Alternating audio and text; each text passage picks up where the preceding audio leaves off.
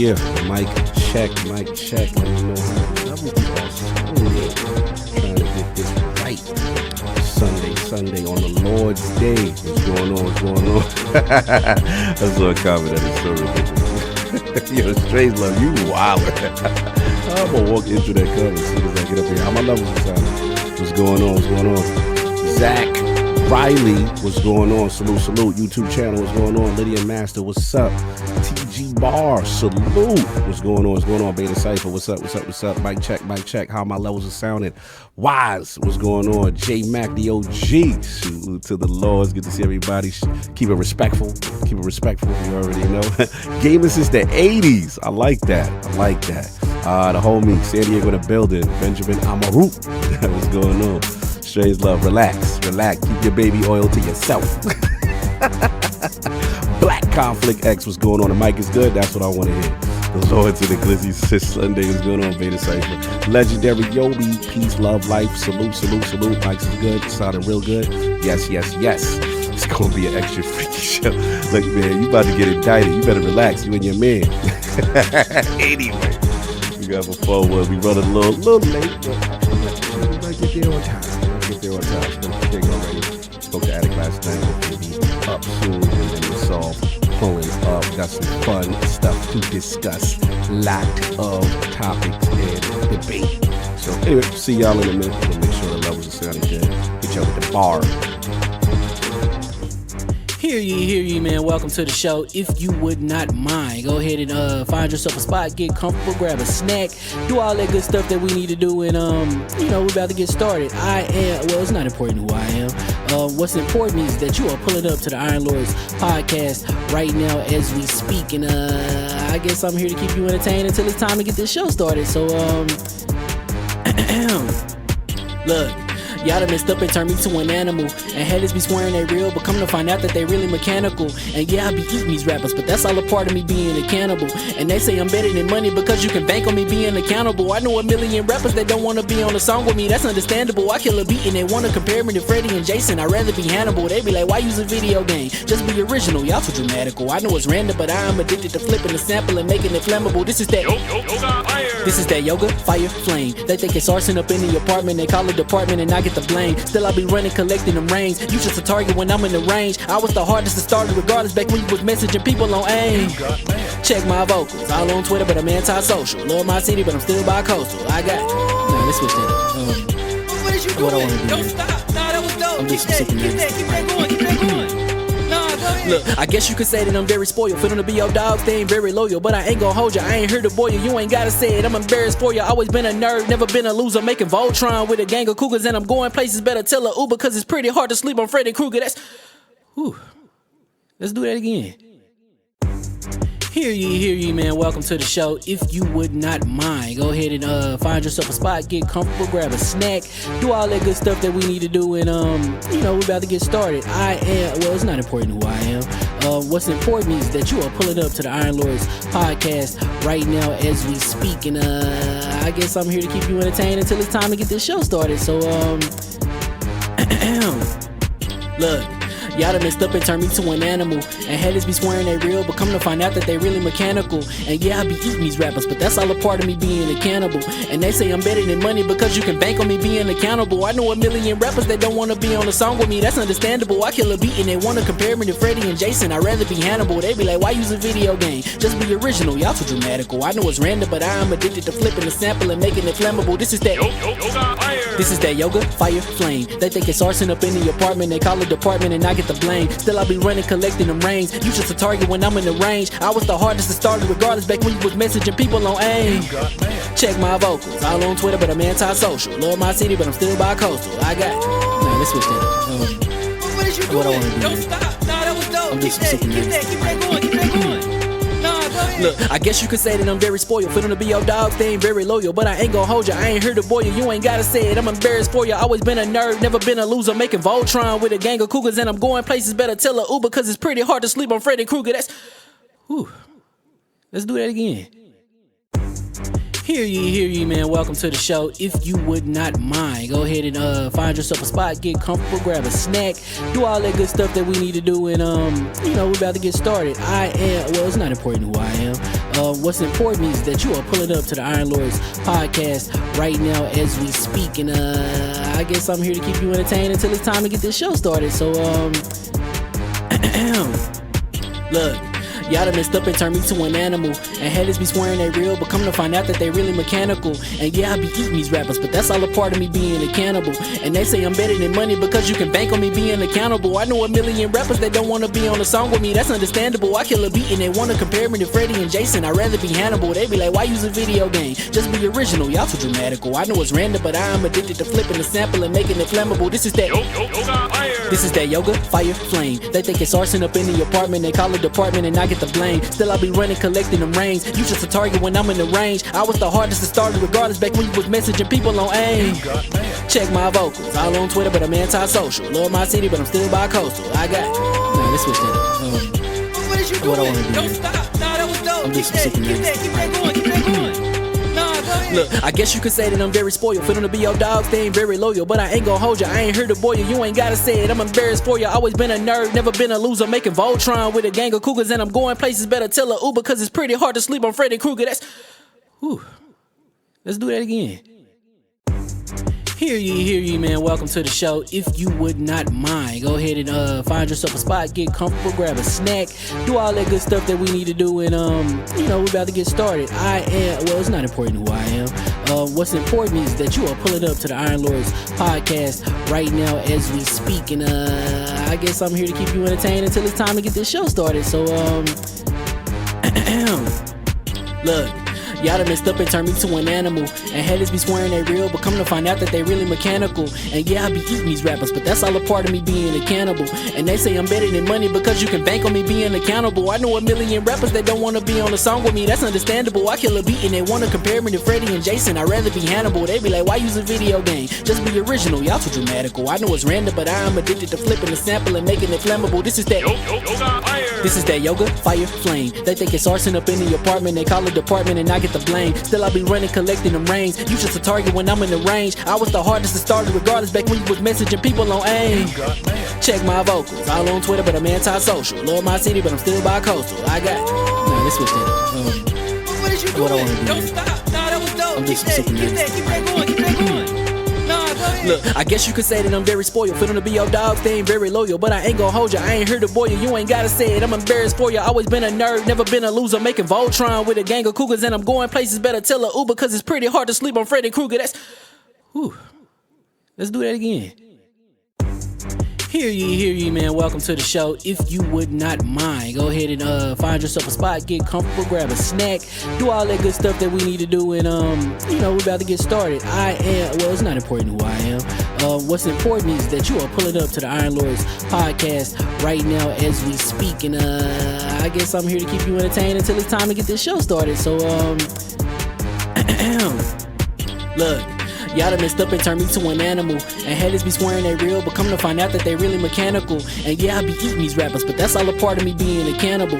And they say I'm better than money because you can bank on me being accountable. I know a million rappers that don't wanna be on a song with me, that's understandable. I kill a beat and they wanna compare me to Freddie and Jason. I'd rather be Hannibal. They be like, why use a video game? Just be original, y'all too dramatical. I know it's random, but I am addicted to flipping the sample and making it flammable. This is that This is that yoga, fire, flame. They think it's arson up in the apartment, they call it department and I get the blame. Still I be running, collecting them rings. You just a target when I'm in the range. I was the hardest to start regardless back when you was messaging people on AIM. Check my vocals, all on Twitter but I'm anti-social. Love my city but I'm still bi-coastal. I got, nah, let's switch that up. What is you doing? What I wanna do. Don't stop. Nah, that was dope. I'm Keep just that, sick of keep this. that, keep that going, keep that going. Nah, go ahead. Look, I guess you could say that I'm very spoiled. For them to be your dogs, they ain't very loyal. But I ain't gon' hold you, I ain't here to boil you. You ain't gotta say it, I'm embarrassed for you. Always been a nerd, never been a loser. Making Voltron with a gang of cougars. And I'm going places, better tell a Uber. Cause it's pretty hard to sleep on Freddy Krueger. That's, whew. Let's do that again. Hear ye, man. Welcome to the show. If you would not mind, go ahead and find yourself a spot, get comfortable, grab a snack, do all that good stuff that we need to do, and we're about to get started. It's not important who I am. What's important is that you are pulling up to the Iron Lords podcast right now as we speak, and I guess I'm here to keep you entertained until it's time to get this show started. So look, Y'all done messed up and turned me to an animal. And haters be swearing they real, but come to find out that they really mechanical. And yeah, I be eating these rappers, but that's all a part of me being a cannibal. And they say I'm better than money because you can bank on me being accountable. I know a million rappers that don't wanna be on a song with me, that's understandable. I kill a beat and they wanna compare me to Freddie and Jason. I'd rather be Hannibal. They be like, why use a video game? Just be original, y'all too dramatical. I know it's random, but I am addicted to flipping the sample and making it flammable. This is that This is that yoga, fire, flame. They think it's arson up in the apartment. They call it department and I get the blame. Still I be running, collecting them rings. You just a target when I'm in the range. I was the hardest to start regardless back when you was messaging people on AIM. Check my vocals, all on Twitter but I'm anti-social. Love my city but I'm still bi-coastal. I got, nah, let's switch that. What is you doing? What I wanna do? Don't stop. Nah, that was dope. I'm Keep just that, sick of keep this. that, keep that going, keep that going. Nah, go ahead. Look, I guess you could say that I'm very spoiled. For them to be your dogs, they ain't very loyal. But I ain't gon' hold ya, I ain't here to boil you. You ain't gotta say it, I'm embarrassed for ya. Always been a nerd, never been a loser. Making Voltron with a gang of cougars. And I'm going places, better tell a Uber. Cause it's pretty hard to sleep on Freddy Krueger. That's, whew. Let's do that again. Hear ye, man. Welcome to the show. If you would not mind, go ahead and find yourself a spot, get comfortable, grab a snack, do all that good stuff that we need to do, and you know, we're about to get started. Well, it's not important who I am. What's important is that you are pulling up to the Iron Lords podcast right now as we speak, and I guess I'm here to keep you entertained until it's time to get this show started. So look, y'all done messed up and turned me to an animal. And haters be swearing they real, but come to find out that they really mechanical. And yeah, I be eating these rappers, but that's all a part of me being a cannibal. And they say I'm better than money because you can bank on me being accountable. I know a million rappers that don't wanna be on a song with me, that's understandable. I kill a beat and they wanna compare me to Freddie and Jason. I'd rather be Hannibal. They be like, why use a video game? Just be original, y'all too dramatical. I know it's random, but I am addicted to flipping the sample and making it flammable. This is that This is that yoga, fire, flame. They think it's arson up in the apartment. They call it department and I get the blame. Still I be running, collecting them rings. You just a target when I'm in the range. I was the hardest to start regardless back when you was messaging people on AIM. Check my vocals, all on Twitter but I'm anti-social. Love my city but I'm still bi-coastal. I got, nah, let's switch that. What is you doing? What I wanna do? Don't stop. Nah, that was dope. I'm Keep just that, sick keep of that, keep that going, keep that going.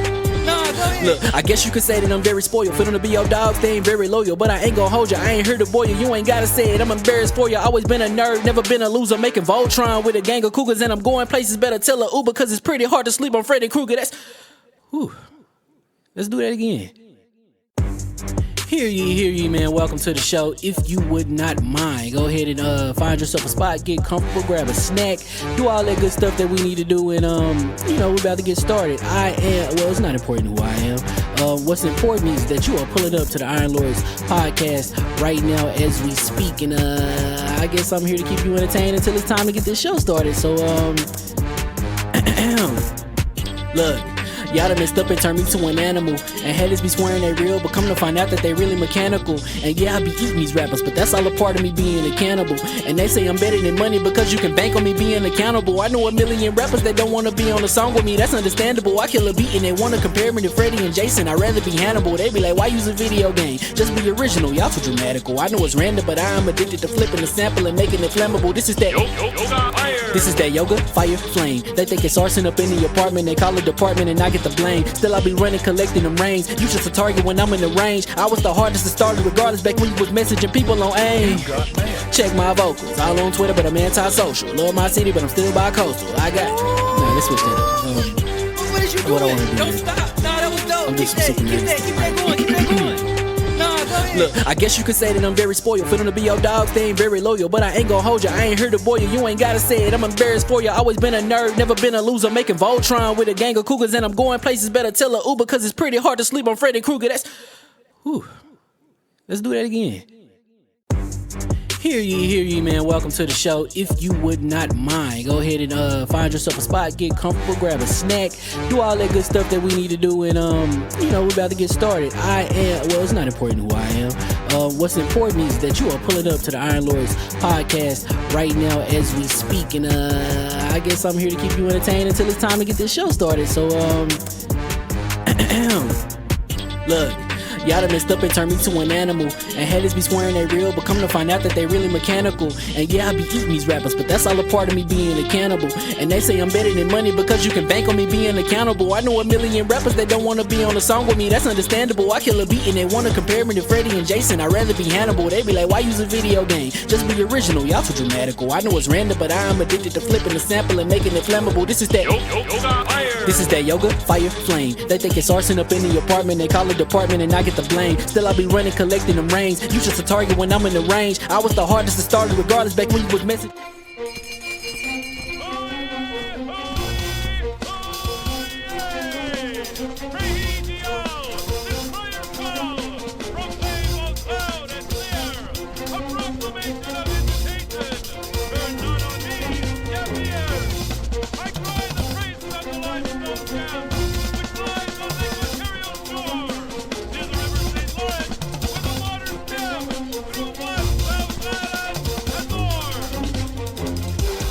I'ma just chill and watch them and eat snacks in the attic. I wanted to chill with the pack and be like a young whoop, but then they would mistake me for addict. If I can imagine it's cool to give you some advice, then invite your girl to your squadron. Cause if you don't give her that option, you gon' be single player like Sovereign. You gon' get tossed in the bushes by King David. Royalty and not a pretender. Detrimental to an elemental, what's an avatar to a knee bender? I gotta be me though. I know it's my destiny, word to Cognito. Who cares if you fly, if you still a mosquito? You swear you ain't stuntin', but really be Steve-O. You like to collect stuff and that's cool, but I got bad news.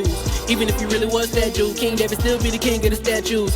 Since a juvenile, I've been cursed with a curse to be musical. And if you hate it, we'll meet in the crucible. Other than that, then it's cool and it's beautiful. We let you know that your dreams are pursuable. Whatever you wanna do, then it's doable. If you got work on a Sunday, it's suitable. Cause you can listen to this in your cubicle on the Lord's Day. Woo. If you got work on a Sunday, it's suitable. Cause you can listen to this in your cubicle on the Lord's Day.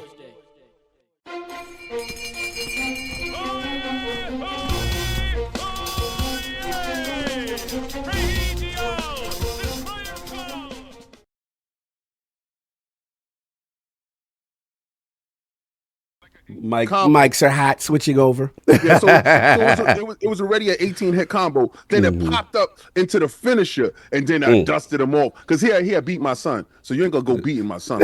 He said he beat my firstborn. No, that's my last. You ain't going to go beating my lastborn like that. But the thing is, he's easy to use. That's the thing. He's a good intro character, and he's flashy. They did him perfectly. And I heard Heihachi is on something. Oh, yeah, yeah. I'm going to talk about that for him. We did that too, yeah. Right, mic check. Let me get a mic check from you. Go ahead. I was gonna say, King, we gotta. I will appear as summoned to your Fight Night Friday. As summoned, as long as Dragon Ball Sparkling Zero's. Oh, he want that smoke with his joint. So this week, I think Dragon Sparkling Zero comes out this week. Saul, hello. Sparkling. Listen, hello. All right. Already. I know. He tried to hit the bank. Somebody already hit the bank, and I was like, oh, no. Oh, was it me? Wait, I hit the bank? I wasn't me. Well, yeah, you really hit the bank. I wasn't talking Attic hit the bank. I ain't involved with the bank. It wasn't me. It wasn't me. Attic hit. It's Attic fault. It's Attic. I was about to say I didn't hit the bank. My bank don't get hit until November. So I did a preemptive strike. It's a preemptive strike. You're right. Preemptive strike. So look at King acting like that money's not going somewhere. Yeah, but that's content. That's content. But also, Undisputed come out this week. We got to get back to Undisputed. When this is the one dude that says I never used the PlayStation, but the PlayStation 5 Pro gonna be constant. Well, you got to do the unboxing for the community. For the community. For the love of the game. You messy. Because these dudes out here ain't playing no games, ain't doing nothing. So I can't wait till we get to my time. Boys, I'm gonna tell you dudes right now. If you didn't like me then, you gonna hate me later. If you didn't like me. Hear ye. If you think you're lonely now. Wait until tonight. I cannot. Hear ye. And we are finally live. And welcome to the ILP Podcast, LLC, and LordsofGaming.net, episode number 371. It's a glorious Sunday. We're back at the round table on the Lord's Day, and it's also on Glorious Sunday. Let's go Mets. Let's go Mets. Yeah, he's all Mets. Let's go out, Yankees. too, Listen, yo. man. Oh, let's go was watching Yankees. with my- I saw was you. watching with my. I was watching, but my Yankees are worrying me, man, because okay, it's a back and forth. I get it, but the Judge is cold right now, and I understand. Like he's not gonna get a lot of pitches to hit. Yeah, when fair. he gets them, he Got it. cannot Can't miss. And the miss, thing about it is, he protects Soto, so Soto's gonna get pitches to hit. Wells, who's done a great job as a rookie catcher this year, is hitting cleanup, and he still he doesn't put the fear. He can put bat to ball. Pause. He can. He's not. No, did he? He's not. No But lotion. He's not That's a threat. right. I almost feel like they should put Stanton behind it because Stanton, despite injuries or whatever, Stanton at the plate, when he's wrong, he swings at everything. He's not wrong right now. He That's what's has up. a great eye. I feel they should put him clean up so the Judge could maybe see more than one decent pitch per at bat. But we'll see. We'll see. What's up? New York going crazy. I had to The salute it. Mets. Wow. I was over there chilling with my dad. Bro. My dad. Oh, was your like- dad, Papa Love? Yeah, Yeah. he was like, like I said, like he's remembering less and less, but when it comes to like big moments in games, like he lights up, like he lights up. So he was happy yesterday. He was happy. Yeah, it's I was been. over there. When I get to my That's right. segment, I'll talk briefly. Yeah. But it's what a week. And, What a week. and my Jets is. Yeah, sorry about Oh. this. Sorry about that. But yeah, today we've got some gaming stuff to talk about. Starfield Shattered Space reviews. Yeah, I heard about that. We will talk about that. As Saab said, Call of Duty Game Pass marketing. Yeah. Yeah. Tencent acquiring Ubisoft? Question. Man, when if- Question. Yeah, what if we get a That's some CEO? inside baseball for real, right? Might get a special appearance. Yeah, might get a CEO to give us more clarity. And Halo Infinite added third-person mode to discuss. So we there. gonna They get. heard me, son. They heard me. Yo, that's crazy. We gonna talk about it. That's Yeah, wild, that's bro. wild. We gonna talk about that. I was thinking about you too, King, or something. They're gonna act like I ain't got influence Yeah. out here. You know what's funny? I did the because I got on Twitter and saw that immediately. Yeah. And I was like, yeah, I'm not waiting. I made Yeah. a video Immediately, immediately. it's doing I good. feel like I was one of the first people to make a video about that. Yeah, you was on it. So let's you was on top. introduce the four horsemen of gaming, those original gaming nights here at the round table. My co-host, the co-most, my brother from another mother, the difficult game conqueror, Lord of the Spin Clap, and the How of the Young Wolf. My man, Lord Addict, back to back. How we doing, Yeah, sir? you got to add something else onto that. What you want? What you want gotta- on it? What you want? You got to add non-ducking chain together. Oh, smoke. That sound like smoke. That sound like smoke. Is that a Listen, shot let me- at somebody? That sound like a shot. Let me tell you something. I showed up. I played. I hate that game with every ounce of my soul. I'm not gonna lie to you. You hate that game the way Addict hate Tekken. No. He don't hate Tekken the way I hate that game. No, yeah, you're correct. I hate Yo. it more. I'm gonna tell you. No, you don't. Listen, I got. You ever got nervous sweats? Yes. I got cold nervous Yeah, sweats. what is with this You know, game? the anxiety in that damn game. I know J Dub felt the same way. Shout out to all the real gamers out there. Oh Lord. Shout out to the PlayStation Nation. Oh Lord. I can't stand you, Xbox dude. Oh, General, not like this, No, General, not leave like it here. this. Leave it here. I can't stand you, Xbox dudes. And not the frontline dudes, because you frontline dudes show up. Because This week we had they was advancing the line. we had the most. They wasn't advancing anything. We had the most dudes this week. That's later on my segment. But Addict calls his peoples, right? And I'm gonna start throwing some names out here. Y'all, I don't care if y'all don't like me. I don't give a damn. He calls J Dub. J Dub shows up. Boom, boom. Yo, we need a fourth. Let's call Kid Smoot. No, he don't show. Let's call somebody else. Oh, no, they don't show.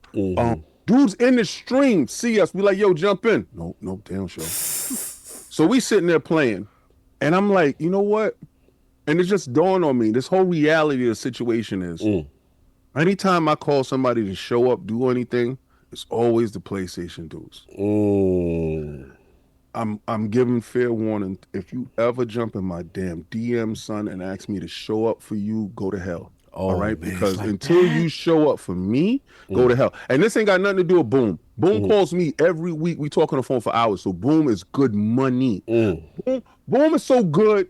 Like if he called me right now after this show, I'll go on his show. That's how good Boom is. So dudes just all talking. the rest of you dudes, they want the they want the stimulus package, but they don't want to. They don't want to do the gaming stimulus. yo, Addict, what did you call it? What did you call it? You called it something that was so apropos to what it is. Like what you said they use it for what again? You said something. It was something you said. They use you for marketing. Like that's it. So it's an they use me for super chats, right? It ain't no real friendships out here. Nah, from now on, I'm gonna start charging people to go on their shows. If you want me to go on your show, not like this. You can't charge for the feature. Nah, you know what? No, I'm gonna do the Wayne Brothers. I'm gonna do the Wayne Brothers joint right now. You do the balling? Yeah, I want 40K and I want 50% of all revenue for the stream. All right, so if I don't get 40K, we gotta shut them down, yo. Revenue, I'm sick and tired of you dudes. Back to Addict's intro that we hijacked. Sorry, Addict, but we was playing that hateful game. It's set in hell, and you feel like you in hell, and that game is complete hell, guys. And we got to play it together. No doubt. Man, I love it. I hate that game. He's I love it. So you was doing that? You was doing that? What you was doing? Addict. Yeah. So I played that. We've also been playing Temtem. Ironically, I got stuck on the map. Not let Nintendo see that. No, this game's been out for a while. They would have done something. This game was even successful. I think what it was is people just didn't like this game was successful, but not to the degree Power Worlds was successful. And I think Nintendo's like you got a certain threshold once you pop that top off. Like, Isn't Temtem more like Pokemon though? Temtem is way. There'll be certain times where you're like listening to the theme that they have, and it sounds almost identical to the themes that's in Pokemon. But they didn't do nothing to this. I think part of me is starting to think that maybe in the background somewhere, Nintendo is working on a concept that was something like Power Worlds, but not to the degree where you do slavery and stuff. And that's one of the reasons that they're going after Power Worlds. Just kidnapping babies and making them fight. They're cool with kidnapping children and making them fight, and making them evolve to the greater self. You should have seen us when we was playing Chain together. There's this time where you have to climb this ladder, and I kept telling them, don't go up, bam, off. Because when you fall off and you fall to the bottom, you have to start from the bottom. Like that's crazy. It is the most demoralizing feeling ever. Imagine like free falling, seeing what you climb. Oh wow! Pass by you, and you have to try to grab one of it. Like, that's wild. Yeah, it was funny, man. Because because after they left, obviously, I don't gotta cooperate with King and J-Dub. I got like halfway through the map. So yeah, and then I saw you fall down and said, "Well, that's it, folks." I watched your whole stream. You know how it is because I was at the fish place. So I'm sitting there, I'm watching his joint. I got it on blast, and people is walking past like, "What?" And Attic is talking. I'm like, "Yeah, it's my boy's stream right now. He playing right now. Look at him. And then when he fell, he was like, "All right, that's it, guys." You know what's funny? He wasn't paying attention that much. I jumped off purpose. I did. You said that's it. That's it. This is it. I paid attention. So that's been it, Addict. Yeah, so that was pretty much it. I did almost finish Dead Rising. Oh, okay. I restarted it again. Damn. Really getting into it. I'm trying to get all the survivors, and there's once you find a survivor, it tells you what time you need to be around that area to get that survivor. Right. So you kind of need to find them at least one time, so you can schedule when to get all of them, because it'll be okay. This person from 2 to 4, you can only get this, but this one you can only get from 8 a.m. to 1. So you have to get this survivor first. So you try to do that complete run, kind of like. Yeah, well. And then there's certain psychos. I will say this is the best Dead Rising. First one. That's what's up. No doubt. My joint is the Dead Rising that launched with the Xbox One. 3. Dead Rising 3. Yeah, that was a good platform. That was a good one too. See, I like the series. I consider Dead Rising 2 just a parody of Dead Rising 1. Yeah. Dead Rising 3 is definitely the second best one, and I would say Dead Rising 2 is the third. Because Dead Rising 3, if that thing wasn't stuck at 30 on Xbox, I would play it. I might actually play that on PC because it's just they like do no boost mode or nothing for it. no, that's not one of the ones that got boosted. Yeah, that game would have. Their framework wasn't good. I actually feel like, it's like I said a couple weeks ago, like Microsoft, like, hit up Capcom and be like, what do we got to do to money bag another one? Yeah, look, man, maybe it's a test bed because they're bringing out they're doing it. Yeah, to see if it works. See if the interested people like y'all really liking it.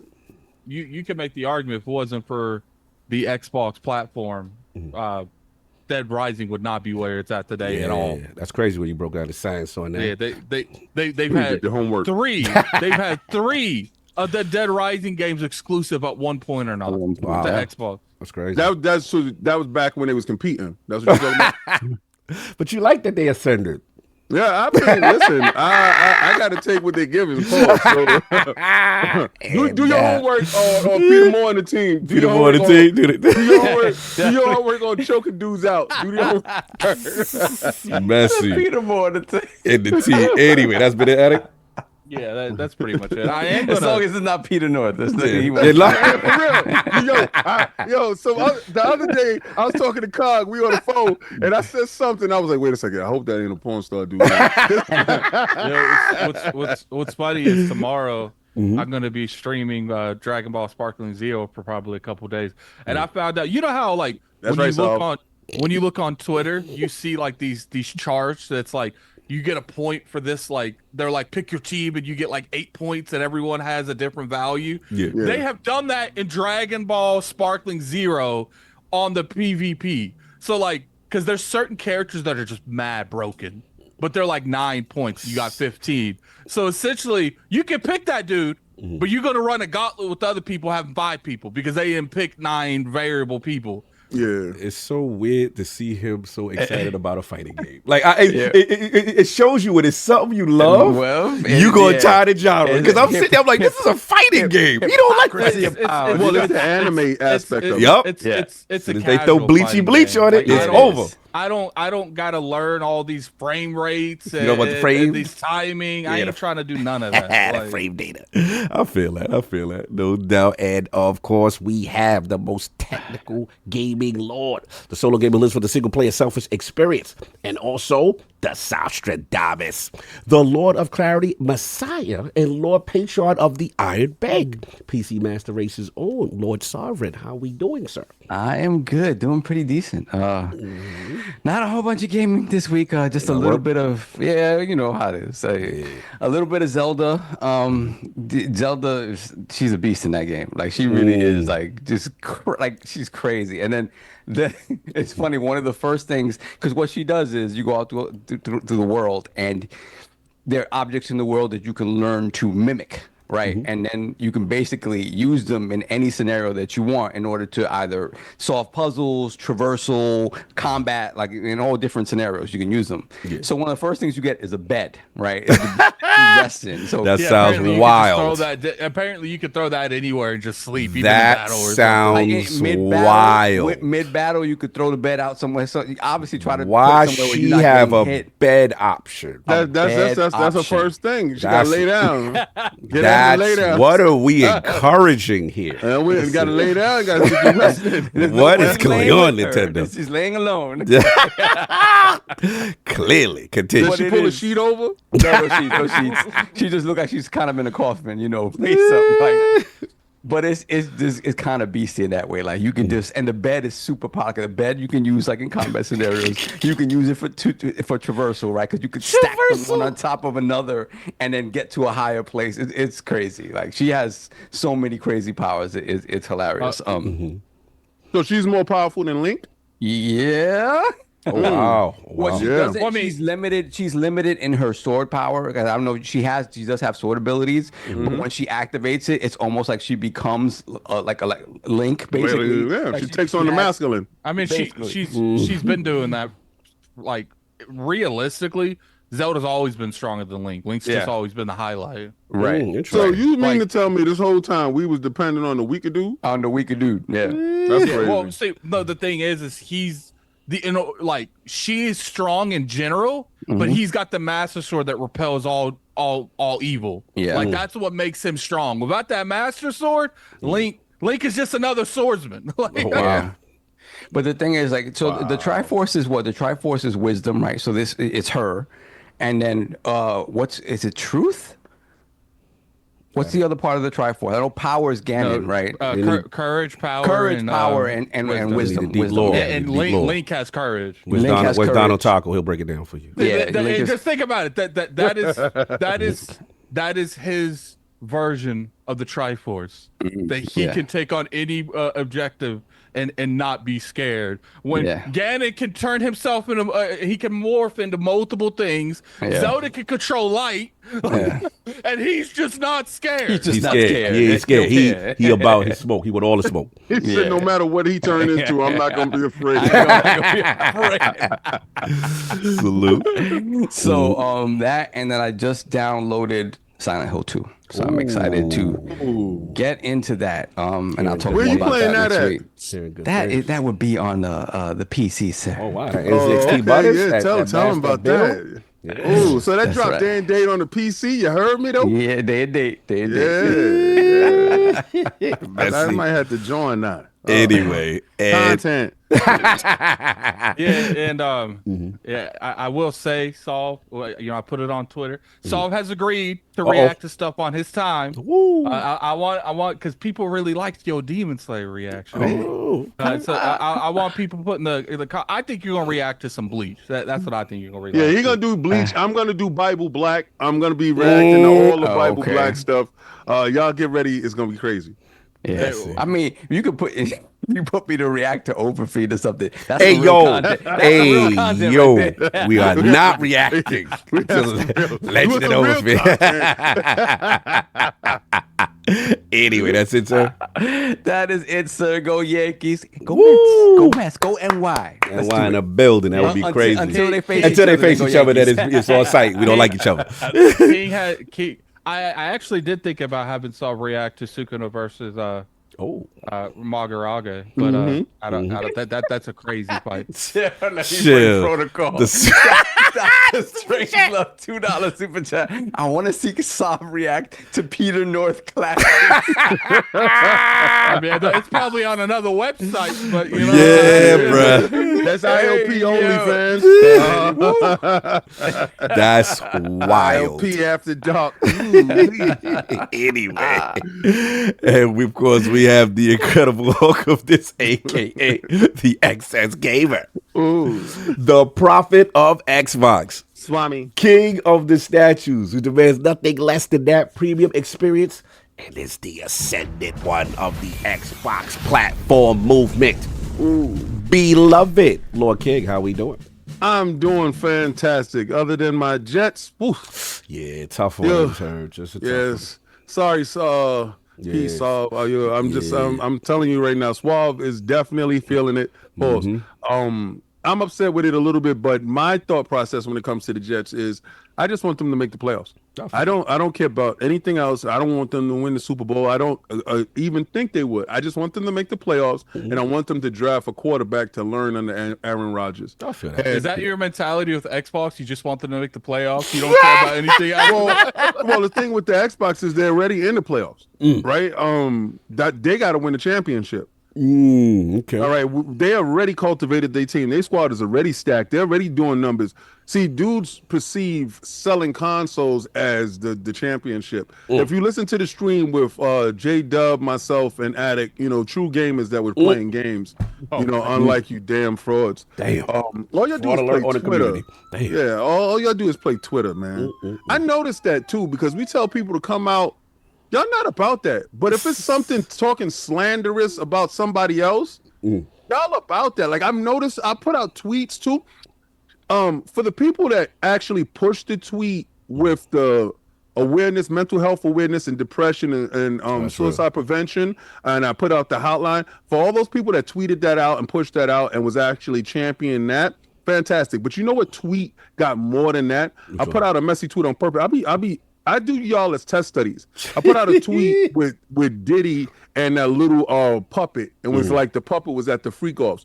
You know that tweet got like 20K views, opposed to the other tweet that only got 1,300. So you're applying the negativity and drama. Yes, is the algorithm better for that? Yeah, I imply that these dudes don't want anything to do with video gaming. Y'all just like the fact that y'all can hold the list over people and talk about who's selling more. You just want to have the go back and forth. You know what's like crazy? Like, look, we can say what we want about Dreamcast guy because he makes some questionable decisions, but no one can tell me that dude don't play games. Like, that part, and I'm starting to realize now the differences between the communities. I can see why y'all are so weak, and prove me wrong. I mean, like, just prove me wrong. Maybe they gonna pull up. Maybe this is the moment of clarity. No, it's not even pull up for me. It's just show your gameplay, bro. Like, just show your gameplay. Don't tell me about, oh, look at my gamer score or look at my platinumness. I don't care about that. That stuff don't matter. I want to see you do it in the real time. Pause. Like, get at it, right? Because y'all got to do the homework on you guys. Just all y'all do is just cap all day. And I'm just so tired of it. I see the tweets. I'm looking at y'all on my timeline fighting about who got more T-flops. Your T-flops ain't in action, so I'm just done with you dudes. Really. I'm done with you dudes. I think they're gonna come back. I think this is the moment. I think this is they're not. They're gonna get it right. I got faith. I don't believe so. I don't believe none of them. I mean, not one of them. It's like I told you. It's like I told you, man. Like that's the reason. Besides, like, Dirt and maybe one other person like Kid Smooth, none of the Xbox people really mess with me. We like doing in any that way, to the shape, people? or form. No, because that's just the truth. None of them rarely invite me to anything, and if they do invite me to something, it's because you guys guilt tripped them on the podcast to invite me to something. I see we getting it out. We all getting it out this week. Very early in our cycle doing ILP, content creators looked at every one of us to value what they could get from us, and they saw me as the less, so they don't invite me to anything. They don't want to get the white version of the Lords. That's crazy. They're not doing It's discrimination. It's discrimination. Yeah, it's a reverse discrimination we got going on over here. And that's why, like, you know, people sit there and they flip out on me. Why are you friends with J-Dub? Why are you friends with Kid Smooth? Because they're my only real friends of them besides the people on this show. So, like, don't sit here and try to guilt trip me and being friends with J-Dub, because when I was going through stuff, J-Dub was actually hitting me up, checking on me. Look, man, I feel the same way about King Thrash. I feel the same thing. I like this solve. I think we getting it out. As much as he made content about me, he's the same person that's in my DMs and and showing up and stuff like that. So I don't know, man. I don't know. I'm just looking at the community a little bit different. I think this was needed though. It's like a man talk for the community. You know what I'm saying? Get them right. And then, like I said, I think it's gonna be. I think this was needed. I don't know, because we were trying to set up a whole tournament thing. The only thing we need is the only thing we need is a cleansing. No, we need a culling. This was a mass murder. We need a culling. Time or murder. We need to start going through these communities and start genocide. What are we doing? We need to throw everyone in an escape room. The only way you win is playing games. Anyway, but besides culling the community, what have you been doing, sir? Okay, so I was playing Fortnite. If anybody see my streams is up. I was playing Fortnite, Astrobot, and some Chain together. Now, I ain't gonna hold you. If you wanna break up your friendship, play that game. Play that Chain together. And don't do it in the same room with somebody, because you will snuff somebody, right? This is the reason why that game was online. That's why I respect Speed. And not only did they play this game in the same house, they were physically chained together. Oh my God. Literally, they got too close to the end of the game, and Kai messed up, and they fell all the way to the bottom. It was like 3 or 4 hours. They had to restart. My God, that's wild. And Speed was so mad. He got up. He's like, "I can't believe you, Kai!" And he grabbed his chain and threw him out. Yo, and could you imagine? You said it was like 60 hours they played that game at it. Yeah, it was a lot. It might not have been 60, but it was a lot. Like they played that. for like 4 days. Like, Oh, hold on. I'm positive in the community. Shout out to LogNet is holding King down. Robert Kelly said, y'all just hopped on. I don't like that they giving King and Attic a hard time. That's not right. And then you got C-Unit in there. He said, y'all my brothers. They ready. I got to help LogNet, man. LogNet ready. That's the team. They be wanting to call up to the big leagues. So LogNet be wanting it, man. So if anybody want to do it, it's Friday at 6 p.m. Eastern Standard Time. You know, you can set your clock to it. One thing I'm not going to do. It's in the Lords of Gaming Discord. For those who's already in the Discord, Lords of Gaming Discord, and you see it in the Fight Night Fridays or just gaming on Fridays. See you and just pull up, just jump in the stream. One thing I won't do is I'm not gonna at nobody. Like y'all don't ever see my tweets. It's never. I don't at anybody. I'm damn sure not gonna at no man. Right. Y'all don't ever look for me to act at a man. Like, yo, hey man, like not gonna happen, bro. Like, but you gotta put the information in the stream of what you're doing. I put the stream out. Clear. I tweeted out. So what it tells me is, either you muted me. This is what it's telling me. You muted all my responses because maybe I'm too messy in the streets. Like, nah, this dude is tweeting too much. I'm gonna mute him. So you don't see it. So that's why you like at me. I'm not atting you. Unmuted. Right? So it is what it is. But God bless, man. Y'all know what it is. Y'all figure it out. And don't let Xbox do nothing that wins a championship. They can't celebrate now. If they do something that wins a championship, y'all gonna run to me. And y'all know I'm gonna be a part of the championship, right? So you already know. You're gonna be at the parade. Right. You understand? You know, I'm the fullback or whatever like that. So you dudes gonna be like, damn, you gotta get King on. And you know what I'm gonna say, right? Did you show up? That's what I'm all my you keep a receipt. Did you show up? You an addict, that's man. Gonna be your answer. Yo, could you come to my show on this day? Did you show up? We gotta practice. That's how it's gonna be. We gotta practice forgiveness, brother. We gotta. No, we don't. Doing the moment now. We go practice. We got to turn the other cheek, brother. That's what we gonna do. That's what we gonna do. Hey, all else fails, we can just bought the account. Too. Oh man, moving on. Time boy, y'all messing Yo, listen, try Jesus. Don't try me. I'm praying for you, brother. Because I got hands.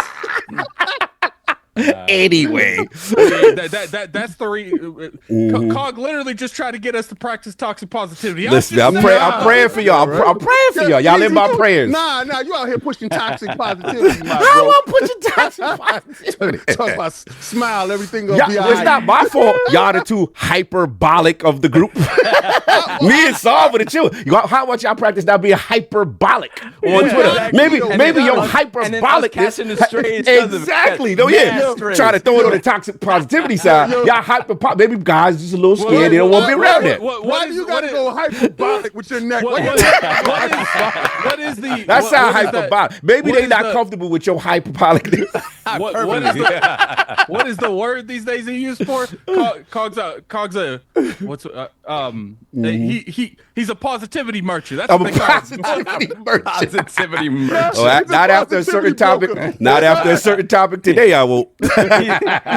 Y'all gonna learn about that. He's like the Resident Evil 4 salesman. He opened up the club. What are you buying? What you buying? What you buying? What you selling? Positivity at a fair price. Anyway, that's it, sir. Have you got it out? All right. Some games this week. And of course, we have the gaming ninja himself, the Shinobi, LordCognito. Spread that realness in the realm of the ILP. Not tell you what you want to hear, what you need to Toxic hear. merchant at the end. Realness merchant. Call me the realness. That's what I do. So anyway, yeah, but look, man, shout out to the Mr. Matty Play. Shout out to Father Duke. Obviously talking Xbox, everything was going on, and some ShatteredSpace talk, which I will also get into. Shout out TDE Bontis, last word. Saga, Travis, getting back together, talking what's going on, all the changes to Destiny. Oh my God, so many good changes. First and foremost, let's go match. I have to do this. Look, we are the forgotten. We are the downtrodden. We are the bad news bears of this. We don't get a lot of these moments.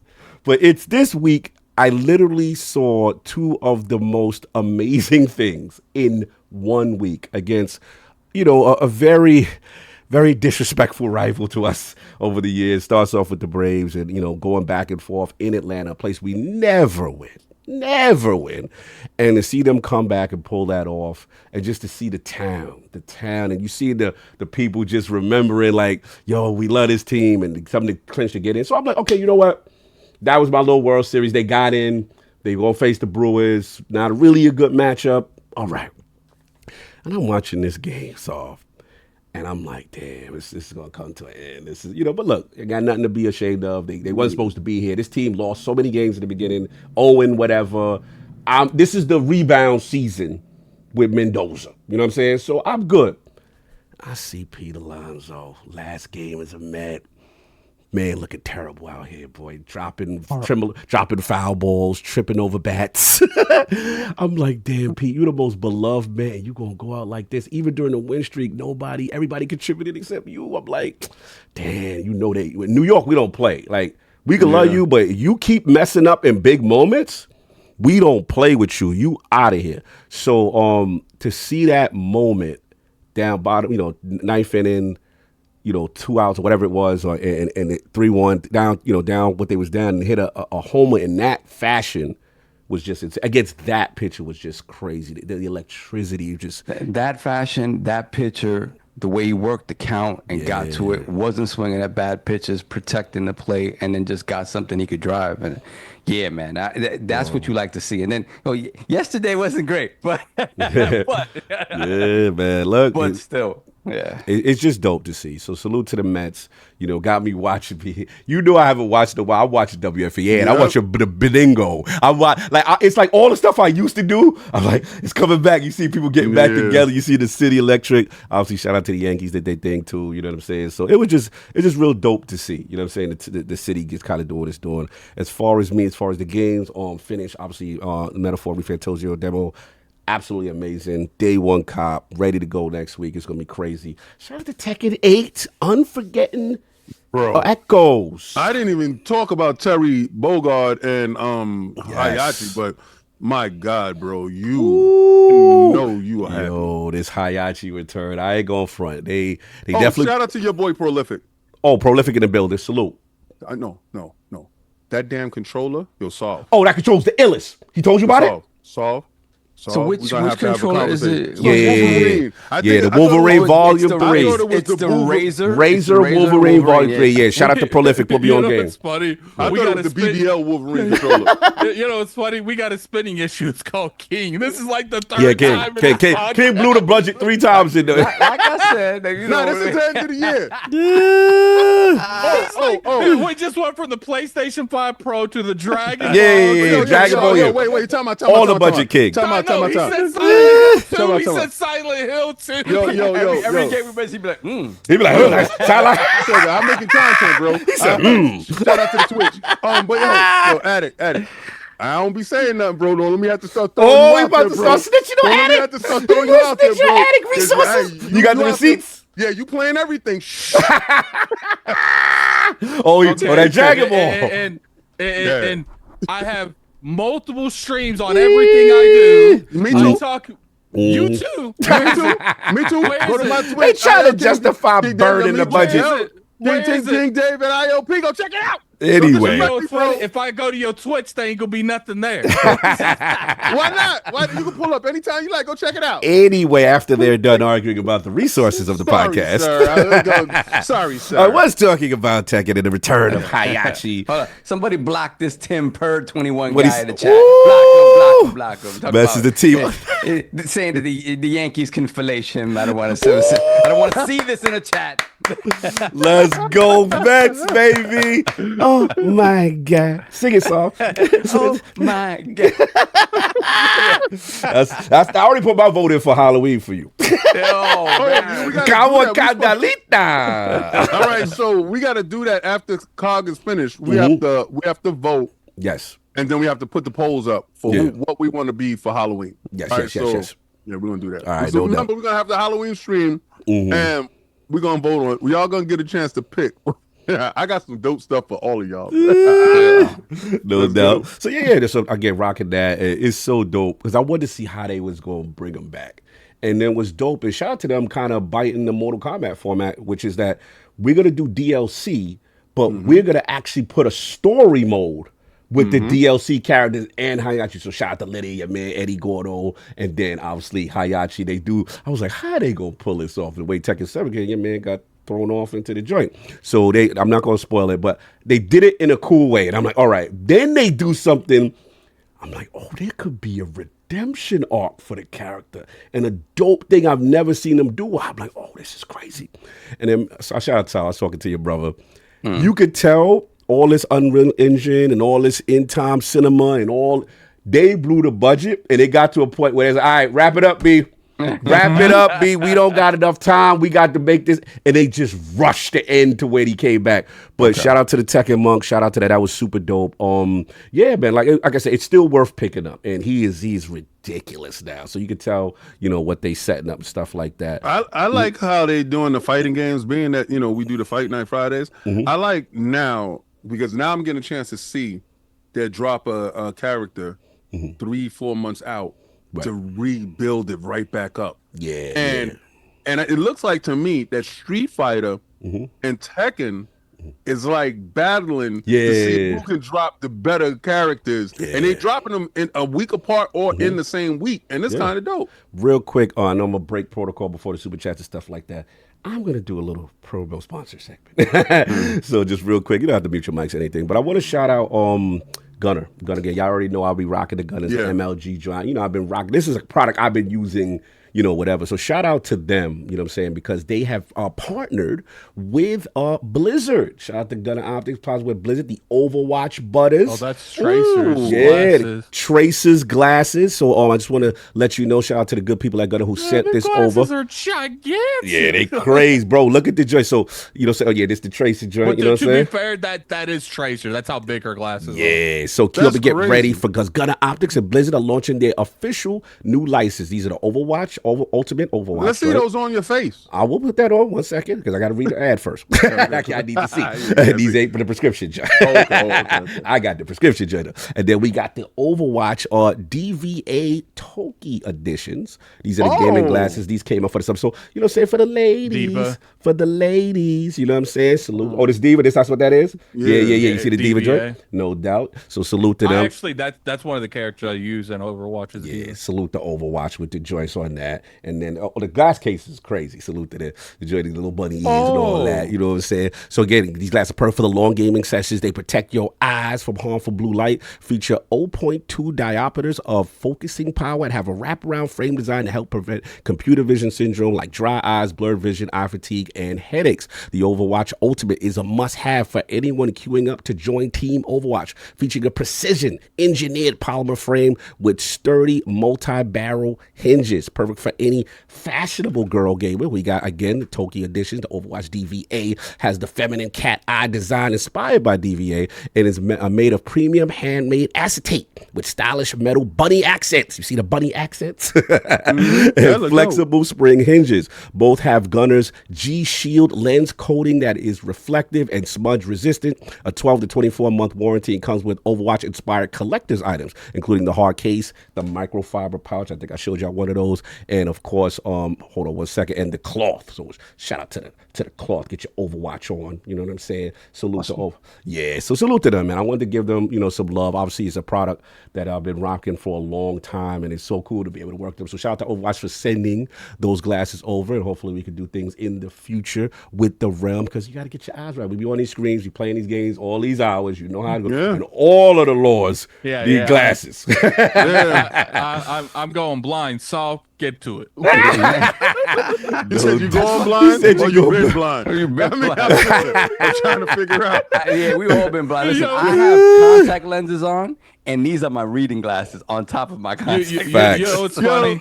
Astro Pair, I don't like that. He said Bunny is just for addicts. All right, dip down. Where I get him? He said, all right, boy, I'm gonna put the link in the description right there. I'm gonna pin those for y'all. It's hilarious. We was reading something and Saul forgot his glasses. What was that? The Game Awards or something like that? Mm-hmm. And Addict had to. Oh my god! He put the font on 1,000. Well, we was someplace and I gave him my reading glasses. Game Awards. It was the Video Game Awards. It was the New York Video Game Awards. Yeah. and I gave him my reading glasses, and he was like, "Oh, okay, now I'm good." No, when you gave me your reading glasses later, when we went to eat later on, I couldn't read the menu. Yeah. But on stage, shout out to Addict, he was able to take the part that I was reading and make it large enough so I could see, because I left my man. You left these joints off. I had like 15 These are the joints. minutes to Yo, do that. Oh, they look dope. These you are the should have been joints. wearing those with your gray joints. I know. The problem is these ain't even though these the ultimate joints, Prescription, these ain't the yeah. prescription. So Yeah. literally, your man can't see, but he's got Take a high. tape the old lens on the Oh, new lens. Shout out to Yo, Oba. Addict looked over at my phone, right? Because I'm resistant. I don't be wearing glasses outside. The font is crazy.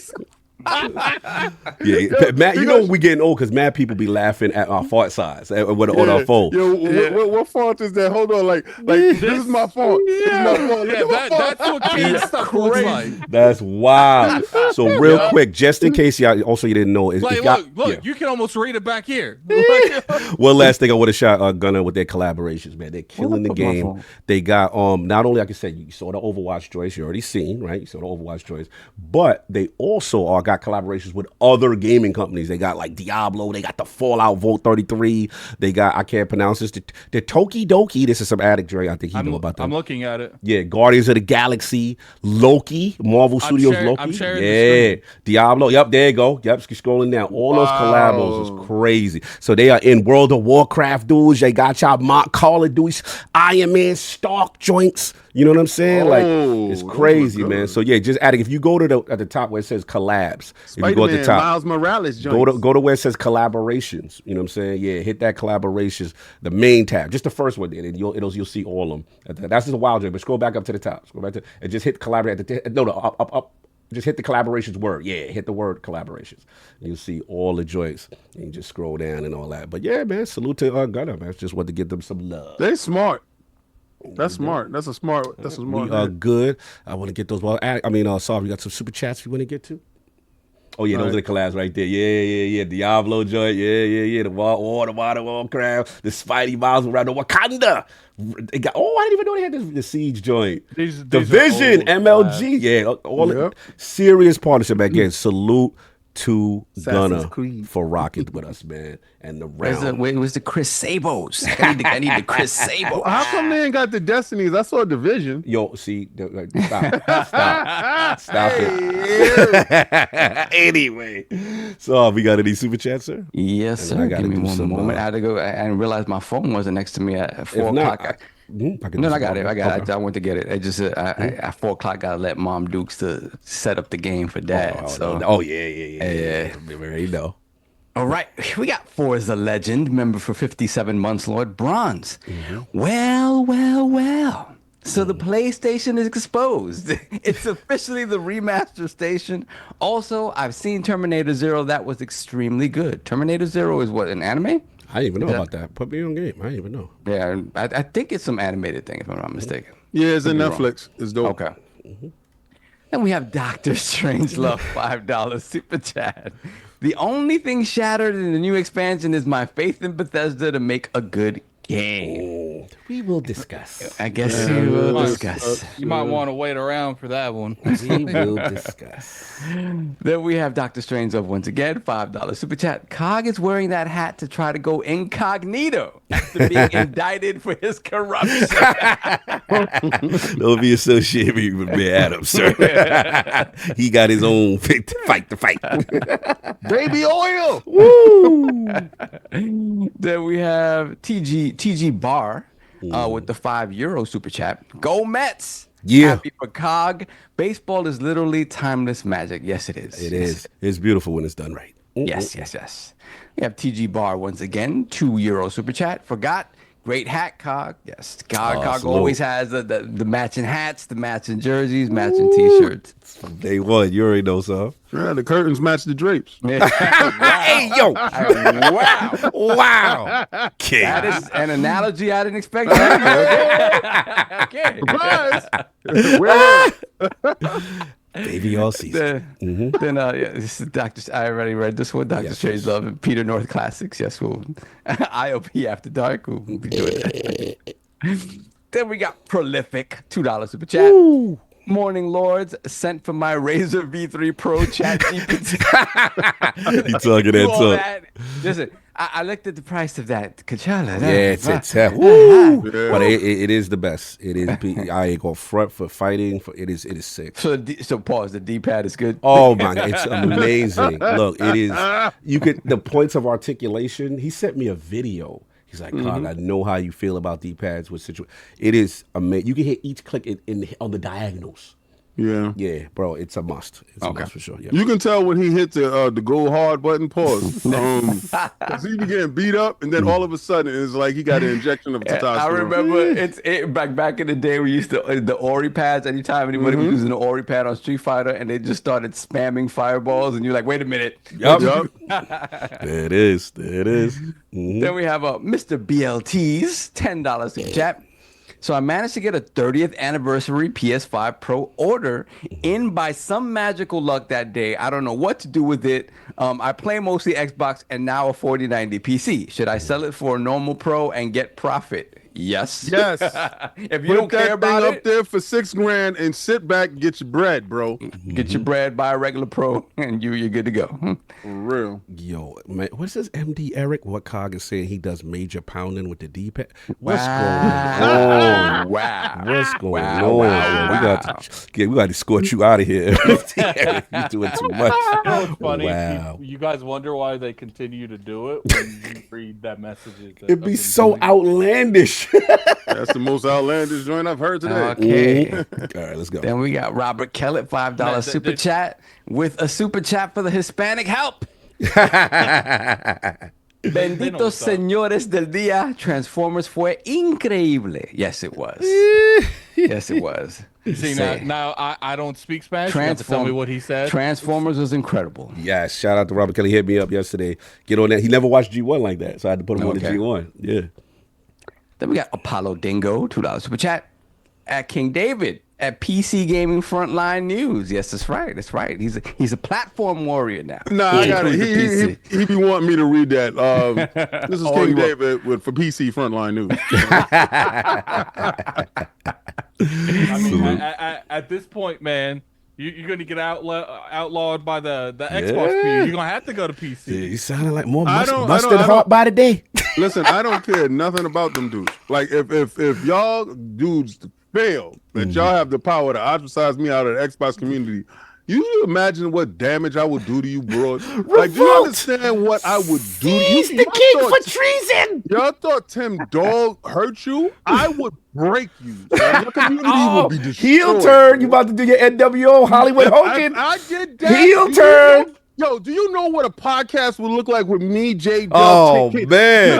They'll get these thoughts out of his head. Listen, I want y'all to think about this. Do you know what somebody get the general would look like with me, Tim Dog, and King Crash would look like? Oh, somebody get the general. Do you understand what that would smell like? Somebody get him. Listen, we got to save him from himself, y'all. Someone said KWO. Someone said KWO. You guys better show up and show me love. I'm telling you, this is the start. You better show me love. You remember like Marlon Brando and Apocalypse Now? This is the start of that. This is his moment. Y'all better show up on Friday. We don't want that. You better show me some love. You better show King love.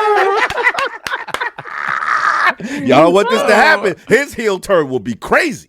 I would set the internet on fire. Anyway, what else we got, son? Robert Kellett, once again, $2 super chat. Lord Beefy, predicando la buena palabra, preaching the good word. Yes, sir. Let's go, Mats. Hard muscle. Then we have Jorvar Ingi, $5 super chat. Salute. If a strange Icelander wants to check out American football and baseball, what are the most fun teams to watch? Fun, not the best. I would say fun, probably the Mets right now. They're fun.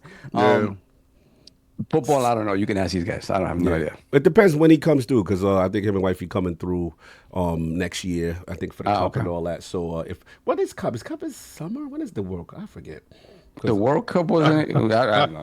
I forget. I know it's messed up, but look, whenever it comes to baseball, should still be going on. Yeah. Right? One would think, and then Citi Field would probably be the spot. We'll talk about it. What else we got? Yeah, and he football, so he wanted an American football team to watch that you guys think is fun to watch. probably not sucky, but Yeah, it's gotta be the Jets. not the best. It's gotta Not be the best. Jets. Yeah, it's because the Jets Yeah. are gonna make you sweat every week. Yeah, yo, Jets will keep you on the edge of your seat. Yeah. Okay. Hey, listen, if you got a pacemaker, don't mess with the Jets. It'll be exciting. Hey, you'll be excited. Defibrillator. Then we got Stitch with the $2 super chat. COG needs to be salami for Halloween. Whoa, what is it? Oh, Stitch. What's going on? What you doing? You got glizzy dreams. You got me and glizzy dreams. Hide in salami. That's what you want. Hide the salami games.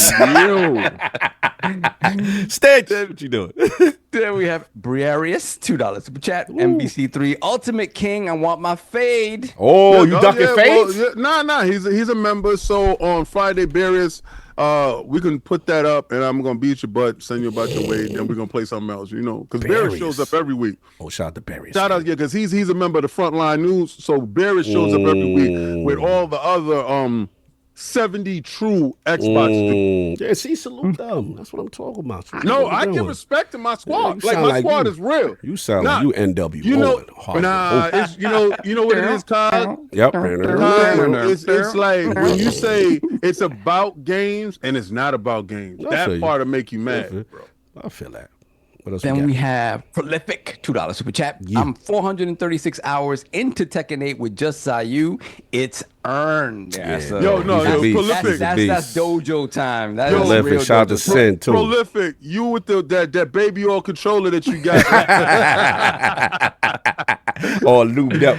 Yeah, his baby oil controller got the substances inside. Oh man, Test your man. Yeah. What else we Horse got? tranquilizers. You know what people say is great too, but it takes like you would have to relearn how to play fighting games. It's the controllers now that don't require there's no stick on it. Yeah, it's all buttons, and buttons represent directions. No stick within button. Yeah, and thank buttons, God yeah. you said button after he said stick. And then I was wild crazy. But Yeah, that's somebody gonna clip that. Somebody gonna clip that one.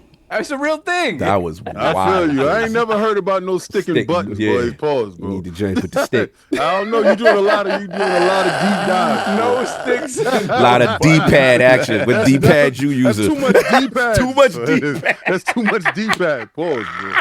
Definitely pause. You're reaching. You're reaching.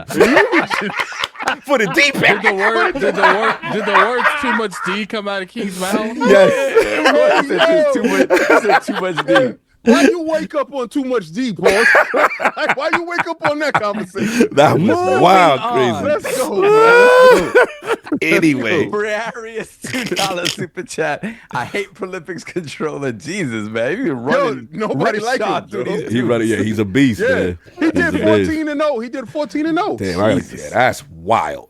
Then we got Lord Saga Nutsack. Oh, man. Yo, come £2 on, super chat. Finally live. Good to see you, Lords. Good to see y'all. Likewise. Yo, by the way, we haven't done this in a Lord while. Hit the like button, y'all. We don't ask a lot, but y'all Yeah, gotta hit yeah, this hit like. that Y'all in like. here like 600, 700 in here. Hit that like button, man. Show some love. We having fun out here, man. You know what I'm saying? Yeah, for real. We about to do something funny next. Exactly. Then we got Dr. Strangelove, $5 super chat.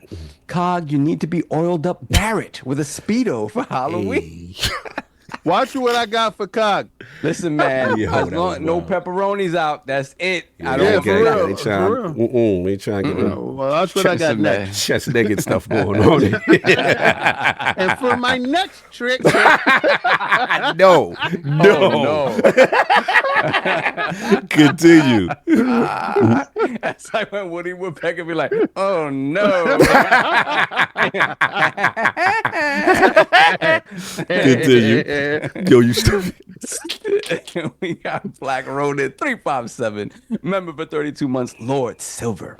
Oh, that's Came back what's to Starfield after its launch with 60 FPS and new lighting, and it's beautiful on my Series X and LG CX or C10 with VRR. The haters eat Diddy Glizzies. Good Wow. God. We will discuss. There's a visceral image there, sir.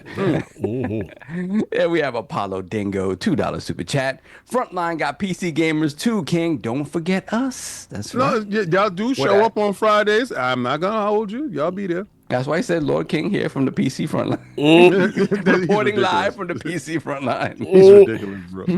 Then we got Stitch once again, member for 58 months, Lord Gold. Better yet, Cog needs to wear the meat dress that Lady Gaga used at the Grammys years ago.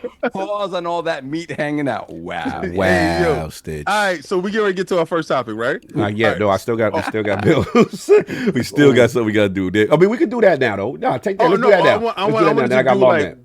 Well, okay, so all right, let's do one of us first, right? Okay. So who's gonna go first? Who we gonna take first? We're gonna take Addict. We're gonna go to the oldest or the youngest? Which one? Go to the youngest. All right, go to the youngest first. So all right, Addict. All right, so all of us get a chance to pick one character or one thing that we want Addict to be for Halloween. Cog, what do you want Addict to be for Halloween? So Addict, I would like him to be Nathan's Glizzy. Okay, so all right, so Addict like is a Nathan's Glizzy. The whole hot dog in the buzzsuit. Yes. All right, so what do you want him to be, Saul? I would say, I don't know, man. Addict, get the poll ready. Bear hugger from Punch Out. All right, so you want him to be Bear Hugger from Punch Out. All right. I want him to be Mr. T. What? What? What is going on? Trying to get me canceled. That's what No. Wait. First of all, you ain't got to put on no black face. You just put on a mohawk. You just got to put on a mohawk and some rope chains. So do your homework on Mr. T, and you got to say, Pity the fool. Oh, he do say sucker though. He say sucker a lot. He got to say sucker, and he got to say I pity the fool. Pity the fool. So you got to be Mr. T. Pity the fool and sucker. Yeah. All right. And Addict, what do you want to be for Halloween? I was gonna say the hot dog thing, but someone already took it. So. All right, no, we can double it. But no. You gotta pick something different. Okay. You gotta put it in the poll. Okay, I got you. Yeah. So what do you want to be for Halloween? Do something that you like something that you wanted to be. People want me to be that Ken thing. So all right, so then you be Ken from Street Fighter. It's classic Ken. I want classic Ken. I would go for classic Ken with the red gi and the headband and all that because they can sell that in the store. So classic Ken. All right, classic Ken. So you put that poll up. And that's going to be the first poll for the first segment, guys. And it's going to run the first segment. The next one is going to be, who's the next youngest? That's Saul? That's Cog. Cog is the next youngest. All right, so then Cog is next. And then but you told Addict what the choices are for him. The Glizzy. Nathan's Glizzy. The Ken. And you said what? And he said Bear what? Bear Hugger from Punch Out. From Punch Out. And mine is Mr. T. Okay, cool. No doubt. So Addict, let me know. Put it up. So, put it up so people can. He said Addict Tifa. See, because if we'd have let the community pick, the community would have picked something crazy. All right, cool. So the polls up for the first joint. All right, it's the Halloween flow. So now I'm up, right? Yeah. So y'all got to pick me. Y'all got to pick for me. Let this rock. Let this rock. We'll do it after the next topic. Right. Oh, you do it. Okay, you breaking them in segments. Okay, I got you. So we give enough time to rock. To everybody to rock. All right, no doubt. All right, so we got it. It's that time of the month. Give me 1 second to set things up for y'all. For the realm right quick. Because I did this fun Halloween joint. But salute, man. LogNet in the building. It's that time of the month. We got to talk about what's going on. And some really great contributions from the team. A lot of new faces on the team. You know what I'm saying? I'm really proud to see what everybody is doing. So shout out to everybody for, the competition being every month for this award. And we got to, shout some scribes out, man. To celebrate one who went above and beyond in the month of September. He's been killing it with the Baldur's Gate 3, the top builds and the top classes. His Suikoden coverage has been crazy, and he had his great interview with the Nostalgics, which is a trading card company. He had the president, Hunter Angel. So I want to present. He's also our community man, so we got to say love to him. So we got to present the winner of the Lord Dizzy Scribe of the Month, Lord Chris Jones, aka C Unit, in the building. Now he couldn't be here, but he did leave us some bars, so we're gonna let this rock from C Unit. What's going on, everybody? It's your boy, Lord Chris, aka Michael Jordan of LogNet, community manager at lordsofgaming.net. You know what it is, Scribe of the Month. We're back again. Just want to say shout out to the amazing team behind LogNet. All the editors, all the writers. We got lots of new people coming in. It's always good to see the new people coming in, putting in the work, throwing down. As you can see, recording this video outside at work in the rain. The work grind never stops. Unfortunately, I won't be able to be there in person. Hopefully next time we will. There will be a next time. Well, I got these couple minutes real quick. I just want to say Udon Chronicle 100 Heroes so far, game of the year. You know, we still got some stuff to come out. You know, Udon Chronicles 10 out of 10 review, LogNet, PC, absolutely flawless from my experience. 9.3 out of 10 on Xbox. You know, if you want to know why, you can get a hold of me. We can talk about that. But I want to say how much I appreciate it. Always humble to be Scribe of the Month. You know, represent Lord Dizzy, LogNet, ILP, Shout the King, Sov, Addict, Cog. You know, pillars of positivity within the gaming community. And I'll admit Chris Jones is a better person than he was a couple years ago before LogNet, before meeting Cog, King, Addict, Sov. So I don't think sometimes people understand the positive influence that people like you guys have on the community, as well as the positive influences within the LogNet team. You know, Mahmood, Joshua Redding, Nick, Gene, Mean Gene, Magic Gene. I just want to say, I want to make sure you guys know how much I appreciate you. And like I said, I'll be back once again. You know, community manager Chris Jones, Lord Chris, salute. Again, salute to the homie C Unit. Much love. Hit us up, brother. You already know. You know what I'm saying? Hit Saw already. That's already on the way. Already that's on the way. That's already know. It might take 2 months, but we got you. You'll get it by Christmas 2025. Might get 3 months. We're gonna send a raven. We're gonna send a raven, and your shirt might come next year. Salute. And then of course we got one more award, man. And this is again for those who go above and beyond from the editorial team. You know, it's kind of what I respect from Disney in terms of like the nurturing and then that really cool, calming presence. And you know, this Lord has been doing it for a long time. The epitome of reliability and high quality work, and just really, we're very fortunate to have him. And again, I know this a little earlier, even though this wasn't last month. Check out what he did this month, because that Vessel of Hatred review is out. I'm actually going to put that link in the description. Go check this out, man. He's absolutely killing it. Always on one of our day ones, my man, Lord Mahmoud, editor of the month. Lord Wahik, salute. Speech, sir, speech.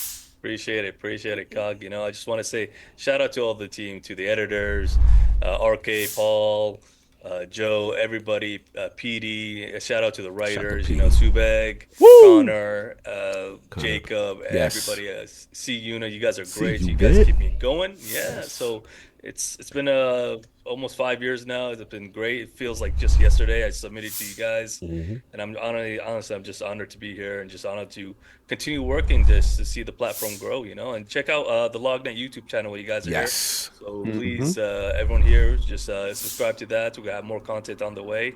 And shout out to the Mets, you know, the Ghost is back. All the way from Bahrain, we repping the Mets. Yeah. Let's Mets go. Global fan base all over the world. So global, Solve. You heard that? Yankees ain't got that. Shout out to my Washington Commanders. They're playing right now. And yeah, and just shout out to the chat. You know, you guys are great. You know, just keep it 100 as always. You know, thanks for having me on. No, I appreciate you. You're always in there every week, man. I want to also put that link, like you said, with Lords of Gaming YouTube. Shout out to PD, man, holding it down, always helping us up, put the content up. Also, Subeg, Flame, everybody that contributed. Great interviews, great walkthroughs. Go subscribe to the channel when you get a chance. But I appreciate it. And then, Mama, we definitely got to build next week, because it's going to be a certain release, that Diablo. And I would love to talk to you. Obviously, you were in depth with it, so many hours, again, on Vessel of Hatred, which is the big expansion for Diablo. You know what I'm saying? Again, salute to Xbox, salute to Activision for supplying us with the code.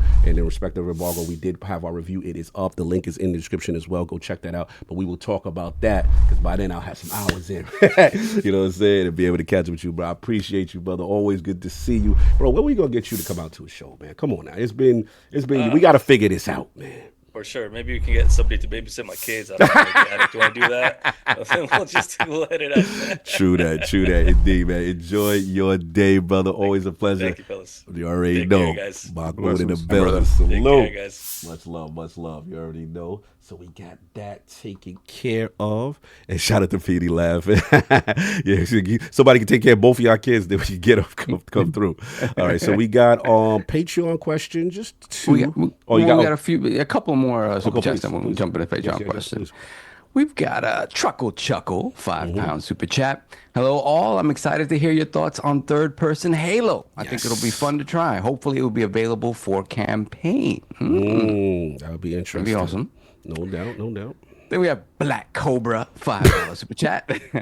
Have Attic beat Tim Dog for Halloween and bring him to a Best Buy so he can stalk people seeing if they bought an Xbox. Cool. Y'all gotta relax. That's ridiculous. Don't be disrespectful. Relax. Continue. Salute to Tim Dog. Then we got Brett Bingham, $5 super chat. LordCognito. Yo. This is not for you. This is you talking. Welcome to ILP After Dark. Introducing our first guest and friend of the realm, the king of sling, the Riz of Gliz, Mr. Peter No. Don't be having me do intros for porn stars. All right, y'all don't be trying to use my intro formula for y'all nasty work.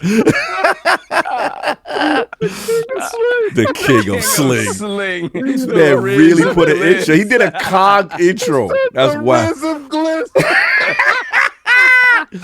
Something of sauce.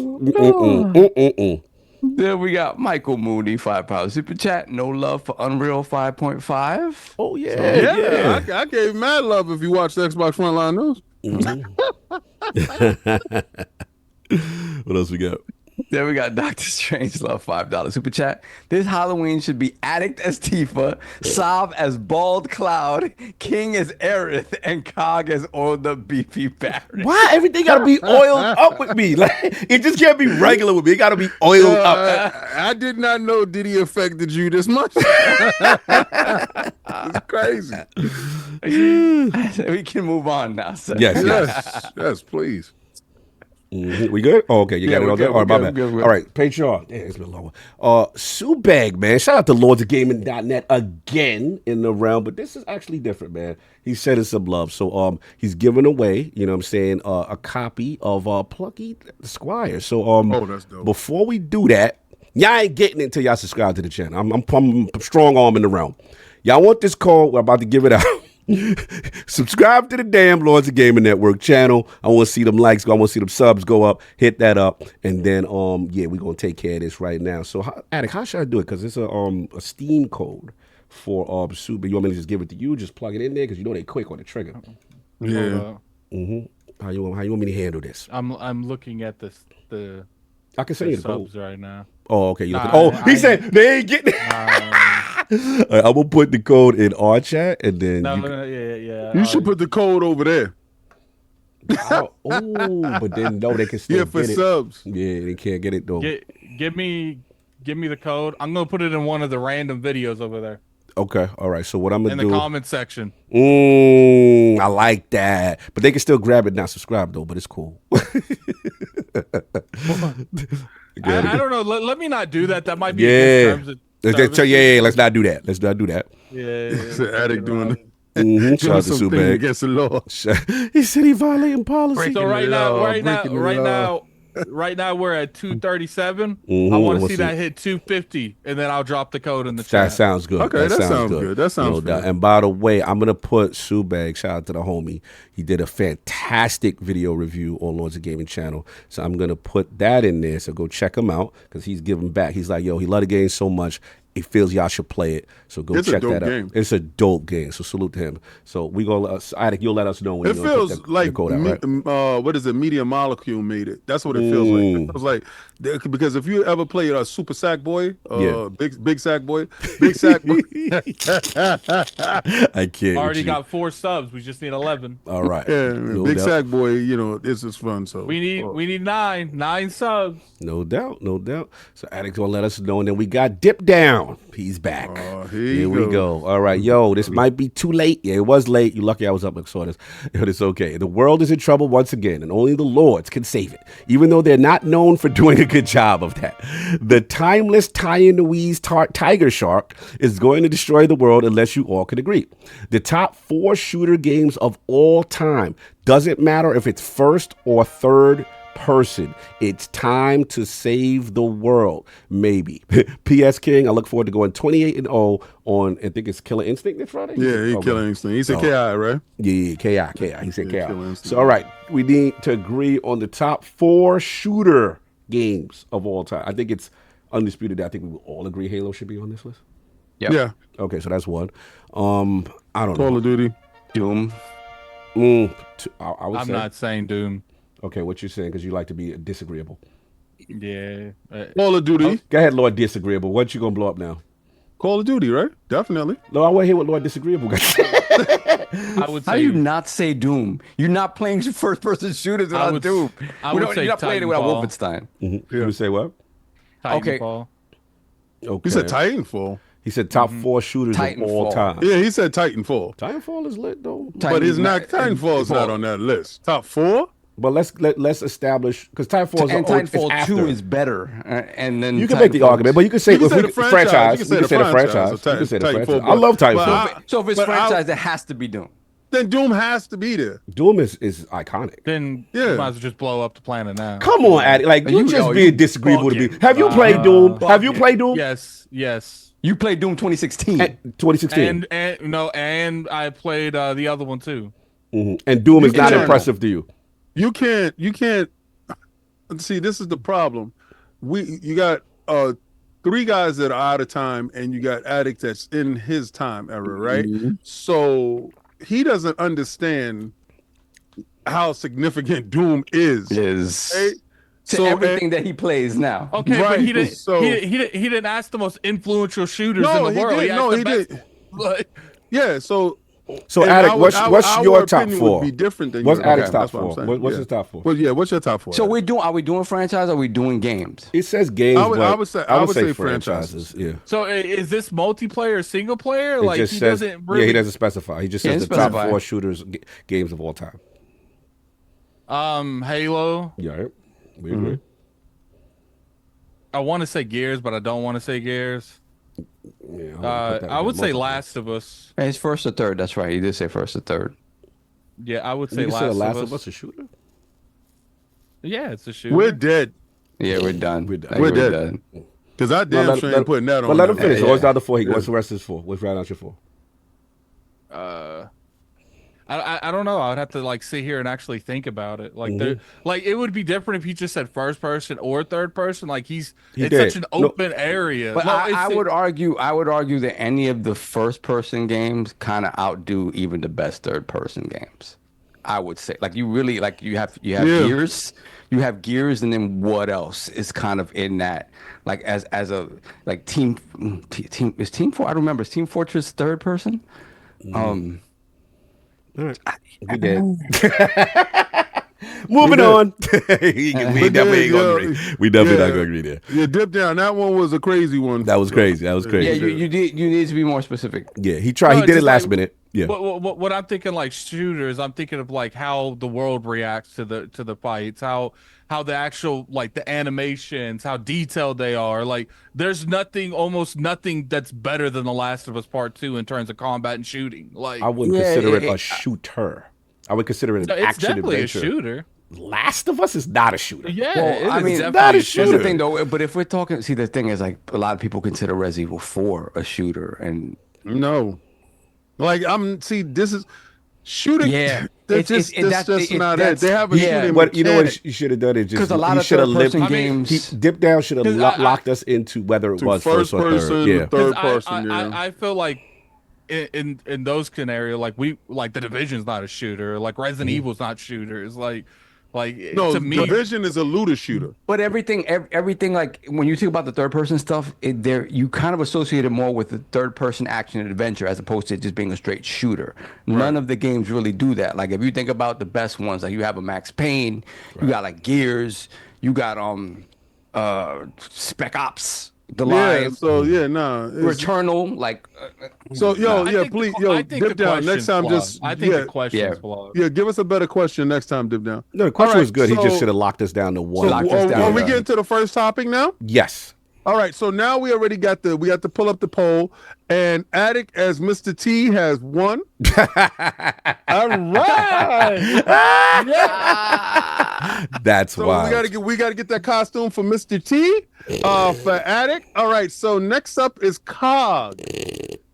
All right, so Attic, what would you want to see Cog as? Let me go last. Okay. Sovereign, what would you like to see Cog as? Dreading this. I hate Halloween, so I never think about this stuff. Yeah. I don't know, man. You go first. Give me a second. I'm trying to figure this out. I'm trying to think of like characters. All right, so I would like Cog to be a pirate. So what's that Peter North? Well, I mean, listen. Don't look at the chat because the chat is going to steer you down the wrong way. No, I already have the one I want. So then why didn't you go first? Yeah, why You just said don't go to me. Go first.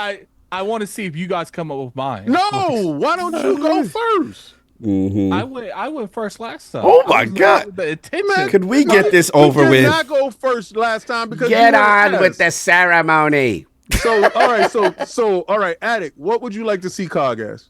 Eggman from Sonic. Oh All right, my God. Eggman from Sonic. All right, I would like to see him as a pirate. I'm talking about with a whole patch over his eye. He has to have the nasty teeth in his mouth. Oh my God. I'm talking about a whole pirate with a hook. I want him to be Captain Hook. I want you to be Captain Hook. Yeah. And so Saul, Captain Hook has hair. So what? He got to wear a wig. So what? So Cog for me is Captain Hook. We got to get the picture up. Cog as Captain Hook for me. Saul. I don't know. Balrog from Street Fighter. Everything gonna be some chest out stuff. I already know where it's going. No, that's it. So one, Eggman doesn't have a chest out. Two, Saga just picked Balrog. He just happens to have his muscles out, so he don't really have his chest out. And I just picked the pirate. So who would you like to pick, Cog? For myself? Yes. Since everybody keeps saying I look like this person, Mayor Adams. All right, so you That actually might win. Yeah, I was like, I'm surprised y'all ain't say this. I was like, my whole Twitter is me as man. Yo, Cog messed up. He got indicted. Yo, so all right. So what was put the yours? poll up. Yeah. Balrog from it's the BALROG from Street Fighter. Yeah, mine is Captain Hook, and his is Mayor Adams. ridiculous. All right, so that poll will run the whole length of the first topic, and then the next one will be solved, and then I'll be last. All right, let's go. Y'all ridiculous. Anyway, let's get this going. All right, Hold on, so let's see. We got a couple. okay. Let me see. We might have gotten a few more. It's already pretty much confirmed. He's being Mayor. Oh, word already? Is it runaway? Yeah, it's not there yet. Then we have the shout out. Put the crest in the chat for the Angry Therapist MD gifting 5 ILP memberships. Thank you, Angry Therapist. Blessings. Someone said oiled up Mayor Adams. See, I was gonna say something with the indictment like stapled to his I was gonna have him be something like Diddy. Well, watch when y'all see what I have for Solve. I'm gonna tell you right now, what I got for Solve is gonna make y'all peel yourself. Yeah, it's no good. It's no good. And we got Donataku, $5 super chat. Doom or Quake, Perfect Dark or GoldenEye, Halo, COD. That's it. That's the only right answer. It's pretty much good. Yeah. Salute, And we have Michael Mooney, £5 super chat. What about the tactical shooter Ready or Not as being also a horror game? Ready or Not? Damn. That's old. Yeah. That's old. And we got the Angry Therapist MD once again, $2 super chat. Make Cog beefy Nick Fury. Dead. Hey, Wiley. That's it. We're caught up. All right, first topic. So this is me. Gotta talk about it, y'all. Starfield, ShatteredSpace. So it looks like the reviews are out. Currently, a Metacritic sitting at a 58. So not really liked much right now. Shout out to LordCognito ILP. We did request a code. We did not receive a review code, but I wanted to give the Lords Is My Topic like a brief non-spoilery review. Obviously, with my time with it, obviously y'all know me. I am the Starfield dude. I am the dude that all day, every day. So look, I'm just going to talk about my experience with it, and I just want to start off. And just real quick, this what Cog's about to do is how you perform not being toxic positive. Before we do that, I do want to talk about what I liked first. Right. So look, overall the theme I thought was what they tried to tell was cool as far as like the serpent must serve the great serpent, and you know what I'm saying, like a very cult like aspect, religious fanaticism. I'm gonna be real, a lot of Middle Eastern vibes, almost like a lot of aspects of like Islam, I felt, and which I felt was super dope. You know, shout out to King. It's funny because it's like King is asking me about the game, and I'm like, it literally felt like I had to be Muslim. He's like, yo, like you can't even start until you join them. You know what I'm saying? Like you have to join. Like he's like, yo, you got to do salat. I said, kinda. you got to go to the cave. You got to do this thing. You got to change. You know what I'm saying? Your name. You know what I'm saying? Like you really is down with it. And I ain't going front. Like for a person who respects other cultures, I felt like they did a lot of research to kind of mimic certain things. And I will say, as far as also good, the interiors of the game. There are times when this game does look really beautiful. As far as the interior design, it's very modern, it's stylish, fire pit, serpent worship, all this stuff going on. And the other thing that's dope, Sav, I think it's like this underlying theme of like science versus religion. And like that whole, you know, debate and that prophecy as far as the reasoning of why things are happening, stuff like that. So when I started, I played mostly like a Bethesda game where, you know, you do a couple of main quests, but then there's always like side quests and people talking to you, hey, do this, do that. And I did my exploring that way, you know, did some locations, stuff like that. What I also will say is good, as far as dialogue, they've got some of Starfield, but that has some of the best clapbacks. So like, say if someone's telling you something and you don't want to do it, that you can have disrespectful response that is mad funny. Like I will give that. And I will say that this DLC is very action packed. You know, as a person who, let's be honest, Starfield for the most part, I wouldn't say it's like challenging, you know what I'm saying? But like, ShatteredSpace, it's on. You will die, enemies will rush you, they will go in. And I did like the fact that it's very combat heavy. All right, so let's get to the real now. So look. He's like, that's all. Working around in the smoke. Look, you know, you got to, Starfield, you got to come to the, ShatteredSpace got to come to the front of the congregation for a couple of reasons. One, my playthrough, I had 3 crashes to dashboard.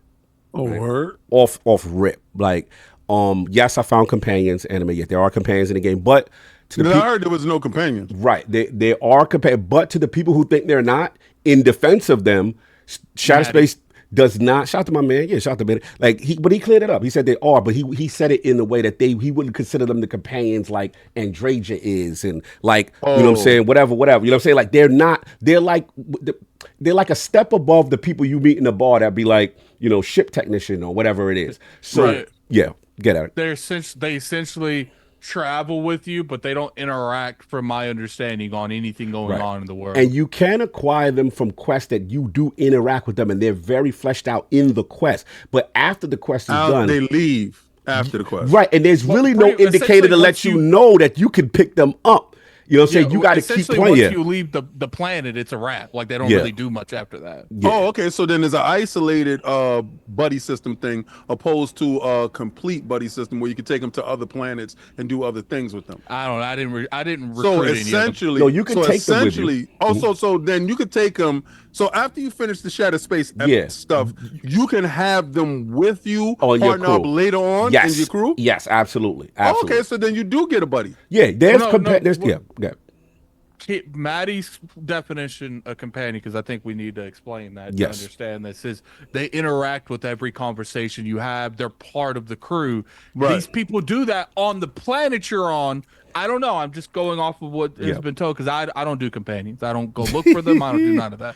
We know, no book bags. But once you leave that initial DLC planet, they don't really interact with you at all after that. Oh, so they need to fix that. Yeah. So because if you do have them on other quests outside of that planet, they'll be with you, but they won't interact with in the any same of the level. stuff. Yeah, they're not doing what the other characters now do in that respect. Now I see how that's kind of messed up. So now here's the thing. So I get the glitches, right? The crash of the dashboard, stuff like that. Especially when you use the Rev 8, which is the Mako joint, right?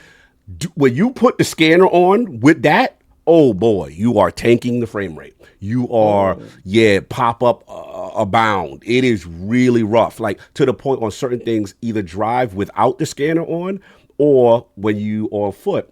And, you know, so that part was really... What was you playing on? Series X. Okay. Yeah, Series X. So I think that is going to be dictating the crashes and stuff like that as well, because maybe because all the stuff that seems to be a problem is stuff that was additive to Starfield, like the ship. I'm talking about the car, the mission.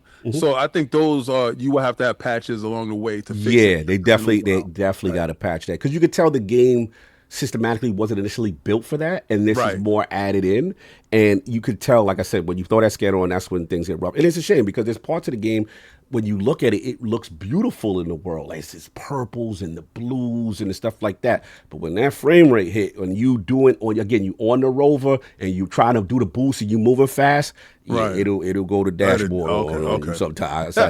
So don't be boosting. Don't be boosting too much. You get a little crazy. So you got that, because the game is very CPU bound. You can tell it's a lot of enemies going on. There's interactions in the world, planets, animals. So cool. So would it be fair to say that the PC would fare better off with this game opposed to the console version? That's a good question. The person I know that's playing on PC is E. I spoke to E, and he was telling me he was having glitches and stuff like that too, but not to the extent maybe that I had. He had other stuff. Rig, though? Is his rig a NZXT? He's got a crazy. I mean, he ain't got the NZXT, but he got a crazy rig. So you got shout that. Shout out to NZXT. Use code in the store right now. Iron Lords, they get the 10% off. Yeah, link is in the description. Hopefully, free shipping. Link is in the description. All right, so now the other issue I have, loot. I'm a Destiny guy. The problem with Starfield is that, the ShatteredSpace is that the loot is not unique or rewarding enough. So, like, if you play Starfield, you do Crimson Fleet, you'll get this gun called a Revenant. You get, like, unique, specially art-crafted. You do a hard quest, you get the crazy weapon type joint.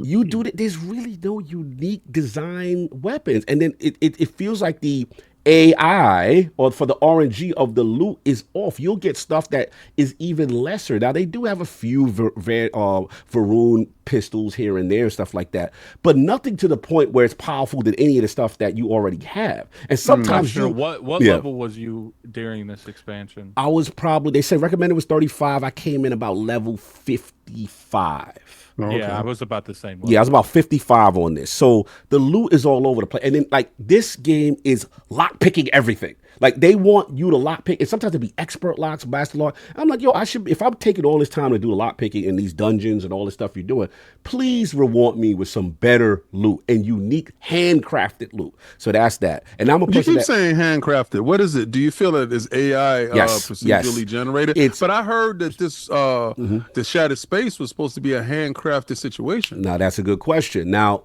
that's where me and Maddie kind of align, in this sense that the world itself, outside of Dazra, the main local city, right, which is handcrafted, drawn, dope, statues, interior, fire. Outside of it, there's only a few structures that are uniquely that you've never seen anywhere else in Starfield. Other times it's like warehouse, abandoned tower, things that so it's like they still use the procedural generation sprinkled in with a lot of this on the map. And that's what feels off from a Bethesda game, in the sense that, like, we're so used to, like, everything very, very unique. You know what I'm saying? Kind of thing. So that part, I do understand when people have an issue with that. You know what I'm saying? Now, the other thing is the controversy in reference to Andraja. Now, look, Andraja, this is where she from. This is a whole play. You heard all this about House Varun, this, that, and the third. My thing is, it's not that she doesn't talk at all. It's that on the major quests, the things with the most impact, she's mostly mute. She doesn't have a lot of emotional impact on these major things outside of a few bars here. Now, here's the weird stuff, King. You take her to side quests. Oh, she's chatty patty. Oh, she's giving you more of the stuff that you would think you would hear in the main quest.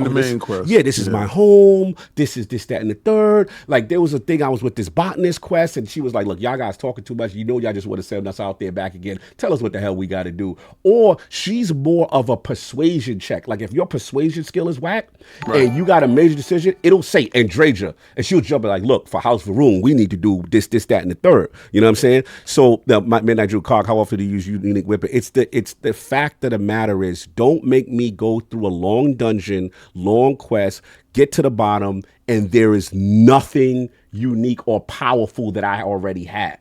That's Right. the part that Midnight Jordan, you know, homie. But I had to say that part. It's really, he said, does Andrea have a personal quest on the DLC? There's no real personal quest for her either. You would think that this is her home. This is the secret faction, you know what I'm saying? And it's not there. So that kind of thing. I do feel like we just got to get to it. I'm trying to not spoil as much as I can, but the ending. You do, first of all, It was a bad ending because I saw you do the side. So, No, it had a good ending to me. It's just so you finished it as well. yeah. yes, for Bethesda games. Oh, it so you was a play bad games ending. too. Yeah. Yo, you stupid. Listen. I stayed up to 4 a.m. because I Yeah. wanted to make sure I came in here. and, That's like, what you were streaming, something to right? You say. streaming that? You streaming? No, that? I didn't. I streamed like 6 hours of it, but I finished the rest off. But I heard it was only 4 hours though. How the hell you stream 6? And then you said it was more? yeah, it took me about Oh. 15 hours to beat. All right, so here's I the heard it thing. was on Shout out the to Emram. He said, nah, Cog, I'm at 64, and I'm pulling that crazy Varun rifle that shoots the blue orbs off. Yeah, that joint is cool, the little mini gun. That's like one joint, you know what I'm saying? I would give it that. But they keep giving you that gun over and over again, you know what I'm saying? And it's like, again, for as much content that they're trying and quests that they're trying to put in it, there should be more distinct loot that is more People powerful are than the acting stuff like I this have. thing's free. Yeah, it's like, It's pay for $30. this. You know what I'm saying? I would like distinct loot. That's just me. But back to the ending. Like, I'm not going to spoil, but what my issue is just that, the game, like, it's action packed through it. If you like action, you're going to like that part, right? But my thing is, at the end, I felt like none of my choices really had impactful weight. Then they give you a part at the end where it's like 6 choices, right? Out of the 6, 2 of them, you try to pick them, they be like, nah, you can't do that. I'm like, well, why did you even offer me that? Go ahead, Addict. Right.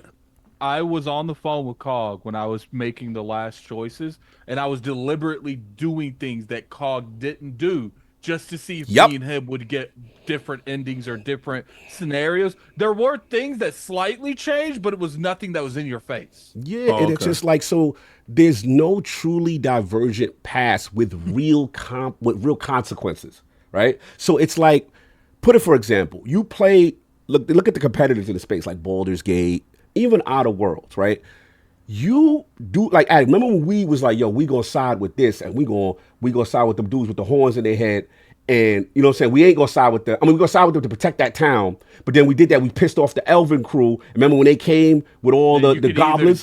either do the easy things, like not siding with anyone, or do the hard thing, siding with the town. And now you got to protect the town. And now from, like, you a gotta, giant and you force. literally, it is truly different, divergent paths. This felt like, bro, it had no meaning, no overall arching meaning to the thing.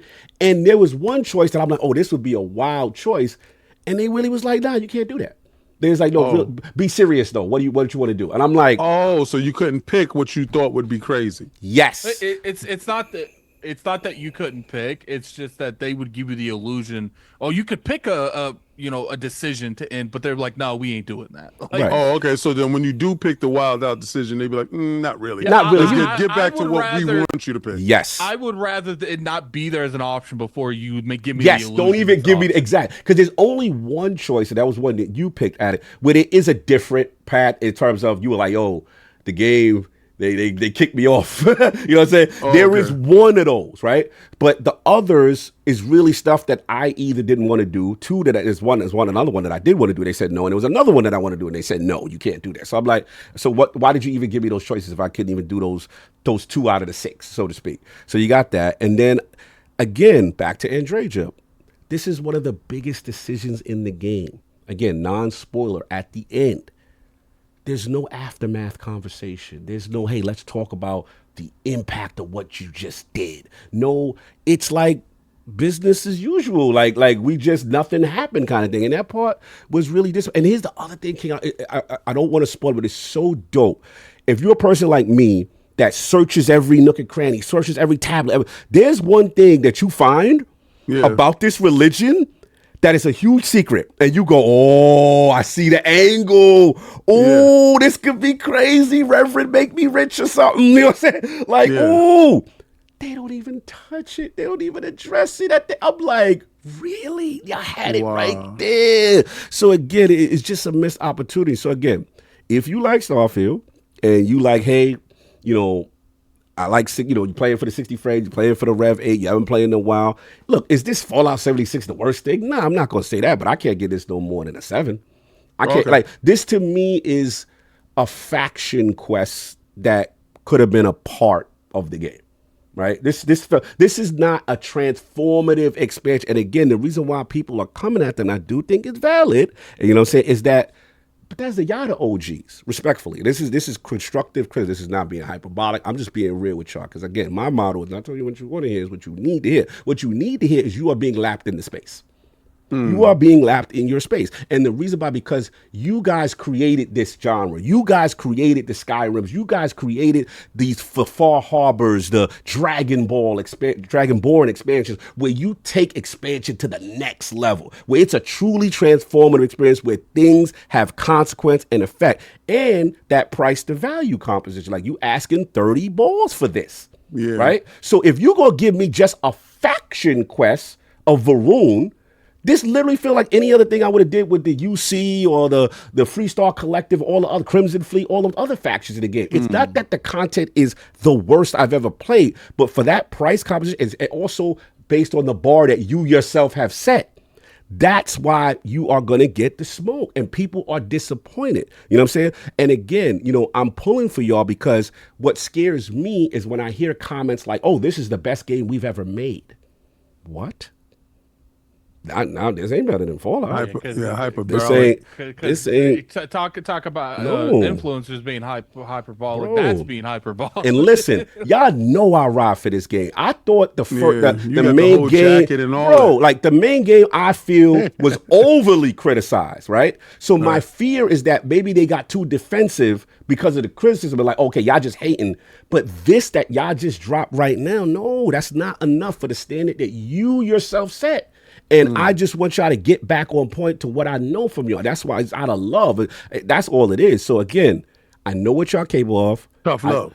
I just want, if the next rumored expansion is supposed to be Starborn or whatever it is, I just want y'all to expand and go past that, because this is not enough, especially that price to value proposition, and especially for no real impact in this whole thing.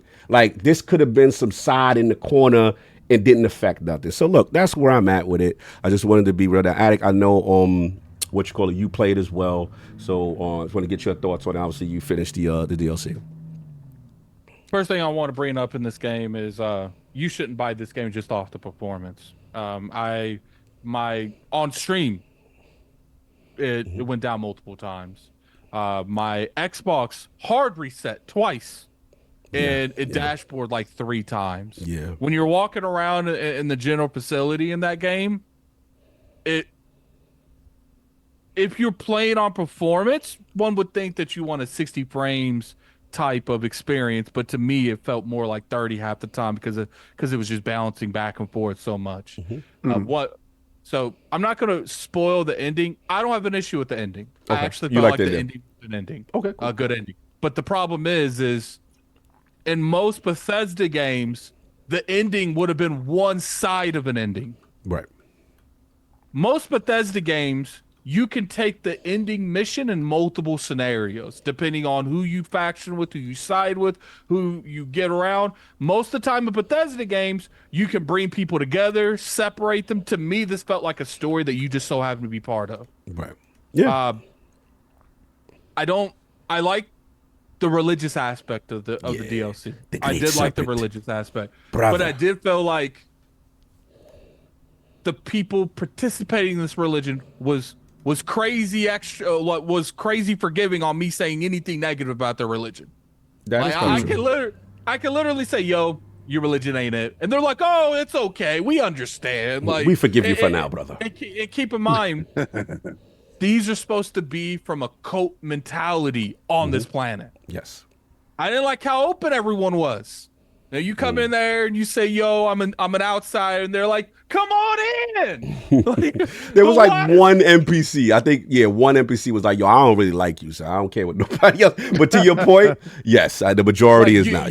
You will be open, they will send you on like your first quest with one of the houses in here, and then one of the side people like, yo, come over here. I need you to kill this person. Yo, I just met you. Like, so it's just like, look, like, I think my biggest issue with this is I feel like this was cut content. Maybe it wasn't ready at launch. This is just my pure speculation. I obviously I don't know anything behind closed doors. I love Bethesda. I do. But if this is the type of quality I can expect from you on Elder Scrolls 6, take as much time as you need, because clearly you need it. It's just what, and not to mention, like, when I played this, I played it for like 15 hours.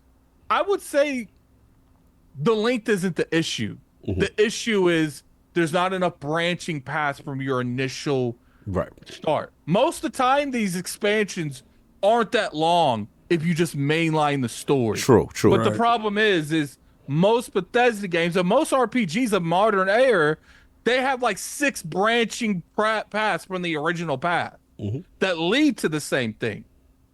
And I don't feel like most of the time, like you have an evil side where it's like you can team up with the antagonist. I didn't feel that was in here. Now, keep in mind, I didn't go through here and do everything. All I'm telling you is my perspective. There could have been 80% of the side quests too. Yeah. There could have been more stuff that I missed that led to these choices.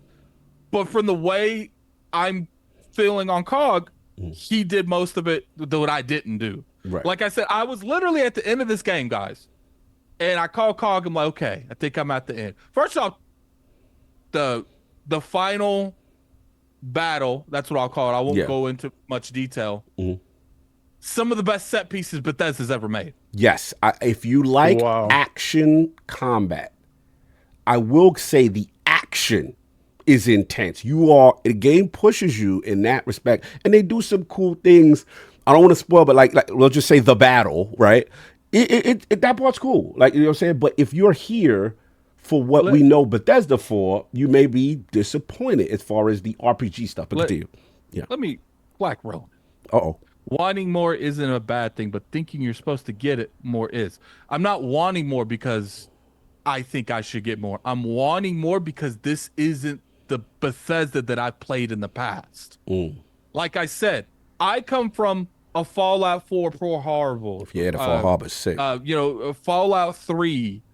Fallout, Elder Scrolls Skyrim. Skyrim Dragonborn expansion. Morrowind.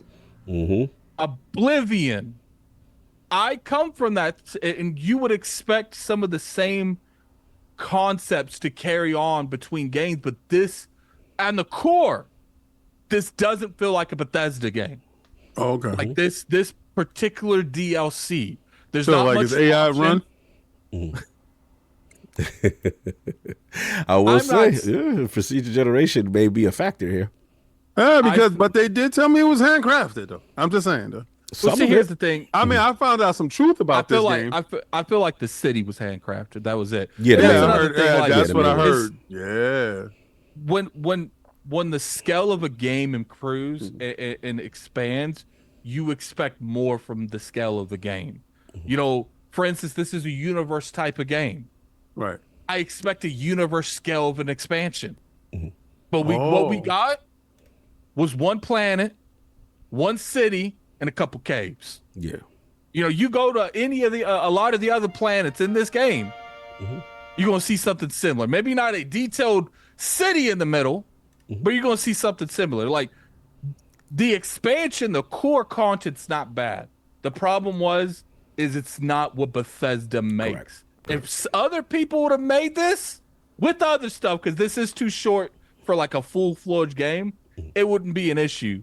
But it's like I said, I'm used to being able to use certain techniques in the game, certain skills in the game to get people on my side. Like I said, I'm in a city with multiple houses and I feel like it's different worlds. No one's talking to each other. There's very selective times where everyone comes together. We're running a city and no one's running it together. Yeah, and most of the time in these type of games, there would be scenarios to get them closer together. There would be scenarios where like, yo, we don't like what's going on over there. Let's team up against them. There'd be scenarios where you're on the other side. Yo, they don't like you. Let's team up to get them. Right. Or there'd be scenarios You know you what's just let crazy? them fight and you come in and kill the winner. There's a little of that in the side quests. I felt the side quests have at least some of that, and some of them were actually, there was a few of them I'm like, all right, this is cool. But again, like you said, compared to their past work, it's not even close. Yeah, and it's just like, you know, people sitting there in the like, here's the difference between me and a lot of people in the chat. I want Bethesda to be one of the top dogs in the industry. Facts. And I'm not going to sit here and tell them what they're giving me is steak when it's some pork chops. Oh, you Like, giving me look, spam? It's good. It's good food, and you know, I enjoy when I ate it. But when afterwards I sat there and be like, damn, I would have wanted some steak. Like Maybe compare it to spam, not pork chops. Yeah, tell them. Not chuletas, right? They're not chuletas.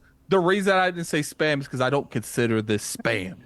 Like I consider this good, but not what I expect from Bethesda. Right. So Addict said, "I know spam," and that's not no spam. I have more. What's what I'm looking for? Expectations. My expectations for Bethesda clearly is more than everyone in this chat's combined. Mm. Really? Look, at one point in time, Bethesda was so far ahead of the curve that no one can even touch their game. That's what I feel. Now, I feel most like people have caught up. That's what I feel. In some ways, are you blaming AI? In some I mean, ways, I'm gonna give you this, Cal. Sorry to interrupt you at it.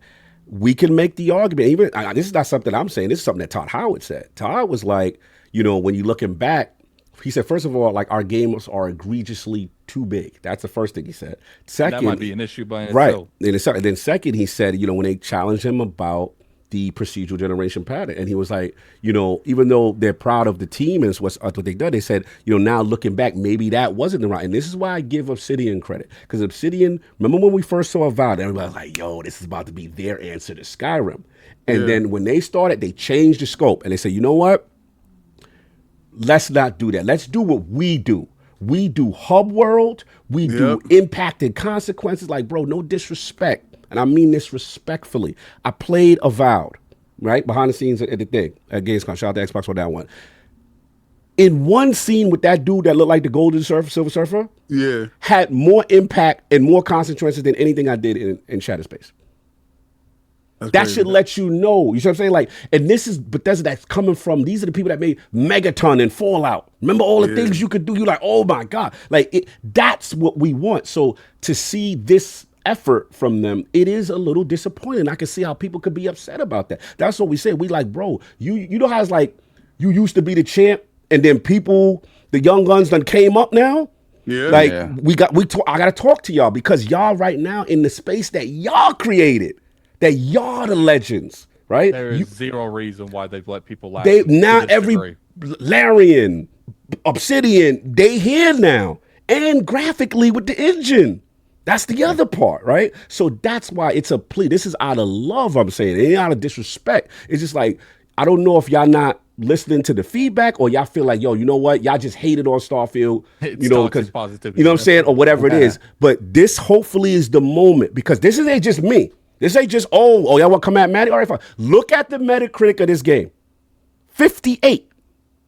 This ain't just one or two people. You know what I'm saying? Because even with Starfield, the original, there were people like myself that like, nah, y'all being way a little too extra. This is still a good game. So let me address some of the chat. Bethesda's terrible. No, Bethesda is by far still one of the best talent in the industry. Oh, for sure. The problem is they're not improving on their weaknesses, and they're forgetting where their roots are to some degree. Yeah, in the open world Starfield, even though Starfield disappointed me to a huge degree on some of the choice decisions. I remember years ago, I was saying, I don't know about this 1,000 planet ideal, but I guess we'll see. I still enjoyed Starfield in that year more than I enjoyed most of the games that came out. And that still year. The best ship combat in the game. Still one of the best mainline Bethesda games they got. Don't get me wrong. We're not going to sit there and say that Starfield was a terrible game. But my concern is the people that did give them pushback, and there was an algorithm algorithm tied to it, and there were some people that because it wasn't on their platform, they had issue all of a sudden. We know that part.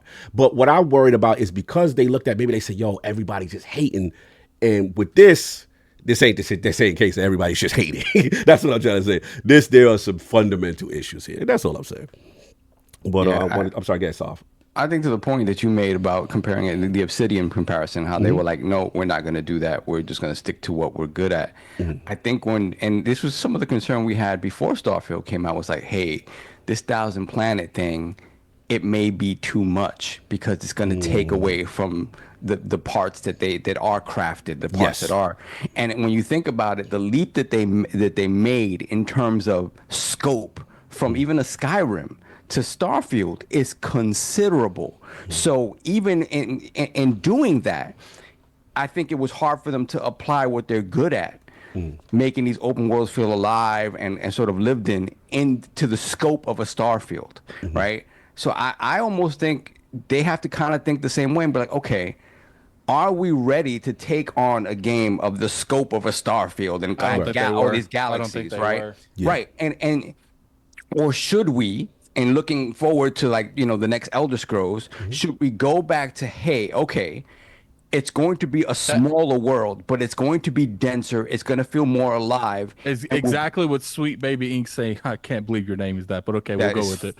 He's saying we don't need bigger games. We need better games. Better, denser. Do what you're good at now with the technology to make that even better, as opposed to, again, giving you the ocean that's only 2 inches deep, as opposed to giving me a lake that's that's giving me all kinds of So it's like I kind of think that might be the issue, where it's like they kind of overreach in an overall scope, and in doing that they had to take resources away from doing the smaller bespoke stuff that we love. And I think the hope with this was that they'd be able to give us that and it just add it to what Starfield is already. And it kind of feels like they didn't learn that lesson, or it's just they're not able to do it within the confines of what Starfield needs as a game.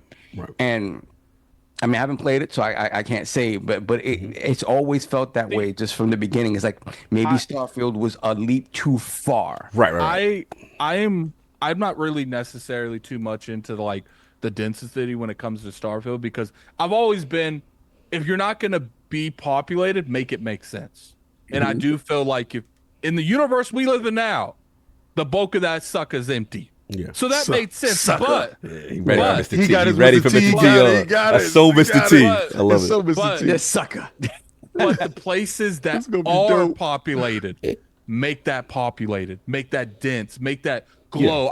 I want to think of something like Night City in Cyberpunk, like at least once in the game, like something where you walk in, you tell this is a human settlement.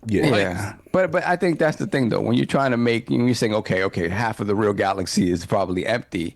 That doesn't work for a game, right? I can understand having some planets that are empty and you find something mysterious there, whatever, but not much beyond that. When you're trying to create something of that level, of that scope, and so much of it is empty, I don't vibe with the argument that it's supposed to be that way. AKW, man, if you want me to say that, you got to put it in color. If I said that in no color, they get on to me. You got Nah, you good. But let's get King. I know you didn't play it. I know you see the discourse, from the outside looking in. Where you at with it, man? Well, I just watched everybody go at Matty, and I'm like, damn. He loves Bethesda. He gave his opinion on what he felt was the ShatteredSpace experience, and then I looked at everybody else's experience on ShatteredSpace, and it kind of mirrored what he said. Yeah, and he took a lot of arrow.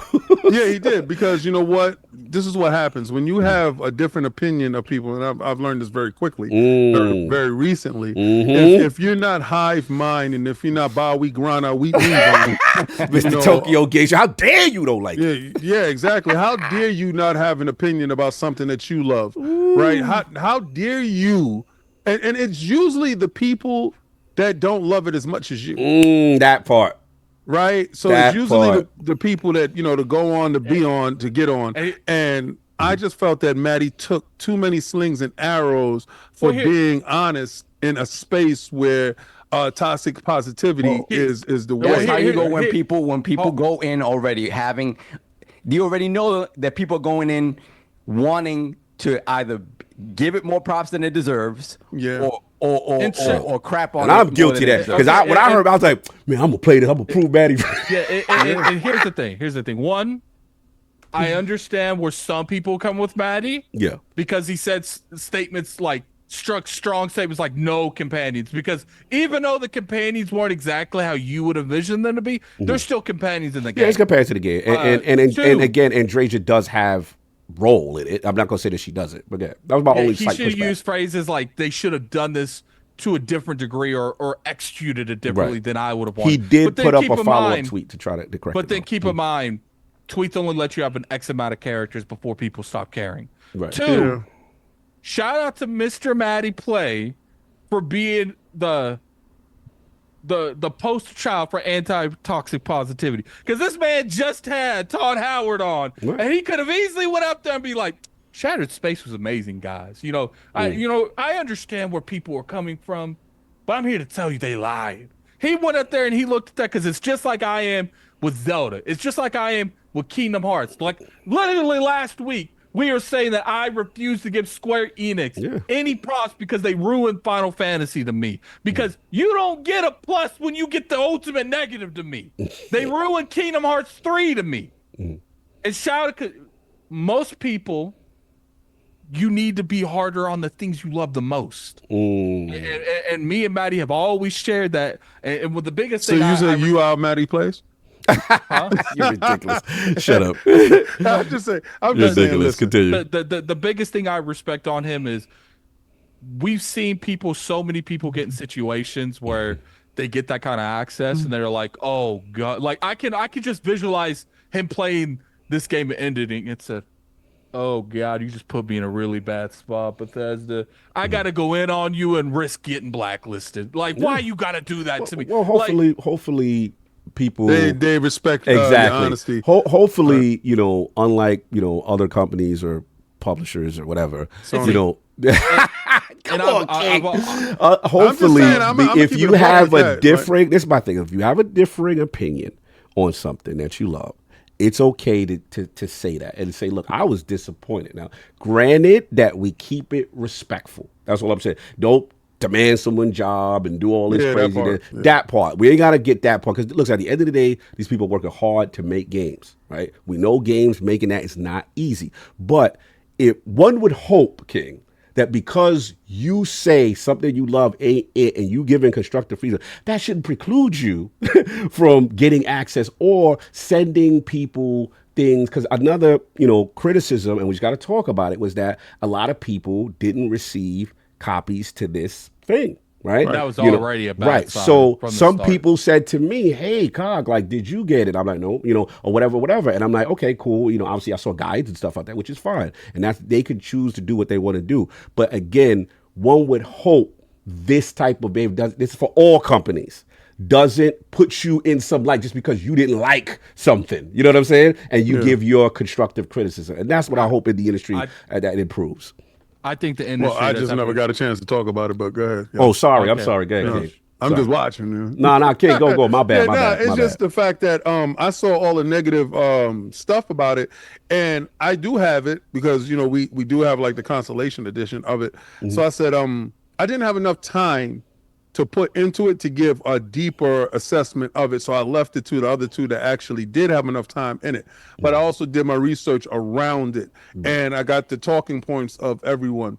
Now, I did find the length of time that was being reported was disingenuous. I felt that was wrong because I hear the upper end of it is 20 hours. I hear the lower end of it is 4 hours. If you beeline it, right, it's 4 hours. If you actually expound on the DLC and what it gives you, then it's 20 hours. So you would say the in-between for the average gamer would be somewhere between 8 to 9 hours of playtime, right? And then I looked at, did it have characters that you can pick up as far as companions? Because I thought Starfield's biggest win was finding the different companions throughout the galaxy that you could add to your roster. Yeah. So my thing was, did they have companions? At least the DLC should have at least 2 to 3 companions, if not just one main companion that you could take with it. So when I first heard it, it was no companions. Then I understood there was like at least 1 or 2 companions. All right, cool. So now that you got the companion aspects, now I'm finding out more that those companions do have conversation on that world, but outside of that world,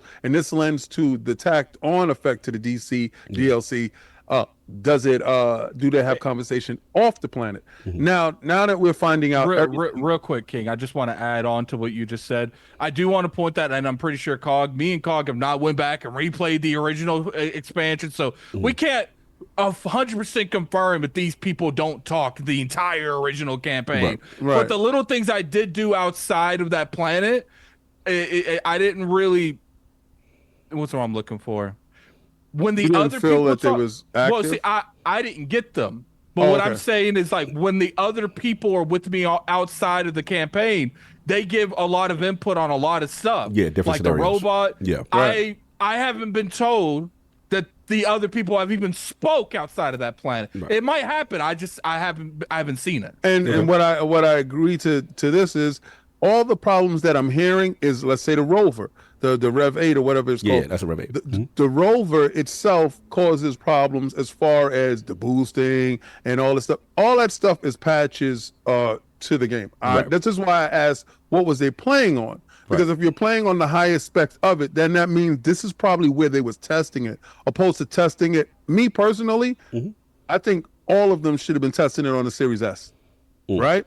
You test it on the lowest spec because then you already know the highest spec. What this runs on the Series S. That's my thing, right? So you play the game on the Series S. That's your base.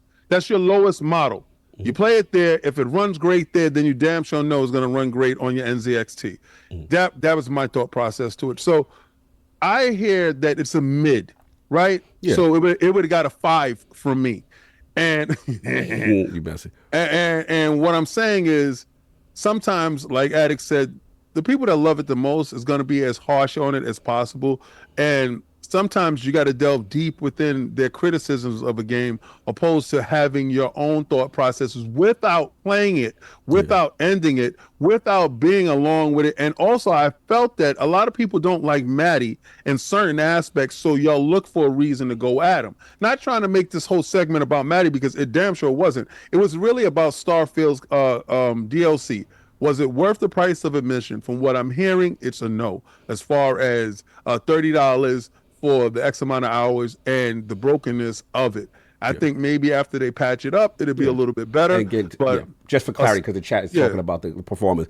For people on PC, that may be no issues for you, right? And because, again, I didn't play it on PC. But me and Addict, we played on Series X. Multiple glitches. Yeah, that's all. So, baby PC guys, that doesn't affect you. Glitches. Yeah, but as far as us, like, crashed in dashboard, like, hard crash. Like, I was like, wow, I haven't seen that in an Xbox game in a long time. Put it to you this way, King.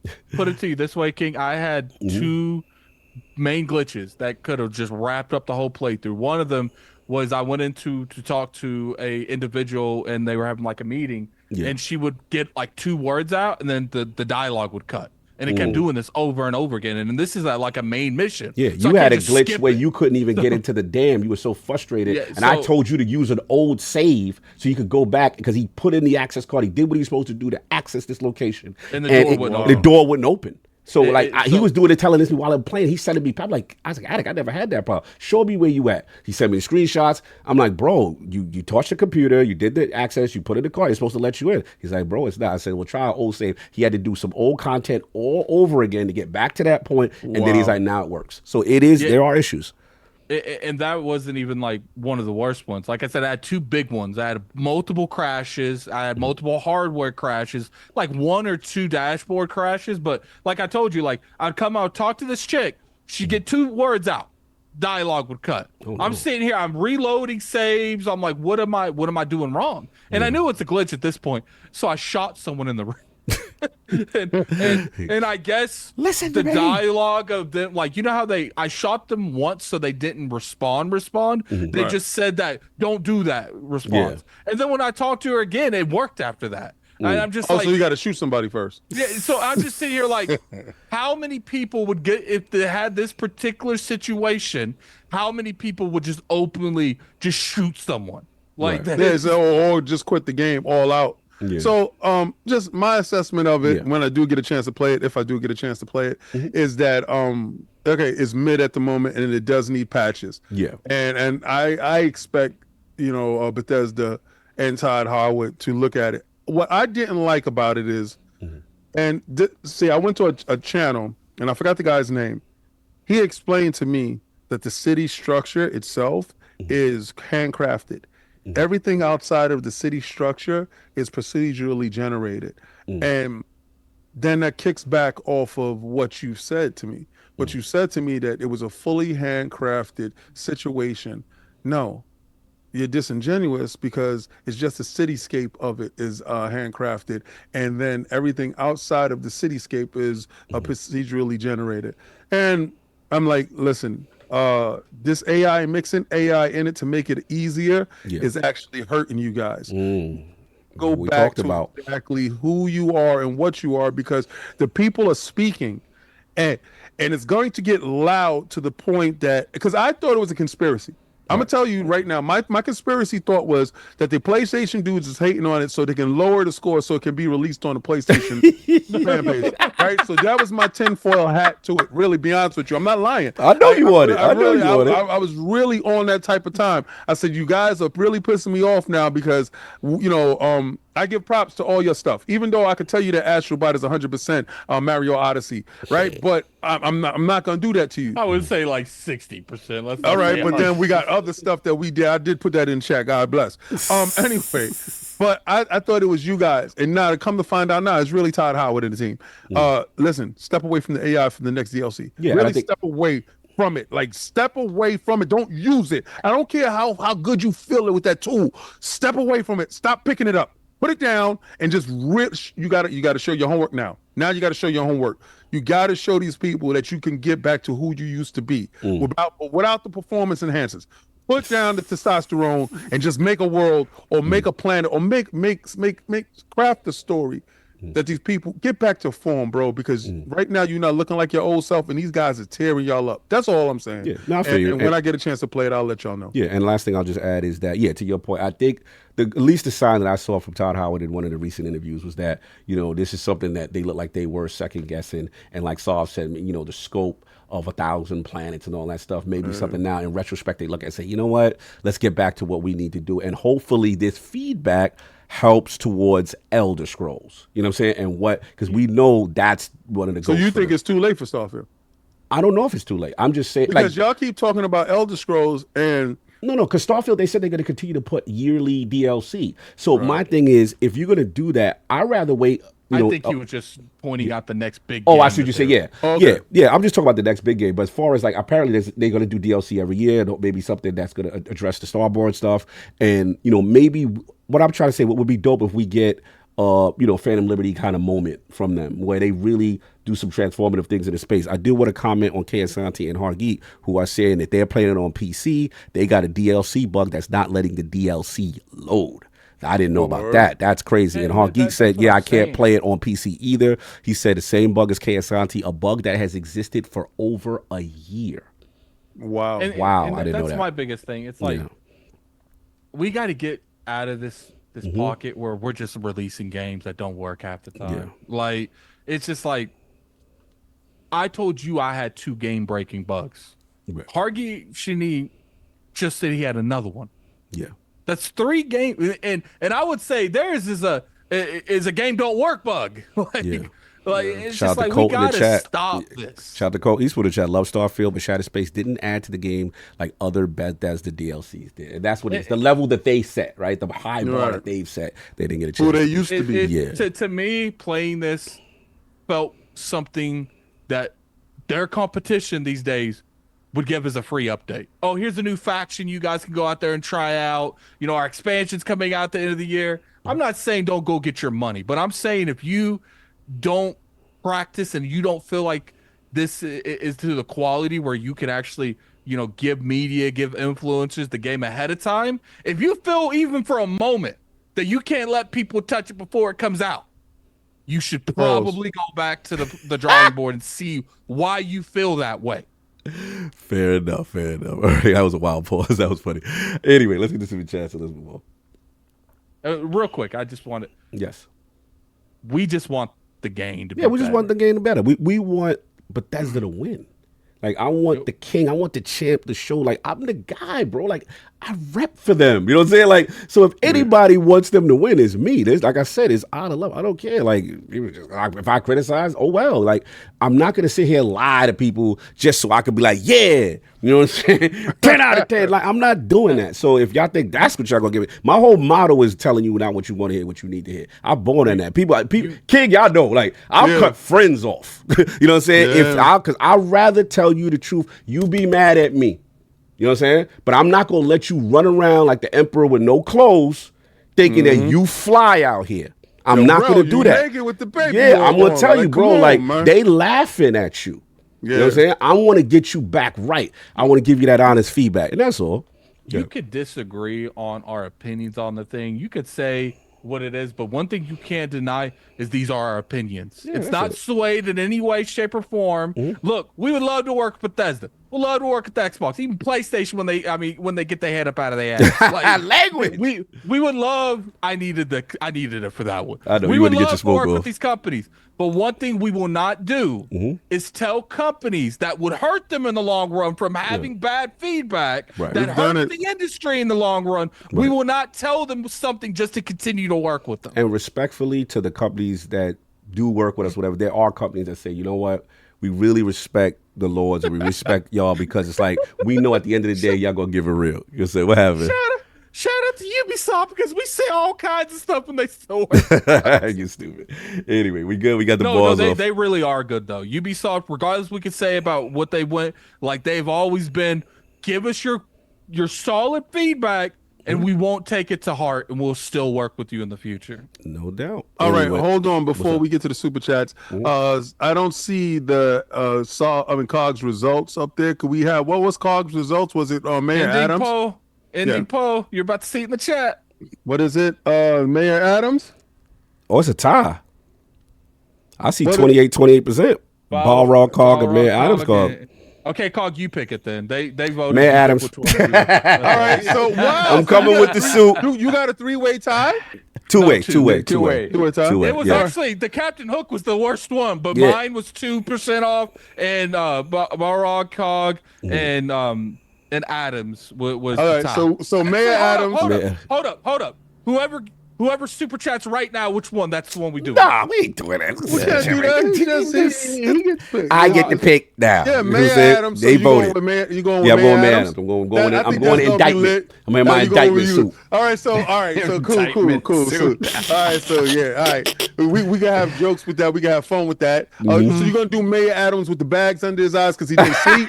All right, so you got hey, we got might as well just wear a jumpsuit. We know you where are it's ridiculous. No. Hey, we'll come with the suit. I'm gonna come with the crazy. suit. That's crazy. You could do the orange jumpsuit. You are ridiculous. You could do Princess Sue Adams. Yo, remember when Cody He is not locked up yet. Remember when Cody from Final Yes, Fight? I remember. Wait, remember he got locked up Yeah. at his joint? Yo, you could do indicted Adams, son. Yeah. No parole, Adams. What is a relative number to put as your inmate number? What number should it be? Or he can have the suit on with his inmate number on the side. Like, ridiculous. 5676451. All right, 5 6 7 Y'all trying to get me a prison outfit. No, you put New York zip code. Y'all trying to get me the orange jumpsuit with the cuffs. New York's finest. You can put New York's finest on your jumpsuit. You're ridiculous. Yo, Anyway. we gotta have some fun with this. God bless. This is lit. All right, so hold on. Before we do this, let's get Solve's join up for the next topic because we don't want to push ourselves out. Pause. All right, so Sovereign's costume. We're gonna start off with Cog. What would you like to see Sovereign as for Halloween? I already got mine. What's yours? Oh my God. Candalita. I want him to be the Latin sensation, the Hispanic help of the podcast. Oh, so you want him to dress up like what? Oh my God, the Candalita. I want him to be what you call Iglesias. Julio Iglesias? But yeah, with the glasses, the shades, and the fit, and the chain. So Papi Chulo. So Papi Chulo joint. Yeah. Julio Iglesias. Julio Iglesias. Yes. All right, Attic, what do you want Sovereign to be for Halloween? I want Saul dressed up as Kratos. As Kratos. Oh, ain't no pepperonis out. No. Stop. You can wear sash. I'll change it. I'll change it to Wesker from Resident Evil. Wesker from Resident Evil? A mustached Wesker. Okay, fine. All right. I want Saul as Andrew Tate. Hey yo. Yeah. So my joy for Saul, because I sat there and I worked it. I said, yo, he would be a crazy dope Andrew Tate. You know what? I'm changing mine again. I actually want him to be Eggman. Robbie Kelly put up a good. Mine's Eggman. Mm-hmm. All right, so then you want Saul to be Eggman. All right, okay. I want him to be Andrew Tate. I'm going with Andrew Tate for the win. So I want him to be the misogynistic, egotistical, the jet setting. I cannot. The jet setting flying. Okay. Dude, what was Cogs? Cogs was Julio Iglesias. No, it's what you call it, Iglesias. Just put. Well, they don't know who Candalita is, but Let me see. How you spell his name? Candalita. Jose Iglesias. So has he dressed up?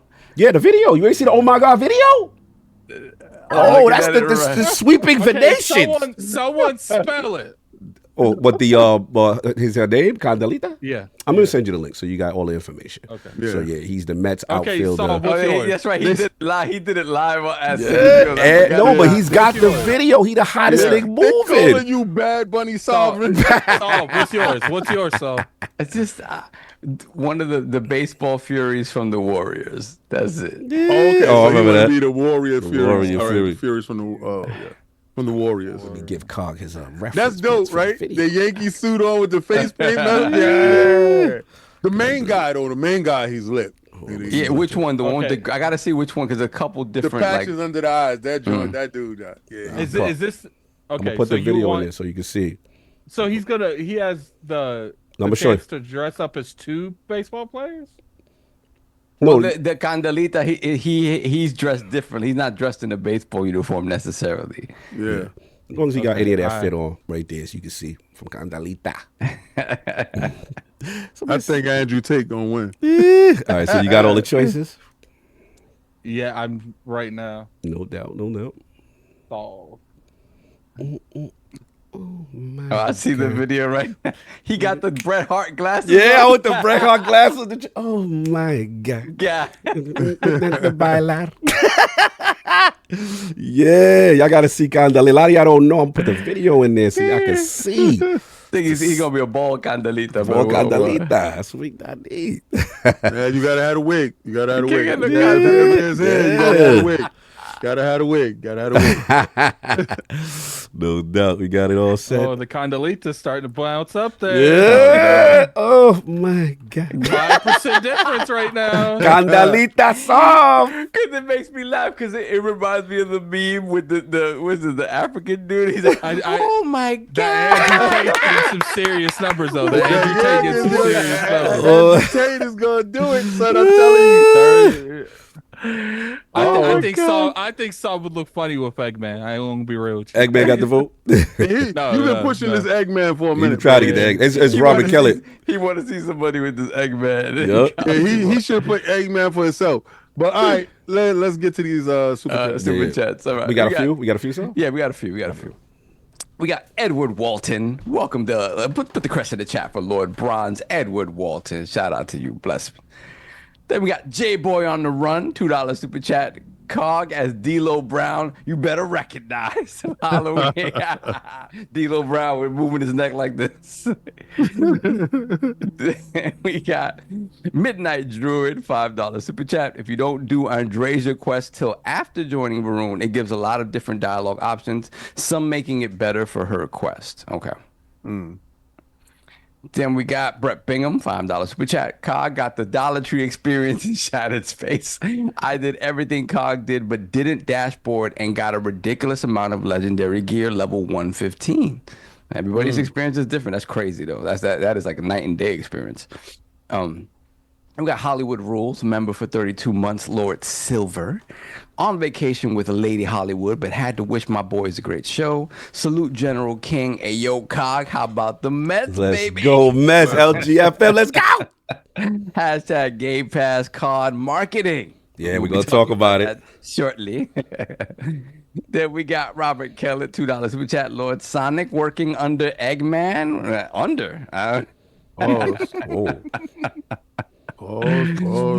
Then we got Bounty, member for 38 months, Lord Bronze. I agree with you, Cog, and never experienced another B game. And I never experienced another Bethesda game, I'm assuming. This is my first one I've ever played, but it felt small compared to the rest of the game. Yeah, it's a little isolated. Then we got Reggie Mobile 9, $10 super chat. I think Starfield is the best game they ever made in a technical sense, with the amount of content, size, and assets it uses. Maybe not in the likability, because Fallout and Elder Scrolls are superior there. I would agree. Well, that's easy when you procedure generate a lot of the game. So that's what I was thinking. Then we got Bounty once again, $10 super chat. I have a question. I've seen some missions that give you an achievement, but I'm not getting it. Did anyone else get it, or does it come out later? Yeah. And if it is later, is that what they're doing now, where achievements coming out later? That's weird. Yeah, every main mission an achievement is supposed to pop. Yeah, it gave me achievement. Yeah, every main mission. Then we have Prolific, $2 super chat. Fellas, don't sleep on Witchfire. It's incredible. Okay. Let me get this one. The 2 super chat from AKW. Addict say, I pity that fool. Addict T. The fool. Addict with the T. Then we got Straight Shot, $5 super chat. Handful of new weapons, no new outpost or ship parts for $30. Yes, that's a good point. No Varun unique experiences. I mean, as far as like weapons and ship parts. Then we got Kit Smooth, $5 super chat. Don't think media should get games ahead of time, but gamers are never satisfied, hence why most games are appreciated years later. Sound like, hey, if you like the kid, salute, man. I just want to point out some of the issues. And we got Robert Kellett, $2 super chat. Eggman's fire. They love this Eggman thing. Then we got Earthman, the $5 super chat. I've been enjoying Fallout 76 so much lately, 76 was redeemed. Bethesda still has a chance to bring their vision of Starfield to fruition. Could be. We'll see. Then we got God Emperor Sofa King, member for 11 months, Lord Bronze. In my opinion, only way for Bethesda to fix Starfield is for them to take out the 1,000 planets and focus on the planets and galaxies of focus of the main story. Kind of like a Mass Effect-y or make it smaller. Outer Worlds, Mass Effect. Then we got RDJ, $5 super chat. Addict and King as the Dudley Boys. Yo, that would be kind of lit. Nah, I would rather be the Road Warriors, my guy. You gotta be the Dudley Boys. Because they had the black Dudley. Devon Dudley. Bubba Ray and Devon. Bubba Ray and Devon. Hey, what do you think about us going as the Dudley Boys to Comic-Con? Oh wow, that'd be crazy, but that ain't happening.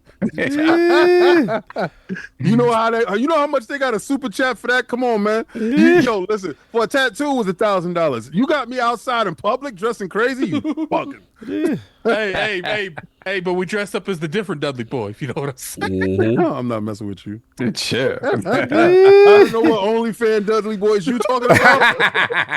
How you doing? Oh, let me see. Hold on. Wait, I got lost here for a second. Okay, then we got Matt, $2 super chat. Sav, Andrew J, let's go Padres. Yeah, Yeah, yo. that's probably definitely winning. Like it's 39% of the vote right now. Really? I told you that. Andrew told you you hit different. Pause. That's crazy. I have to brush up on my Andrew Tate misogyny here. Jesus. Great. That's it. We're People caught are up. gonna clip the hell out of that That podcast. is crazy right there. No doubt, no doubt. So we got the next joint up. You're supposed to get a guest, but I don't know what happened to him. Supposed to get some bars off, but hopefully he'll appear soon. So I'll do your topic. But yeah, man, so you are up. And you be Okay, no, actually, no. I'm sorry. I That's right, apologize. yeah. I apologize. Yeah, All of you are not up. I apologize. King, you are up. It is your topic, sir. And yeah, Call of Duty Black Ops 6. Shout out to Cobra posted this up with the day one in Game Pass. Do we have that trailer? Yeah, trailer We got is that there. trailer? Oh, I mean, I got to send it to Attic. I didn't know you wanted us to show it, but Yeah, I definitely want to see that All right. trailer. Yo, King, what? I'm putting something in the chat. Look at this. Okay, Yeah, hold on. Attic, I just sent you a link. Yeah. Attic, did you put baseball furry? Furry is much different than a fury. Oh my God! What did Attic put in there? Let me Oh see. my God! Hold Don't play Dragon Ball Spartan Zero on PlayStation 4. Wait, what? What's going on over here? Let's check. Hey, Hey, yo, what's that? That's wild. He He burnt said, his own "Don't do it TV. over there." What are y'all crazy. looking at? Look He at put it Attic in put the in the chat. Somebody, yo, they whole PlayStation is burnt up or something. I Yeah, he don't know said, if it's Yeah. That don't look Nah, true. That nah, could be. nah. Yeah, that looking for it fraudulent. could be fake, but it's Yeah. crazy. You trying to say the game did that to his whole. These days it don't surprise me though. I'll show the chat though. "That's Yeah. hilarious." All right, so Attic put script. Yeah, that. But also share what I sent you in reference to what King was Yeah. talking about. He wanted to see that. Hey, link. we got to set this up. We got to set this up properly. Mm-hmm. Yeah, Addict, share that, please. the quote. Come on. Yeah, that's They wild. said don't play Sparklet Zero on your PlayStation 4. Stupid. Excuse me. Listen, PS4 is the sounding like That's jet. the link Is right that, there. is There that we go. There you go. It's PS4 playing. sounding like a jet engine anyway. All right, here we go, y'all. Here we go. Game Pass. Let's get it. Yeah. Yo, so I was told that we can't talk about this in Game Pass. Available October 25th. Home run style. Game Pass is outside. Y'all see that? It looks dope. Oh, man. Zombies and everything. Good luck. Have fun. Good luck. Have fun. Coming straight for the mustard hat himself. All right. Yeah, King. So it look like there's a marketing, huh? So I heard Xbox don't market, and I heard they had the biggest, best, brightest this year, and they wasn't able to market it because the language in the contract prevented them from talking. And my man Phil Dominus Maximus Aurelius Spencer said, "I'm gonna do what I want to. Meat on the table season. Good luck, have fun." If you ain't got Game Pass, you not first, you last. Let's get it. So if you ain't got your bucks up, you know what they say? Up. Let's go. Xbox, we outside, y'all. And they're gonna tell me, one dude gonna tell me on Twitter, "Yo, why you gonna rent the Game King when you can buy the Game King?" I said, "Tell me the difference when I run down on you. Is it a rented bullet or is it a Game Pass bullet?" Let's go. What bullet put you to sleep? Game Pass bullet. Was it a retail bullet or was it a Game Pass bullet? I'm putting you to sleep with whatever bullets I got in my chamber. So this is how you galvanize the public. This is how you get everybody on your side. This is how Xbox is supposed to market. I gave that joint that Tokyo Game Show a 5. Well, I give this 120 because right now you turned up on these dudes. You did a 360, spun around and shot them in the face with a Game Pass bullet. You dudes better get down and lay down. If you don't got Game Pass right now, I don't know what you're doing. You acting up. So y'all said it wouldn't be marketed, right? Because y'all had the marketing rights. Guess who owns them? We do what we want with what we got. And now we're going to do how we want to do. So if you ain't buying, you dying. This is it. Good luck, have fun. I love the good luck, have fun stuff because I'm running with hashtag good luck, have fun. So October 25th, do y'all like the marketing? Did y'all like it? Because I loved it. Lord Attic, you are up. Marketing is here. Shout out to Clover putting it up. You got the Xbox account with the in-game pass. So your thoughts, sir? I mean, It's Call of Duty. It is good that they are marketing this to this degree. I'm kind of curious if they're gonna like do this more often up to it, or is this like the one and done kind of thing? Uh, it's good, man. It's good. Like I'm not myself. Like I don't care about Call of Duty that degree. I did enjoy this Call of Duty more than the previous Call of Duties, but that's not really saying much because I didn't enjoy the previous Call of Duties in years. One thing I will say is it's really good that even if it's on the YouTube channel, it's really good that they're able to post this and show that. I mean, how many the Twitter account from Xbox has how many followers? Let me see. Twitter account or the YouTube? What you mean? The Twitter account has 24 million followers. 24 million. Yeah, that's big. So the fact that they're able to show 24 million people that's going on, I think it's on the YouTube channel too. The Xbox thing. I'm not going to say something because I know that's Cog's bars. I know for a fact it's Cog's bars, so I'm going to leave Cog for his bars. But it's a good move, man. The thing is, I will say is this better generate some results. Because it's hard to tell what the results are if it doesn't generate the results. Like, I feel you. No doubt, Saab, your thoughts. We've got the You're welcome, Cog. I appreciate you. Thank you. We got the Call of Duty, the Black Ops 6 marketing, Game Pass logos everywhere. Yeah, it's about time. It's about time. It's crazy how you just can't run with the thing that you own because of reasons. But it's funny. I was looking at this GamerRanks article, and it mentioned specifically that the original rumor that they couldn't run with the marketing kind of originated on our show. Yes. Yeah, a while back when Paris was on. I don't know that I was on I may know of another person that was also part of that. yeah, exactly. Paris is on, and specifically LordCognito. Some other guy. So yeah, obviously that has been debunked. Although it is kind of interesting that they wait this long to do it. I mean, look, it's COD. COD's going to sell no matter what. It's just going to sell. Doesn't matter. But I think the Game Pass thing is important because, to Addict's point, it's going to be very interesting to see how that moves the Game Pass needle, having this game in Game Pass. Yes. Obviously, past couple, for basically the entire last generation, you have the marketing rights with PlayStation. Many who play Call of Duty see it as a PlayStation game. It's just no other way to do it. And PlayStation has always done a good job of making sure that things come off like it's a solely PlayStation game. So I think it behooves Xbox to do the same specifically, although it's a little bit different, right? Because the game's going to every platform, right? Right. But they do have to bring up to the surface the fact that it is in Game Pass day one.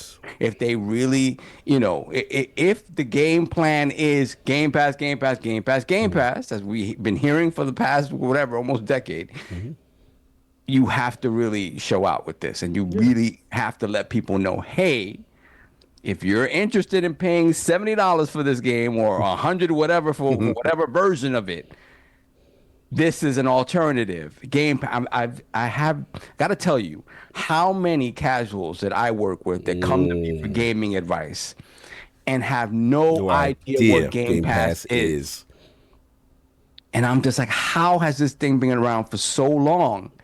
This is the thing that was supposed to bring in the casual, right? In addition to exciting the hardcore.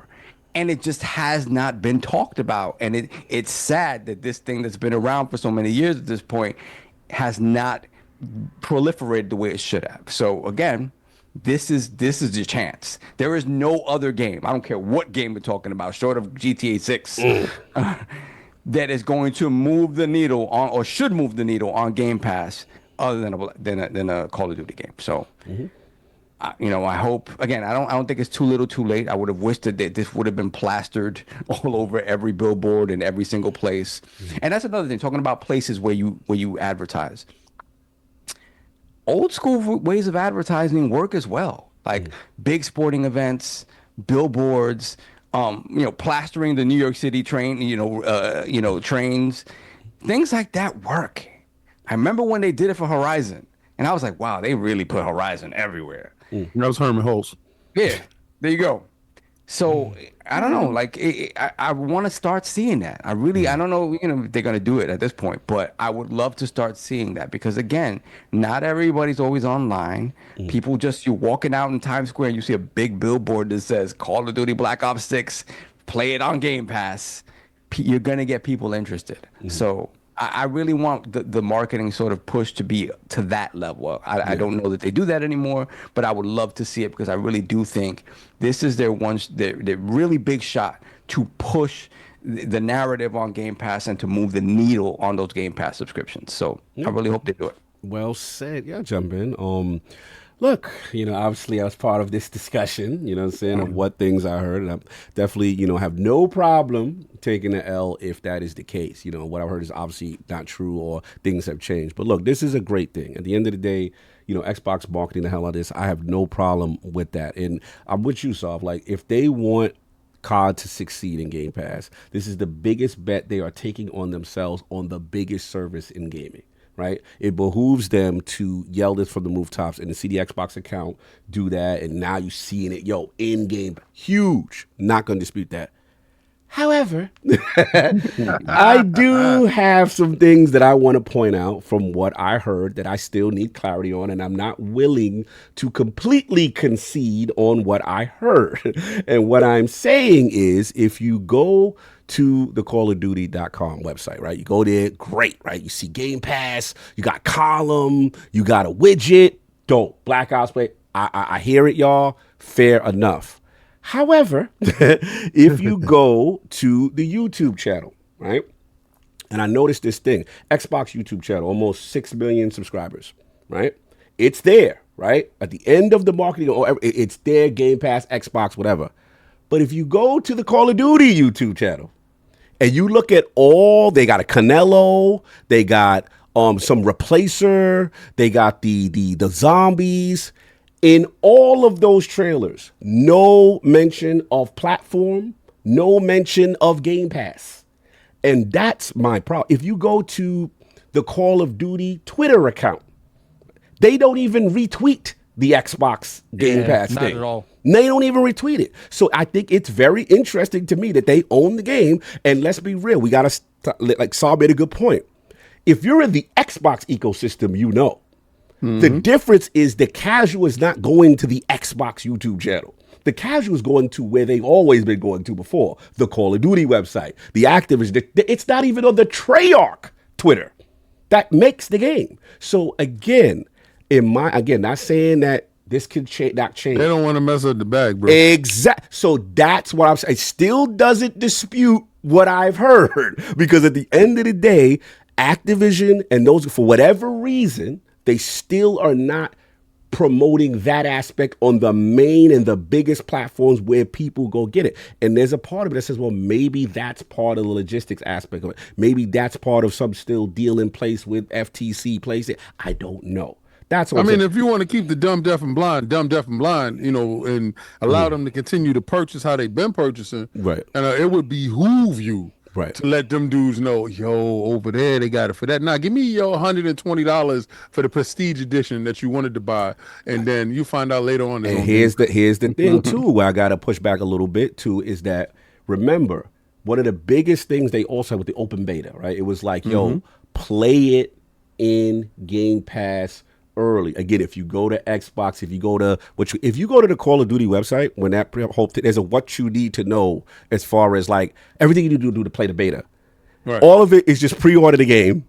None of it is Game Pass, Ultimate, which is where you can do it. So again, it is interesting to me that the main sources of knowledge on Call of Duty and the company themselves don't have it there. So that's why there's a part of me that still think there's something there that they. I think is the marketing. The CFO is like, don't mess up my bag. Yeah. Part of me feels like Activision just wants to do that, and it seems like they buy these companies and just walk away. Oh, you want Doom on multiplayer? Okay, it's multiplayer. And part of me feels like Activision doesn't want to market it on Game Pass.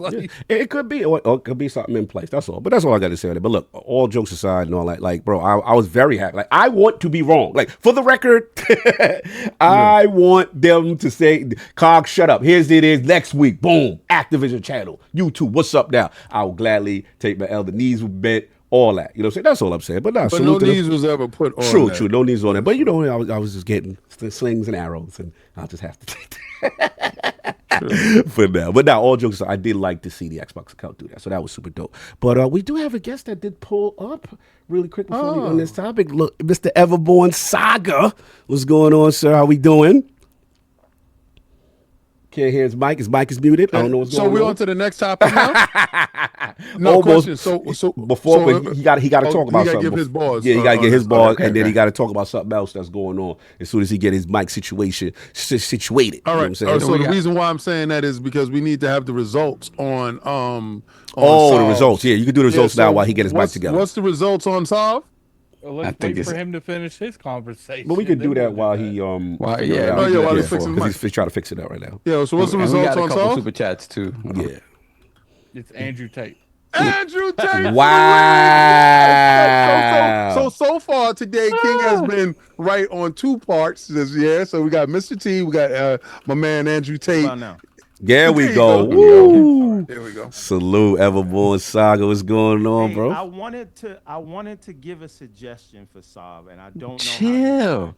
Turn your mic up a little bit. Turn your mic. You sound low. Turn your mic up a little. Cool. Hold on. Oh no. Going on? Yeah. How we doing? Yeah. There we go. So There we go. how did nobody come up with I'll Be Sure for Saab? Too late. It's too late. I don't know, like, Especially now with with I'll be like Nah. I'll be sure. Nah, we not trying to do I'll Be Sure. Night and day. Well, after we found out with the baby or what's going on, we ain't putting my man in that spot. Man, I need that night and day song. Yeah, we don't. I'll Nah. be sure up in the hospital, man. It's not good, Nah, yo, if you read the book, then you know you don't want him to be I'll Be Sure. If you read the book. Nah, we good. Listen, wait a minute, but I wasn't even done yet. I think Mayor Adams or indicted Adams is good for COD. Y'all hilarious. It is funny. What about Mac and Blaine? Yo. COD for Attic and King. Nah, we already got who we going. So he, Come out here and change it up. why don't the Gaming Circle do they thing, right? We gonna let the Gaming Circle get The Gaming Circle joint? do Ren and Stimpy and all that other stuff. But like Mac and Blame Predator, like Yeah. This is what I'm saying. That's kind of fire. Too late already. Attic is Mr. T. Nipples out. We're doing mine next, and you don't have a vote. You ain't doing it. And I don't want you to taint the pool. Because you're out here pool tainting. Pool tainting. Oh, man. What else we got, son? We doing it for? What we doing? Oh, that's okay. So, Before wait. Everyone's here. Sorry. Apologies. Okay. Before we do all that. Y'all can do that. I'm here as long as y'all got me. I'm gonna read these 3 it's like 3 super chats we got. Okay. Or four. We got Golden Arms PR, $5 super chat. The COD Gamepass vid is only on the Xbox YouTube and Twitter, but not the official COD channel or the COD Twitter. Don't come for me unless I send you. I heard that. Then we got Richie Torres MMA, $5 super chat. Very specific. Imagine COD marketing in baseball postseason games when you have your main demographics attention. That is what I'm saying. That's what I'm saying. Yeah, that's crazy. You know what I'm saying? Then we got Hargeet Chani, $10 super chat. Marketing thing is about Xbox versus Activision. Xbox has and continues to market COD, Xbox, and Game Pass. Yes. Activision isn't. Yes. Wish it was both, but they aren't doing that. Yep. Xbox marketing has been better this year, and it's just, Yeah. I think to Addict's point, Activision wants to be able to just sell this game, and they honestly, the leadership and within Activision proper is probably hoping the Game Pass thing fails. We need to get rid of the rest of the bad actors that's over there. Yeah, we already got rid of Pete Hines. I want to find out who's over there. We already got rid of one bad actor. You got Activision. You got Activision. respectful to the GOAT. We got a good thing going, man. Like why we gotta rock the boat? Like, I mean, they do need it to sell, and they do need it to sell. If y'all did have a good thing going, y'all wouldn't be where y'all at now. But here's the thing. We can't agree that what's good for Xbox is not necessarily what's good for Activision. this shit. Well, what was good for Activision, they should have had their stuff together. They wouldn't be here. Now sit down and shut up before you go where P. Hans went. Savagery.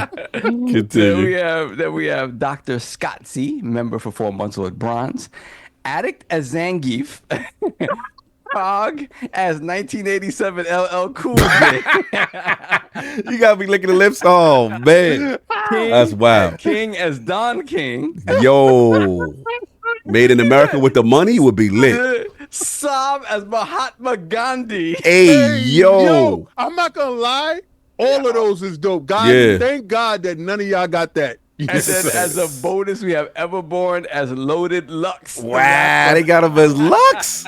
Yo, for real. What was Loaded Lux? You gonna get this work. You gonna get this work. You gonna get this work. Facts. All right, no, that's Everborn, man. He pulled up in King as wait a minute, King as Don King and Cog as 80s. It does work. 80s cool J. 80s cool. I can get the K gold. That would be lit. Yeah, all right. I'm just saying. Cog, you could do a Tyson. That's all I'm saying. Yeah, guys. 8087 LL is crazy. Yeah, I can do that. I can do that. So my Everborn, man. Shoulda, coulda, woulda. He said, too late, voted. But what's going on, man? Good to see you as well. We got things, projects cooking, and we should be seeing you soon for some event and stuff. So what's happening? Do King's next, though? Yeah, mine's is next right after we do what Everborn is talking about. So right Everborn, now. what's going on, man? I'm gonna tell you what's going on. We have less than 48 hours for this right here. All right, let me put that on the screen. Right, Hold on. Let's Put it, see there you that. go. There we go. Let's see that. This is the custom packaging everybody's gonna be getting. You low again. You got to turn your mic up, though, because He's blocking his mic. Yeah. Okay. How we doing? Yeah, there you go. They got to hear you. Yeah. So I think Zoom is doing something with the Auto noise volume. suppression. Yeah. I tried to turn it off, but I don't know what's going on. good But now. listen, okay, cool. This right here is in Kickstarter right now, right?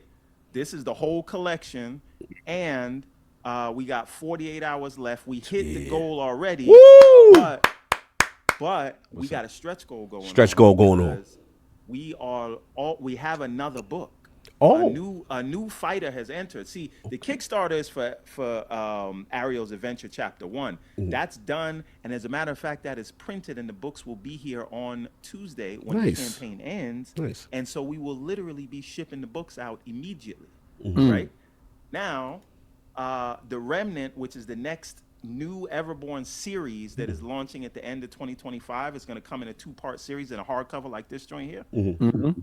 Part 1 is already done, so anyone that has backed the campaign, if we hit this stretch goal, will get part 1 for free. We're gonna do a print run, and you don't have to do anything. It's just gonna come. So Bethesda need to learn from you. Ooh, excuse me. So yeah, the Remnant is the new series we're launching next year, and I'm giving all the backers here early access to it if we hit that goal, because that goal is literally just to do a limited print run for that, because it's really supposed to be released as in 2 parts as a hardcover. But since part 1 is done, I don't want to hold it back from people that support it. So that's what we set up for the stretch goal. But this is it, last chance. Last chance. We have 2 variant covers for Ariel's Adventure Chapter 2 that is also only being printed as a part of this campaign. Right, so we're only printing 50 of them. So after this is gone, and they will definitely be gone if not from this campaign, from Comic-Con in 2 weeks. This is the last chance you're gonna be able to get it. So check it out. You can do an add-on for the variant covers, which I don't know if it's possible for me to share my screen. Yes, you can. I can show that real quick. Yeah, share that screen, baby. Share that screen. And blast your mic, because they all over your mic. They are like, what is going on? They said you got the team move mic. They said you got the team move mic. I got the same mic as you guys. Yeah, but they said that you got the team move version. Oh man. All right, hold on. Let me get this real quick. Okay. Yeah, take care of that. All right, so share screen should be option for you to share it. There we go. All right, so let me share this screen somewhere. Hitting that link in the chat, y'all, while Everborn is doing that. No doubt. Hoggy said he sound good now. Nice. Salute to y'all supporting. Hitting. There we go. I see the screen sharing. All right. There cool, we go. Cool. Yeah. So now, let's get it. Now that we sharing that, we're gonna go here, and then we're gonna go here, and then we're gonna go here. Let's play that. All right. Boom. So. Yeah. See what we working. Boom. See what This is the variant cover. You will never get this again. There's only 50 of these being printed. Now, you guys may know Pixelbit G from the community. Yes, absolutely. He made the cover here because he supported one of the top tiers, like the Everborn or the Immortal tier. So he made this variant cover. Who your man holding the thing up there? Like your man's up there holding the thing. Yeah. Oh, listen, this is another person who in the middle here, this is Can Mari. You may know him from the community. He also was a backer of the Everborn tier in the previous campaign. That's fine. So like we didn't just make them walk-ons, like they got actual powers here, which I will show you in a minute. Sick. This is the other joint. Okay. I'm feeling very, you know what I'm saying? What's your man from Thor with the joint? You know what I'm saying? Yeah. Milner. I'm getting a lot of Milner energy. So this is the thing. These covers, they're not. This is why I'm just stressing. Your man at the top they will not be printed again. So this is the main cover, which is dope. Nah, but that other joint, that limited is lit. What we got? So the link for the limit. That's what I want. All right. So hold on, but hold on. Give me a little, backstory. Throw back that other one. And your man up top, though, go back to the one you just showed, the other limited one. Yeah, your man up top is mad dominant, bro. What's going on? He got all the energy. Okay, so check this out. If you know about Prince of Arcadia, right? That's following this guy here, Baltimore Blackwind. He is the Prince of Arcadia. But the Ariel's Adventure series takes place about 20 years later. Okay. And so now he's an older man living in hiding in the woods, trying to keep Ariel safe, right? Because he's been training them up for something that's about to happen. Now, if you see this dude here, whoa, my bad. The dude from the cover, he is a wind whisperer. Okay. And that's him right here. So if you read Prince of Arcadia, you would know, if I could get my light right, that's this dude here. So he's showing up 20 years later because he found out where Baltimore has been in hiding. And there's an ambush in the village where Baltimore has been in hiding with Ariel. Okay. And now they gotta, and this is the other thing. This is, somebody said spoilers, my bad. Yeah. It's not I'm trying to act ignorant. I'm trying to act ignorant. So we gotta act, like we don't know. But go ahead. But yeah, it's like the main players, this is why this issue is so dope, or this chapter is so dope. All the main players are separated. So Baltimore is dealing with his issue from the past. Riley and Ariel, they're dealing with Pixel's character and Can Mari's character, who are there for something which I will not tell you. Yes. And then Rhaegal, who leads the village, he's trying to keep everybody safe. Meanwhile, getting everything together. So Ariel and Ragnar and Riley got to put aside their differences, because if you read the first one, you know they got beef. Yes, sir. Just because the village is under attack, and that's how this thing takes place. Without me giving away too much more. Because K. Asante is on you. He's an Everborn spoiling his own story. Why am I not surprised?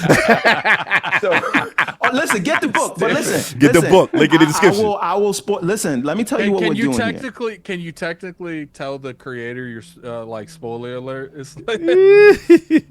It's true. Attic is right. Yep. But check this out.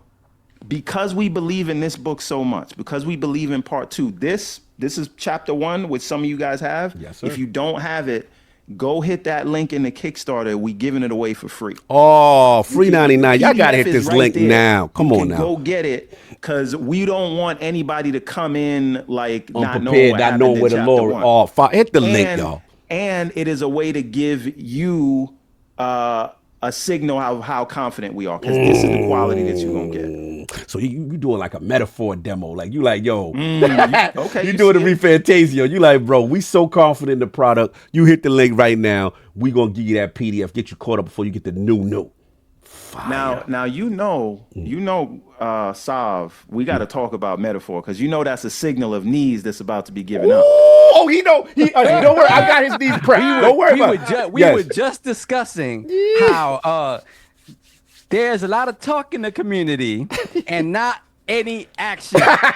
He said people ain't gonna buy. So I firmly believe Xbox, beyond Xbox engagement with metaphor, sales will be a deciding factor on when, because I'm not saying it's not happening, when. You said it wasn't happening, though, but now you're not saying it's not happening. You said day and day. You said day and day. I said day and day. Okay. The D-list one. I will say I don't own a pair of soft knees, but I'm not confident enough to try to get a pair of soft knees right now. So real quick before you head out, Everborn, what's this video playing? Get educated. Oh, this is because we believe in the product. We put a whole animation together. Oh, that's fire. So Everborn, so you said before that there was going to be some stuff available like live when you're at Comic-Con. Am I getting my stuff shipped or can I just pick my stuff because up? I heard you going to be at New York Comic-Con. Right now, I saw some stuff and I need to get this pledge done, so I just called for my wallet. So I just yelled out, "Hammer!" and it's showing up because I can't let this go by. But I know when I do see you, the stuff that I do receive is something totally different. But I need to make sure that I back this. Thank you, T. Hammer. So this is the thing. Any books will be available to be picked up and signed. Nice. At Comic-Con. So as soon as Tuesday comes, when the campaign is over, Tuesday at 2 p.m. Okay. Right. A survey is going out to everybody that backed the campaign. Yes. It's going to say, okay, do you want your stuff shipped to you or will you be at Comic-Con to come pick it up? And then we'll get it there.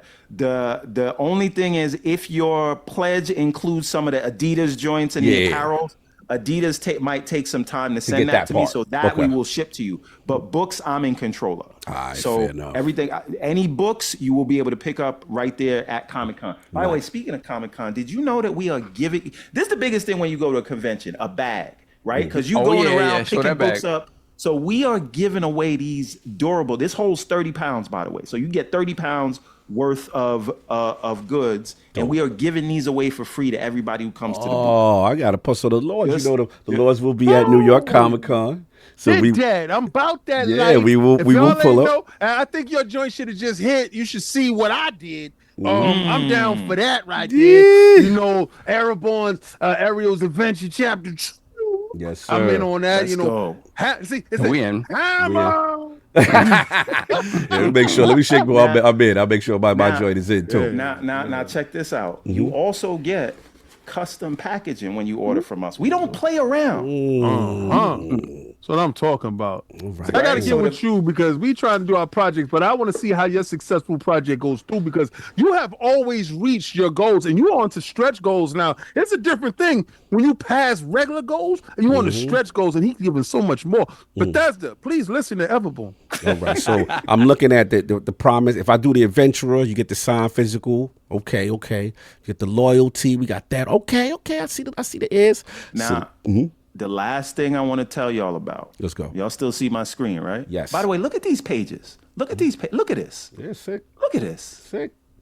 I'm sometimes embarrassed about how good this is. Like, shout out to Mike Banting, who does the lines, and Albert De La Cruz, who does the colors, because he put his foot in it. Right? You might get toenails in your box when you get the book. But listen, Talk to him. Check this out. When I say you can be a character in the Everborn universe, I am not joking. This right here is Pixelbit G. We don't just say you are extra. You're not like an NPC in a Starfield DLC. You have significant impact here on the story. Oh, right? That's fine. So the thing is, these tiers are limited. We only have one Everborn tier left, right? So now Hargeet backed one of them, and then somebody else backed one. Salute. So they're getting their own covers. I ain't got $1,000, but God bless. but then you got the Everborn tier, which takes you below that, which you'll still get the same treatment. You'll get the character, you just won't get that one-of-one cover. Gotcha. Why don't we get the friends and family tier? Listen, let's talk Why, about it. why brothers always try to get the hookup or other brothers? Listen, Let's man. support that man and stop trying to get the hookup. Listen, I supported as much as I could, bro. Listen, we appreciate it. Check this out. Now, see, this is the thing. What I would like to get to one day, if we do enough of these campaigns and enough people back these Everborn tiers, that we got members of the community that are characters in the universe, and then we do a tournament arc. Oh, so you gonna have members that play games and stuff, though? Oh, you got to, of course. So Gamer MD is already a character. He's about to show up in the Redlands chapter 2. Pixelbit G here is here. Cam Mari is here. Hargeet is about to be there. Oh, Hargeet gonna be the fuck. These things are very limited, and because we have to have a character that we was gonna do already, and then we'll give that character your likeness, right? So the Everborn tier is how I could get in. That's that one. The Everborn tier is how you could get in, and you could do it as a gift. Let's say you want somebody to be in the book, because check this out. You see this? Oh, you know who that is? That's homegirl. That's Lady Everborn. Oh, yes, that is. Oh, yes. So the remnant, since we had that character, Alice Ravenwood, this was a gift that I gave to her. I said, "You're gonna be the star in that book that I'm writing." So fire. That's what's up. That's what's up. Now, that's what's up. This is the thing that I was telling you earlier. If we hit this stretch goal, everyone is gonna get this book for free, and it's 60-something pages. Right? Because it's not releasing to the end of 2025, but that's gonna be with part 1 and part 2. We're already into part 2, but part 1's done. So I just want to give that to everybody just for the support or whatever. And really, we just raised it so that we could do a single print run of that. So anyway, thank you to the Lords. Thank you to the amazing communities you guys have built. Thank you for having me. Listen, every Kickstarter we did, we launched it on this show right here, right? Blessings, so you guys have always looked out, and I will always appreciate you guys and never forget you guys for that, because you guys actually look out for the community, whereas a lot of people don't really do that. Thank you. That means a lot, because I've been real. Me and King been real sensitive lately about that, and we feel like we try to especially we see talent, and that's undeniable, and passion like you have it. We feel like we try our best to support and help the community, and for you to say that really means a lot, because we've had some negative experiences with certain other individuals. You guys being the sensitive ones, and you're the ones that's liked. Yeah. Right. But just see your passion, to see you get the goals, and like King said, like you're hitting your goals. You know what I'm saying? And it's so dope to see it, to see you have a book. And you know what I like? Proof of concept. You're so confident in your product and showing people, look, here's transparency here. You want to see you're going to get the PDF. You don't believe it? I'm going to give you this hands-on and then let you see where we are, where we're going to. And that's one thing I could always respect. Brother, it's going to be super lit. Go ahead. When we come up there, we're going to need that goodie bag when we leave. Your Of course. You already know. Go ahead. And you want to talk about confidence. This is something that I make sure we do for every campaign. I pay for these things out of my pocket, and then I do the campaigns really for the print run and other little things. But when you back a Everborn campaign, because we don't want anybody to be waiting too long, or we don't want any of that, we do the books first out of pockets, and then we come to the people to kind of launch it here.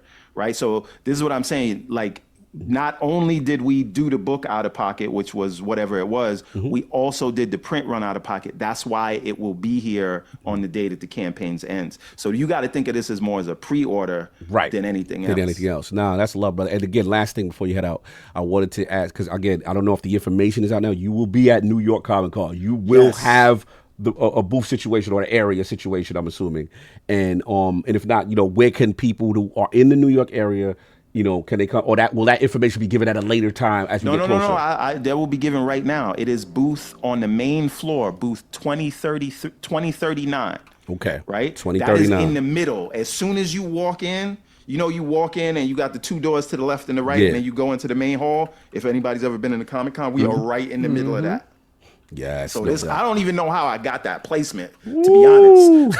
Right? Yep. But we in there right in the middle of everything. Not Artist Alley. The last time we was there, it was Artist Alley. We are on the main floor in the middle of everything.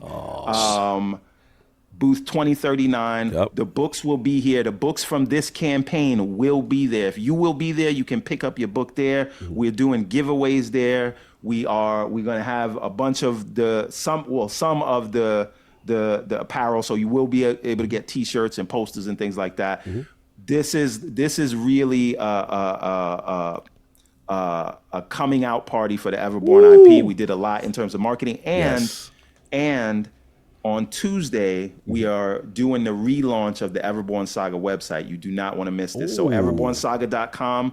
Go there on Tuesday. The moment the campaign ends, that's when the new site goes live. Nice. It's gonna have a bunch of new, like we're doing basically a fall clothing line, which is all going to be there. Again, all the people who make the clothes and stuff for it's all like name brands that you know, with our designs on it, and you'll be able to order all of this stuff right there. So Tuesday, go to everbornsaga.com. On October 17th through the 20th, we will be at New York Comic Con, booth 2039, and you can pick up your pledge right there because, again, the books are done. And thank you so much, everybody that backed the campaign. Salute. Much love, Everborn. Again, Addict King, Solve with Ramp. The Lords will be in the realm, and maybe we have something special pulling up. You know what I'm saying? We're Everborn. So if you're in the area, go check that out. And if not, you still will be able to get that on our content. Everborn, brother, enjoy your Sunday. Much love, brother. Always good to see you so and much. see you doing your thing, bro. Much love. I want you to be bigger than Black Sands, bro.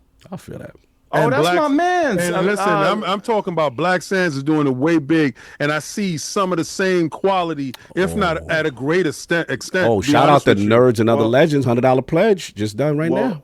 Thank you so much. Listen, Manuel Godoy. He is the dude that mentored me when I first got into this thing in 2017, believe it or not. Like we've done a little bit of work together as well.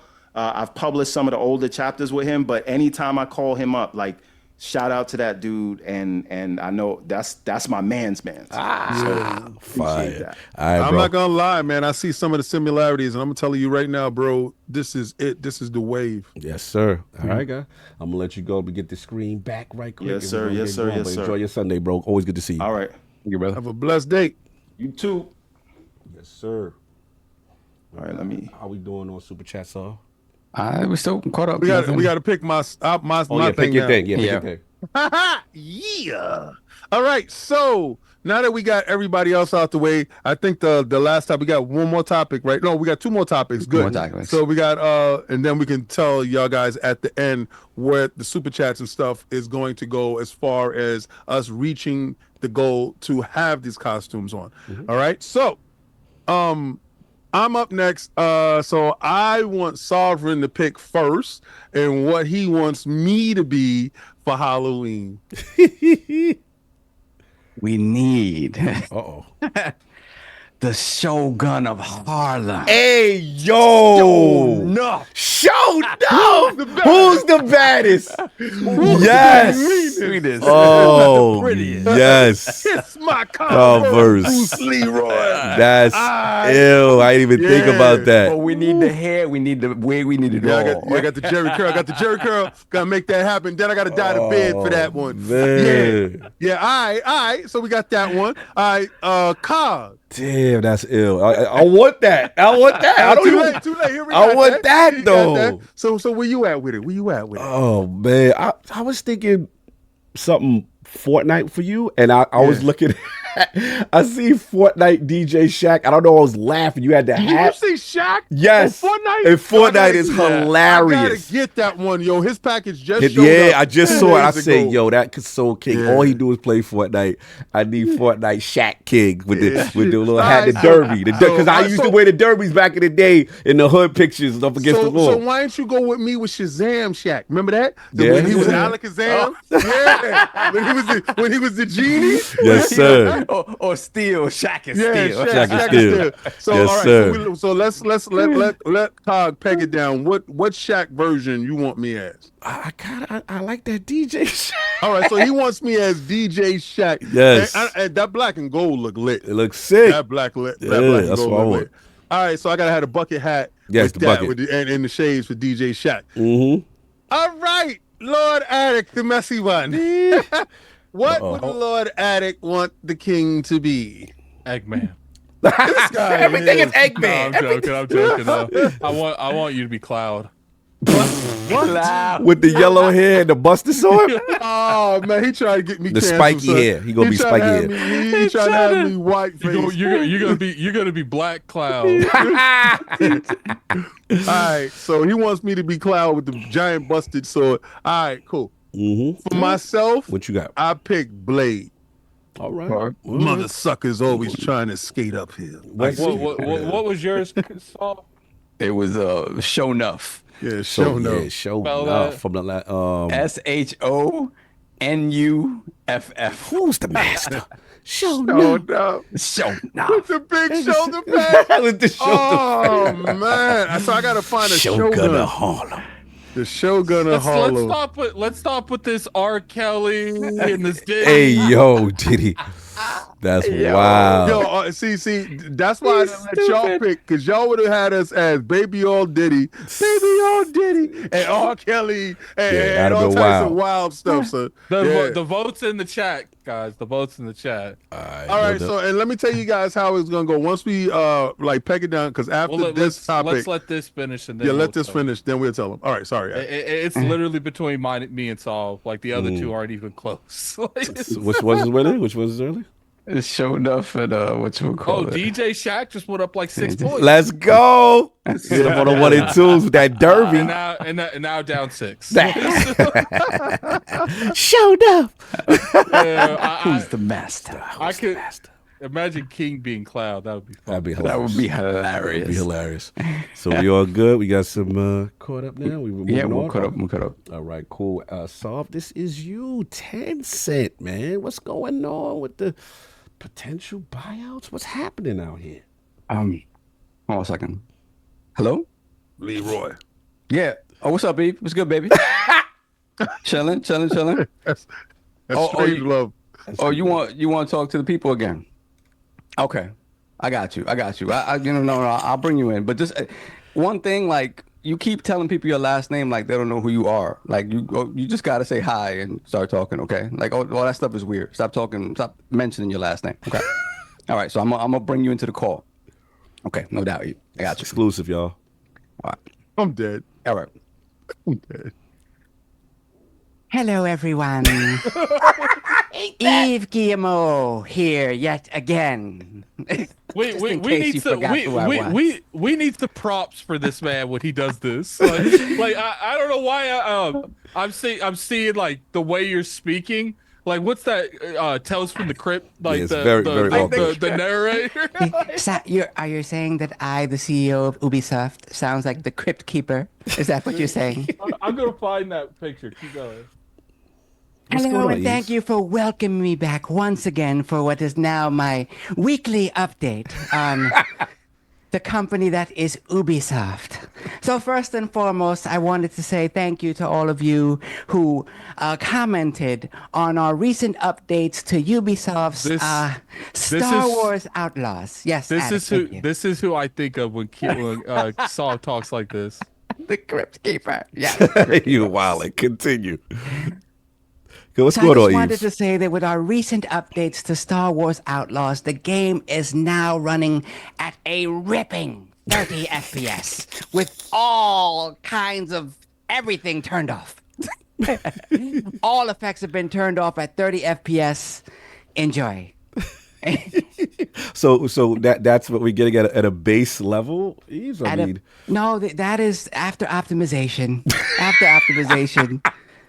So please look forward to our continued updates to our game, and I'll say more about it later on. Okay, because a lot of people had issues with the AI and about the faction system that not really factioning. We are working on it.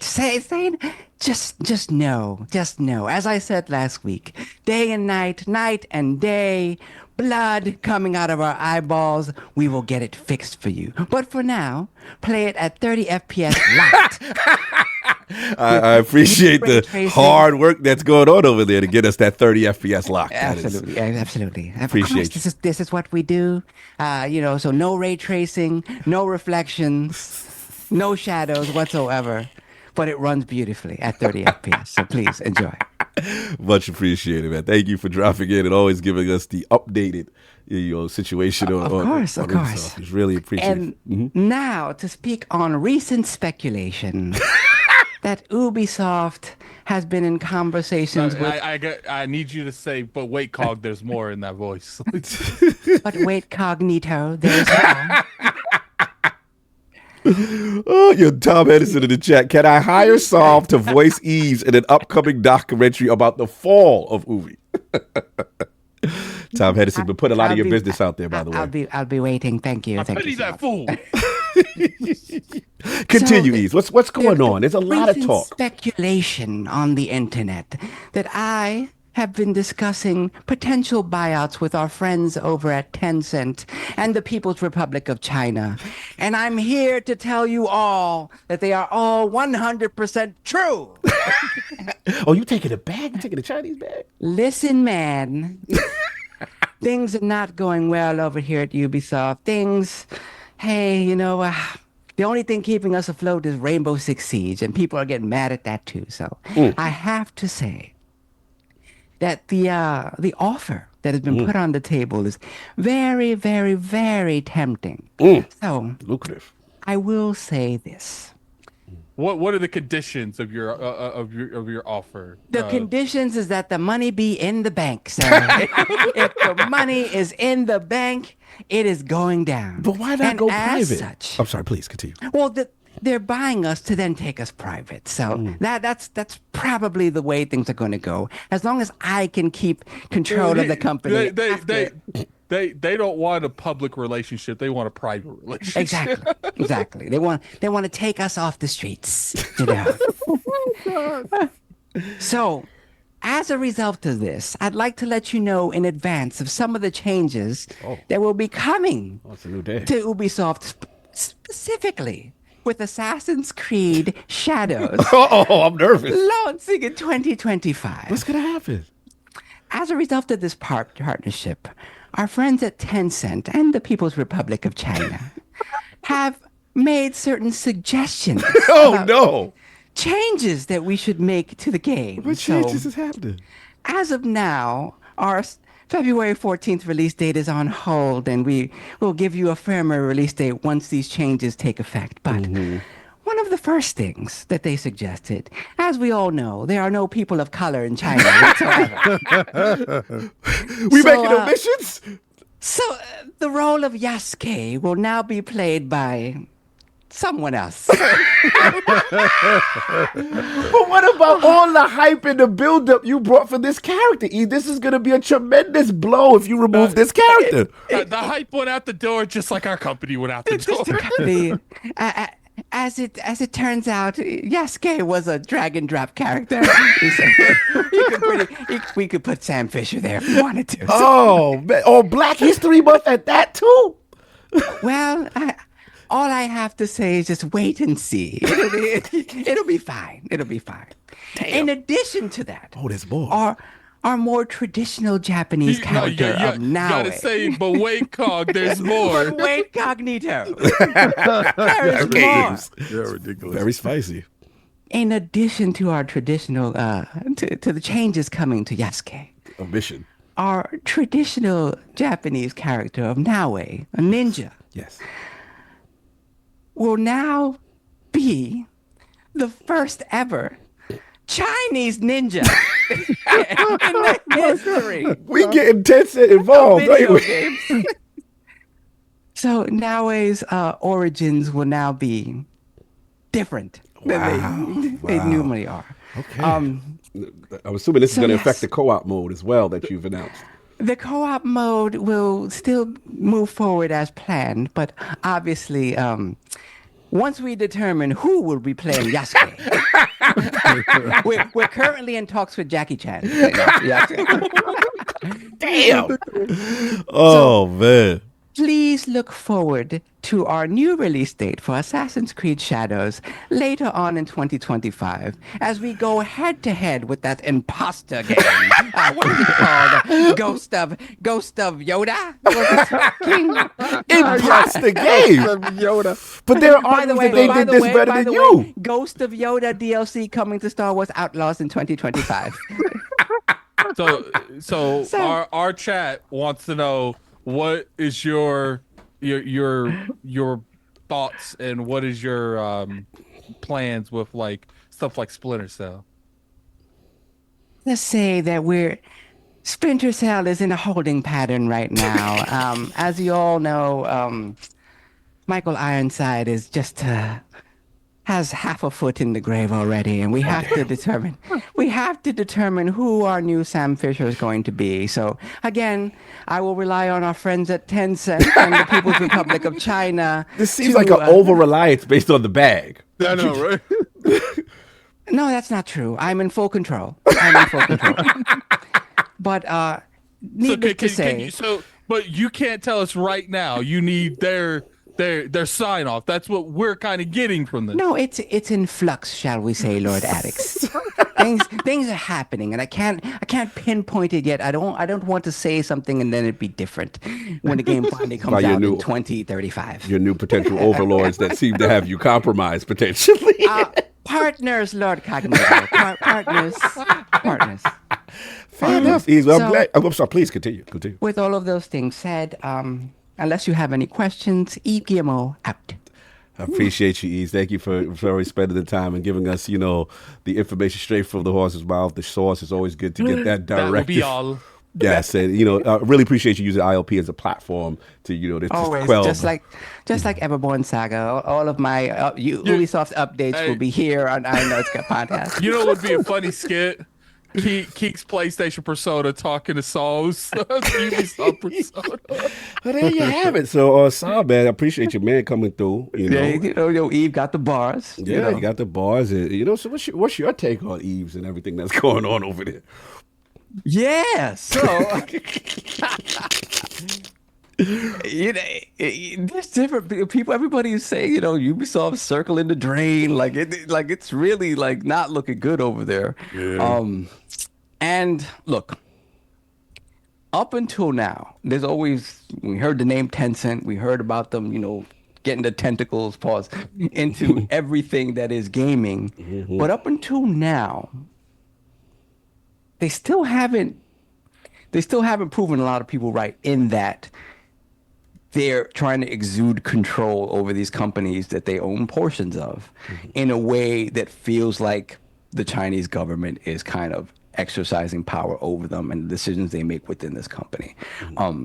And in most cases, they've been able to help companies that have been struggling and kind of up until now, like I said, kind of been hands off and like, here's the money, fix what you got to fix, do what you got to do. We'll get a piece of that pie, but we're not interfering. Mm-hmm. If that is the case, I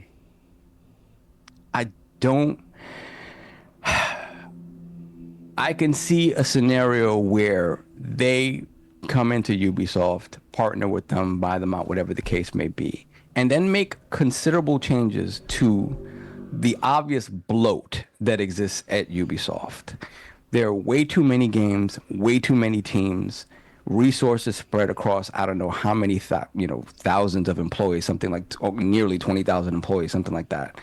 And the fact of the matter is that post-COVID, they cannot be the Ubisoft that they were before.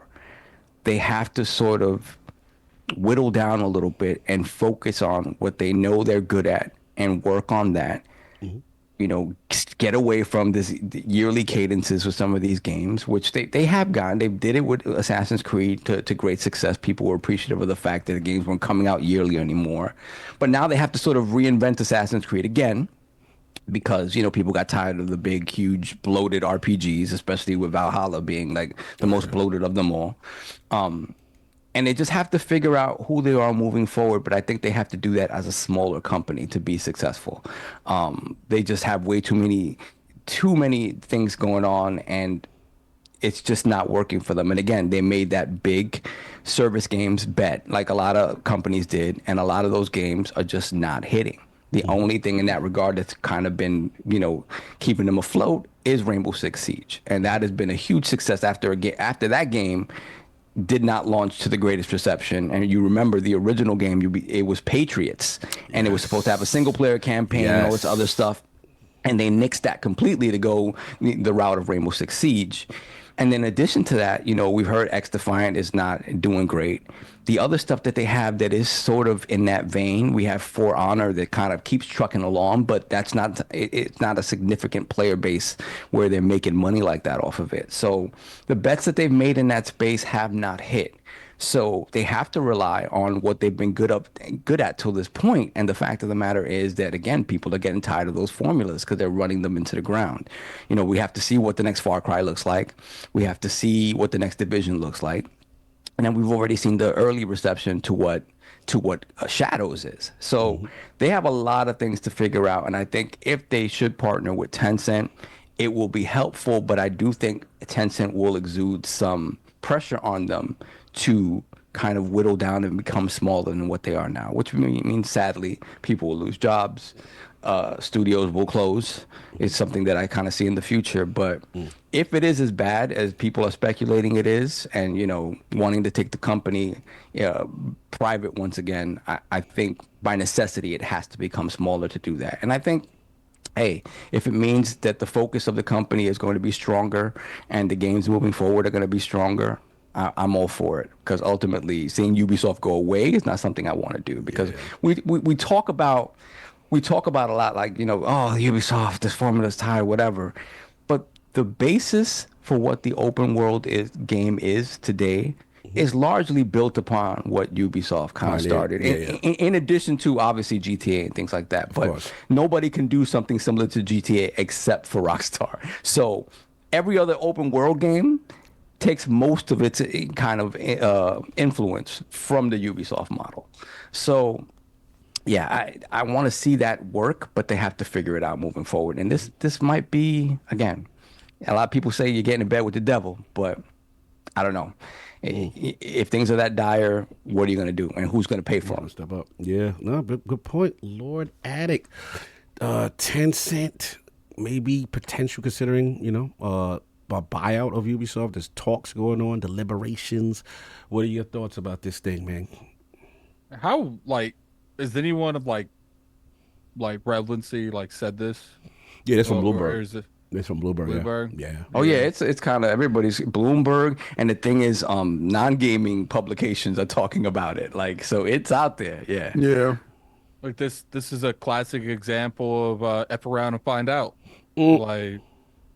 For a long time they haven't taken criticism very well, and I would say too, they invested too much into games as a service, and in the industry itself is pushing back against games as a service. Unless you're an Apex Legends or a Fortnite, you're not surviving as a games as a service anymore. So it's just there was only Ubisoft for a long time didn't do sales in terms of money. They did sales in terms of people's times, because of Rainbow Six Siege engagement. They went after engagement. For Honor, defining whatever that's called, Definity X or whatever it's called. What's that thing called that you were saying? Which one? The Call of Duty thing, Saul? Was Defiance, and then what was the other one? X Defiance, Defiance. For Honor, and then Siege. How many games did they shut down? Didn't they shut down they shut down a mobile game or something like that?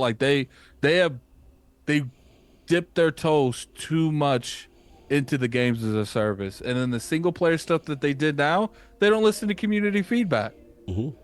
So it's just what did you expect? This is one of those times where Cog says it with the AI thing. If you won't listen to your community will thrash you. They'll make their choice. Like I said last week, I tell people all the time, if you stand by something, stand your ground. And like I said last week, you guys did. Unfortunately, you guys stood your ground to the bankrupt of a company almost, it looks like. But at the end of the day, like, companies got to learn. You know, if Ubisoft goes down, which I hope they don't, you know, regardless, I would prefer them not to sell. But if they did, it is what it is. You know, it's like what we said about Bethesda. Bethesda was about to shut down multiple studios. We don't know what the consequences to them not selling if they don't sell are. I would prefer them not to sell. But at the end of the day, if that's the only way to keep the lights on, that's the only way to keep the lights on, because I would say the Star Wars thing has cost them a lot of money. And it doesn't look like Assassin's Creed Shadow's going to make it back. And that's usually the Assassin's Creed franchise is usually there. Even if everything flops, we made so much money off Assassin's Creed, we good. But that's not the case this year. Mirage, I don't think sold that well last year. So it's just like, look, like, what did you expect? You invested all this money, and it's like Christopher Hart said, Immortal Phoenix Rising, fantastic game. Really enjoyed the first one. They canceled the second one, but they kept something like Outlaws up, and it's just like, I still think Ubisoft has a place, but the thing is you can't overinvest in one market and then not listen to your fans in the others. And that's what I think happened here throughout years and years. Imagine the amount of money that Ubisoft had to pay from year to year to keep all their games as a service active. Yeah, they had a big run too. I remember they were trying to do a bunch of that. King, your thoughts? One of your favorites, Ubisoft. Now the news coming out and potential buyouts, Tencent involvement, discussing the future. Well, this is where you looking at the marketplace, actually studying the markets and looking at numbers actually pays off. So I knew they were downward trending a long time ago when they had their COVID money and they were funding all of these projects. Regardless to what projects they were funding, their market cap kept reducing, right? So it didn't show, there wasn't any faith in growth in their stock market. What happens when Tencent comes in and has a significant portion of your stock portfolio, that keeps you afloat to an extent, but that also hampers you when you're in the dire straits. And I saw a lot of people like myself say, I want Microsoft to buy them. Well, you can't. If the majority shareholder's stake is another company that has the opportunity to influence purchasing, Tencent has a majority stake in a part where only ones that have a larger stake is the Gilmont family, right? So if the Gilmont family decides to sell Tencent their stake, Tencent by default has the controlling stake of the market. The reason why they want to take them private, so when that stuff does happen, that is not under scrutiny between FTC and all that other stuff. There's reasons to doing it. So that precludes Microsoft from being able to come in, or any other company. You know, I'm biased. I'm going to want the company that I like and the brand that I want to control to buy it. So I'm always going to vote for Microsoft, but they're not able to do so. So that was never on the table. Tencent purchases them, changes the scope in how we view Tencent. Tencent only really purchases pieces of companies and has controlling stake on certain companies, right? Whereas where they do sell, you have to have Tencent's input on sale. This is a little bit different. And it's scary to the point where if they do control them, what does that mean for the Chinese government? What does that mean for the company's policies going forward? How does that interact with us and our Western sensibilities? That part. It changes the company from what the company we do know. Now, we're not going to say Ubisoft doesn't give you the best of their product. No matter what product they put out, they fund and keep that product viable for the extent of the community that is backing it, i.e. Siege, i.e. Assassin's Creed. You can't say they didn't try to help you out with all the levels of Assassin's Creed, from Mirage to Jade to Shadows to everything else that they're doing right now. Assassin's Creed, for all intents and purposes, was dead after they did what was that with the group of Assassin's Creed? Unity. Unity. It was dead after that. They brought it back with Assassin's Creed Origin, and from Origin they grew new life, and they gave you Odyssey and all the other ones after that. Now, we always thought that Shadows, if they go to Japan, the one that we've been calling for years, was safe. This DIE crap kind of sunk that whole ace in a hole card, where if we're sinking, we could just throw this out as a trump card, and it was able to rejuvenate the fan base. That didn't happen that way. And then the missteps within the game forces it to be moved out, like Cog said, with a lot of the scenes that was said there, that they made bad choices. I pray. Oh, I forgot about that King Skull and Bones. I forgot that cost them a lot of money too. Yeah, because they thought Skull and Bones was going. People don't understand what makes games hot. Right, they saw Sea of Thieves and they was like, "Yo, we've been doing pirate games. We can do a pirate game." You don't understand what actually makes Sea of Thieves hot, so you felt that you can come into that space and do it. Your game was too realistic. Attic and I played the game, we streamed the game, and it was out there. It was too realistic. I don't want to be a stink pirate. Like, I really don't want to be able to smell my pirate and go gather crabs and all that. Y'all made it too serious. Y'all was too serious with it, where Sea of Thieves is fun. It's like I'm doing a slave dance. I'm having a good time. You know, it's fun. That's my best time with that. I don't care. That's my best. Y'all can cancel me off for that. It's the best times. If y'all go up, you see me and Brap doing the slave dance. It's ridiculous. It's fun as hell. That stuff is still up. The internet is the best. But again, you know, they're kind of tone deaf when it comes to things. But when they do get things right, they do get it right. My fear for the company is if they are actually sold to Tencent and they all have taken off the market, what do they do in silence? And how does that affect us as gamers in the Western world? Does it change how we view them?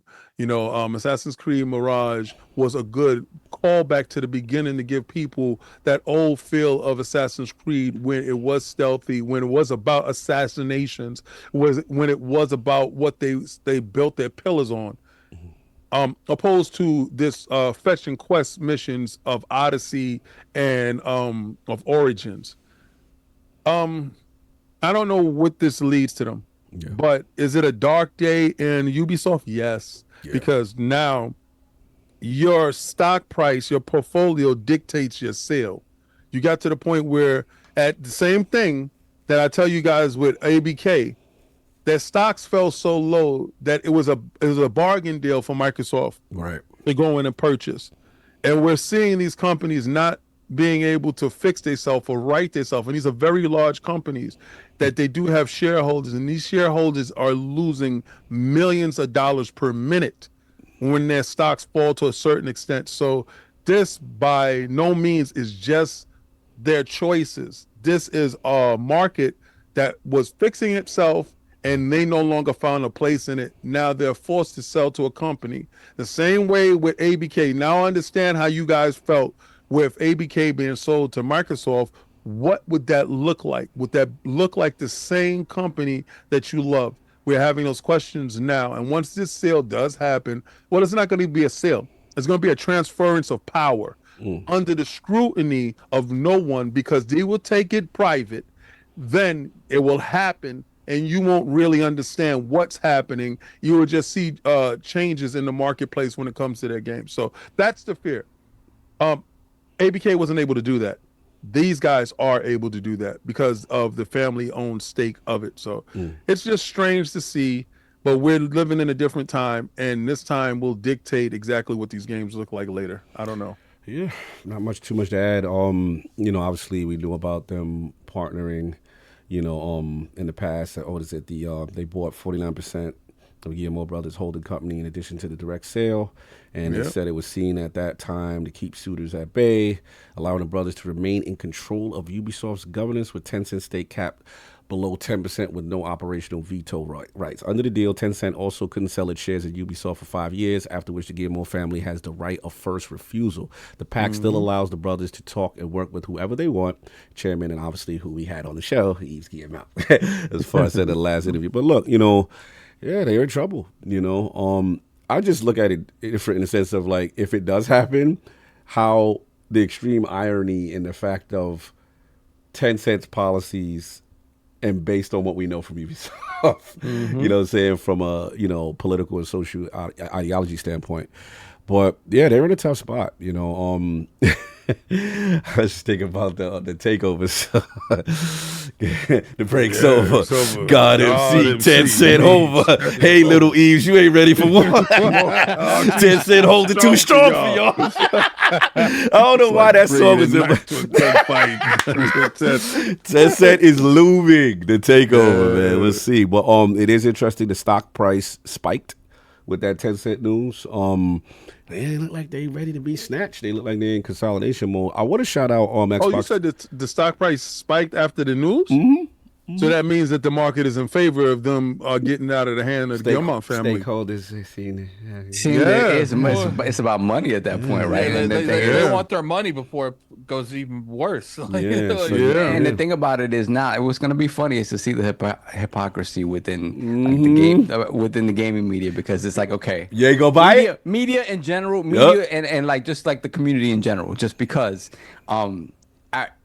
if Tencent comes in here, right, and the GMOs have to give up some form of control up at the top, one of the first things that they know they have to address is whatever the toxicity is, right? Because the GMOs, I mean, again, there's stuff that's come out that they essentially knew what their top brass was doing in terms of like abusive behavior, sexually inappropriate behavior, and basically, them saying, okay, we'll tolerate all of this as long as you keep making us money.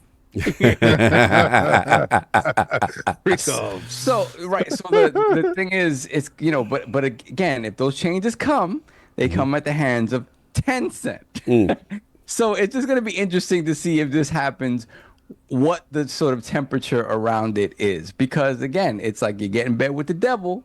But then again, the devil's going to clean house in a way that people have been wanting house to probably be cleaned to a certain extent. So, because again, they get enough bad press by this being Tencent. They don't want to have to deal with all this other stuff, that kind of this baggage that comes along with the sort of the GMO regime. So I don't know. It's just going to be interesting to see how this is kind of talked about in this space, because it's going to be.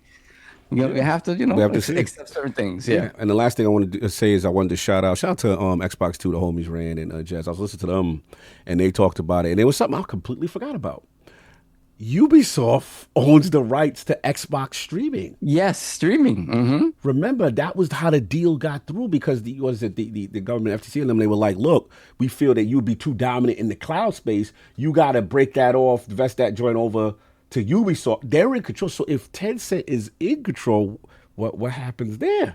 Does Xbox have to, get involved? Does Xbox want that? Does that break that relationship? Does the FTC come involved? Like, it is interesting with that part, but that is a big portion if they take control, because that was one of the main reasons as to why people were worried about Microsoft in a post ABK, post Call of Duty world, was where is they going to be at stream? They would be the dominant factor. So Ubisoft, hey, we come in.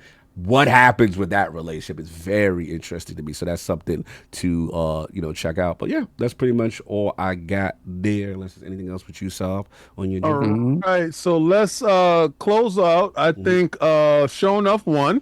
Oh, yeah. So who's the best? By a lot. By a lot. Wow. Yeah. Y'all really want to see me like that? All right, now, guys, for all that stuff to actually be true and to happen, I think Attic is going to put the stretch goal that's up there. Pause the goal. Now we ain't gonna stretch you. You ain't stretch out. You ain't gonna stretch out the community. No, that's Everborn stuff. So the goal for that is whatever Attic puts up there, and I don't have access to it, but whatever it is, I'll add it to next week. Here's how it's gonna go. All right, this month we're gonna do super chats, because we do have some stuff that we're working on in the background, but it's not ready yet. So, but the thing is like, we still want to give you this. I can't believe I have to dress up as Mr. T, but we still want to give you this. You like talking to them suckers. Yeah, I hate you suckers. There you go. You right in pocket. What we want to do is we're gonna start slowly undoing our road to Tokyo. Yeah, nice. Unveiling. Yeah, unveiling our like things going to Tokyo, and one of the things we're going to start doing is we're going to start doing a version of kind of like what it does, the super chats, but it's going to be straight. It's called Tips on Streamlabs, and the reason we're doing it for these particular things, like we want to find a good middle ground of fundraising the trip to Tokyo, but we also want it to be fun and fair to you guys. So the Halloween thing's the first one. Someone mentioned that we could do a Spartan mask one too, where we all dress up as Spartans doing a podcast. I don't know about that. I'm down with that. That seems very hot. I don't know. Yeah. I mean, you're gonna have to take breaks, bro. So what we're gonna do is for the Halloween one, we'll do super chat. So once we hit a certain threshold, because I do feel like, I feel like 500's fair for this threshold. Keep in mind some of the super chats going to have to come out for because I'm sure it's not going to be free to do this. Right. I don't think any of us really have anything expensive for these cosplays. Like I don't even know what I would need for a mohawk or whatever it is. So what we'll do is we'll go into that. There will be one podcast this week. We won't be here, guys. It's this month. It'll be to do your Comic-Con one. Yeah, that's where we at. The Lords will be at Comic-Con that weekend. But we're going to get y'all some stuff. We're going to figure it out. So we either can do the Halloween thing on... So we could do it like the 27th? On the 27th, or we could do it the 3rd, right after Halloween. Sounds cool. Woo! Mets up 2-0, sorry. What do you... Oh, nice. It was just zip. Nice. Yep, and 9 is up 10-7. So I don't know if you guys will... Do you like? I'm talking to I'm talking to you guys. Do you guys want to do it the 27th or the 3rd? Do the Halloween podcast. The 27th. What is King doing? Now noticing that. You're with the goatee sticking out the beard. Like, what's going on? So essentially, was long in the tooth. So essentially, what you got to upgrade to that Unreal Engine. There's been 5 goat. We could do more type of cosplays going forward. Maybe make it a specific kind of game. We can have where lords play certain games together. I know people want me and King to play Returnal for some reason. Things like that. We can do community days. I think if we hit any of these, we do a community day off the bat. But the reason we're doing the Streamlabs tips scenario, not just strictly making it towards super chats, is because we get 100% of the revenue through the tips. Yes. And I think, regardless what happens, when we go to Tokyo, what I want to do once we raise it all is I want to do an in-person Tokyo podcast where what do they call the outfits they wear there? Oh, kimonos. Kimonos. We all wear a kimono. Because I'm sure we can find like a place to rent. And I'm sure they have good internet because everyone has good internet but us, it seems. And we just completely Japanese theme. I mean, we might even hit up someone like Genki, have a guest that's from Japan. Yeah, so we will do something that's incredible in the land of the rising sun that we don't get locked up for. We're going to research all of the rules what's allowed. There, right? So I'm not going to try to record in a place I can't record at. No, that's why I said I'm sure there's a place that we can rent to record. That's what. Yeah, because I don't want to be recording live from the jail cell in Tokyo, Japan. I am working with people. We are going to have exclusive Teespring merchandise that's going to come out. That's pretty much if you buy anything off the Teespring from here going forward, it's going to go for our Tokyo trip. And once it's like I said, I think you guys are going to enjoy. And I do want to have what I would prefer, and I don't know you guys. When we go to Tokyo, I would prefer all of us to have a GoPro. And then once we get back, we do this highly detailed vlog of all of our first times in Tokyo from all perspectives of us coming together on one video. Well, one aspect of my video will not be broadcast, but what will you be doing in Tokyo, sir? Well, listen. For the first week in Tokyo, that's gonna be the first week. Gonna be podcast time. The second week is gonna be King in Tokyo. Because I heard you big in Tokyo. I heard they was offering things. Yeah. And that's fine. You could do that stuff, but I'm still need you to record the other stuff because I'm recording everything but me going into the donation center. King literally wants to be like, I'll donate the second week, so all the first week reactions just isn't there. Yeah, exactly. It's gonna be crazy. So if y'all want second week content, y'all gotta look. So right now, we're gonna do this one through super chats, which ironically, you guys already almost said it. We have all week, all month to hit the other 250 at this point. But after that, we're gonna be moving to tips.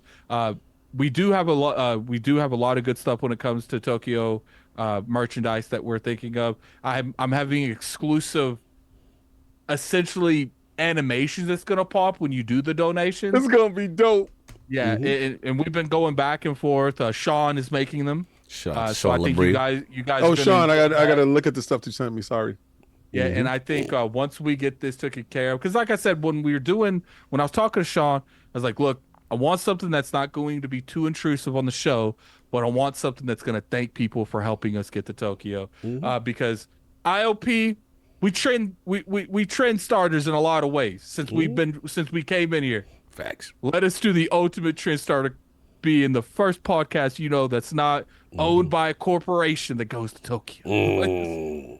Fire. No doubt. You already know what it is. We got the goals. We got things set up. Appreciate the support. Appreciate the Halloween love. And obviously, we're going to give you our content. New York Comic Con. I want to talk to Saga when I'm out there. Oh, man. I got so much stuff. I want to go to where, what you call it, like Yakuza is at, some of the sort of area. I got little things. You know what I'm saying? So what we need to do is now, like, start reaching out to these companies to start setting up certain interviews and stuff like that. Like, like that big interview that you had. Oh, you talking about Platinum? You talking about Platinum? Yo, dude, I don't know why dudes don't really rep that interview as much. And you did some stuff in that interview which was crazy because he looked over like, that was dope. Salute the macho, man. Shout out to Lord Hector and Lognet back at the time. Lord Gene was with me. An open show in Japan would be. You guys are ridiculous with the oiled up stuff. Oiled that, they said Japan freak offs. What they talking about? That's second week stuff, bro.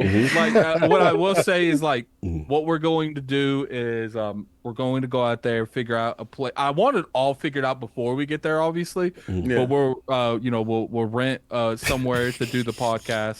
And if Genki, I would like. Oh yeah, Genki, we got to pull up. Genki in the flesh, expat. Doing that. We'll have to rent equipment because I ain't bringing no equipment. They stupid. Somebody said, "Cog at Japan. Hello, I would like to see where the Yakuza at." I'm gonna jump off the plane and say that. I don't know why Cog keeps talking about Yakuza. I just want to go to area. I want to go to Kamurocho. You know what I'm saying? That's the part where you stay away from. No, that is a major part. That's not like I'm telling you to go to the hood. Cog want to go to the Bronx of Japan. Nah. I'm not trying to go to the Bronx of Japan. I could just see it now on the Twitter of ILP. Have you seen this man? Anyway.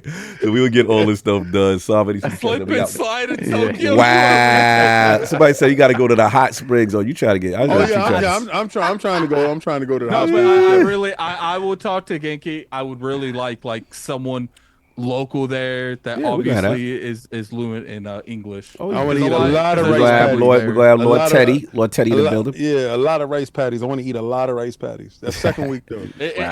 And I know that we've done live shows in the past, but I'm personally make sure that whatever we do there is going to be high quality. That's what's up. We said that last time. Let's not overpromise and underdeliver. Here's the thing. I learned when we was in New York and we did that first show that just because people say they're professional does not mean they're professional. Right. So let's just keep our goals professional setting, a reasonable level. Worry about getting there, and then we're gonna figure things out. I'm gonna handle the equipment. I'm not letting no one else handle the equipment from now on. That's right. You handle all that equipment. We're gonna let Attic hold all the equipment. The Bronx of Japan. It's ridiculous. Yo, that's a shirt idea, King. Bronx of Japan. No. But we're gonna do that. We're gonna do that. Though. Time. Stop getting the super chats. You guys are ridiculous. You know what it is? know what it is? Like we have an avatar. We have an Ignore the attack. I'm pausing the time. Like King, what you have is like half an outfit of New York and half an outfit of Japan. No, I wanted to have Cog for Halloween dressed up as a complete ninja, but I threw that out the window. But if we could get to Japan and put him in a full ninja suit, bad disrespectful to the culture. Black ninja running around for no reason, just because. We are not disrespecting the culture. We're gonna move on, sir. Yeah, 3 black dragons and a white tiger. Ridiculous. Some the super chats, please. The Angry Therapist MD, $5 super chat. I had to pick Show Enough, catching bullets with your teeth, please. Ninja, please. Show Enough never caught a bullet. That was Leroy. That was Leroy. Then we got Hargeet Chani, $5 super chat. He has something for Eve to say. There will be no shadows in AC Shadows, which will run at an optimized 30 FPS. Thank you. Eve out. Ridiculous. Eve out. Then we have Filipino Beast, $5 super chat. We're currently in talks with Jackie Chan to play Sam Fisher in the reboots. Wow. Stupid. That last Ridiculous. super chat's crazy. That last super chat is crazy, man. Then we have Hargeet Chani, member for 39 months, Lord Gold. Too bad Ubisoft went with the failing PSN Plus Extra/Premium to partner with Ubisoft Plus Classics. Partnering with Game Pass Ultimate would have been a better option. Wonder if they can switch. Yeah, we'll see. That's right. I forgot that they have that. I think they have a time exclusive on that. Then we have Amarise with a $5 super chat. Cog should dress as his supervillain alter ego, Eric Adams. Hey, I voted for y'all.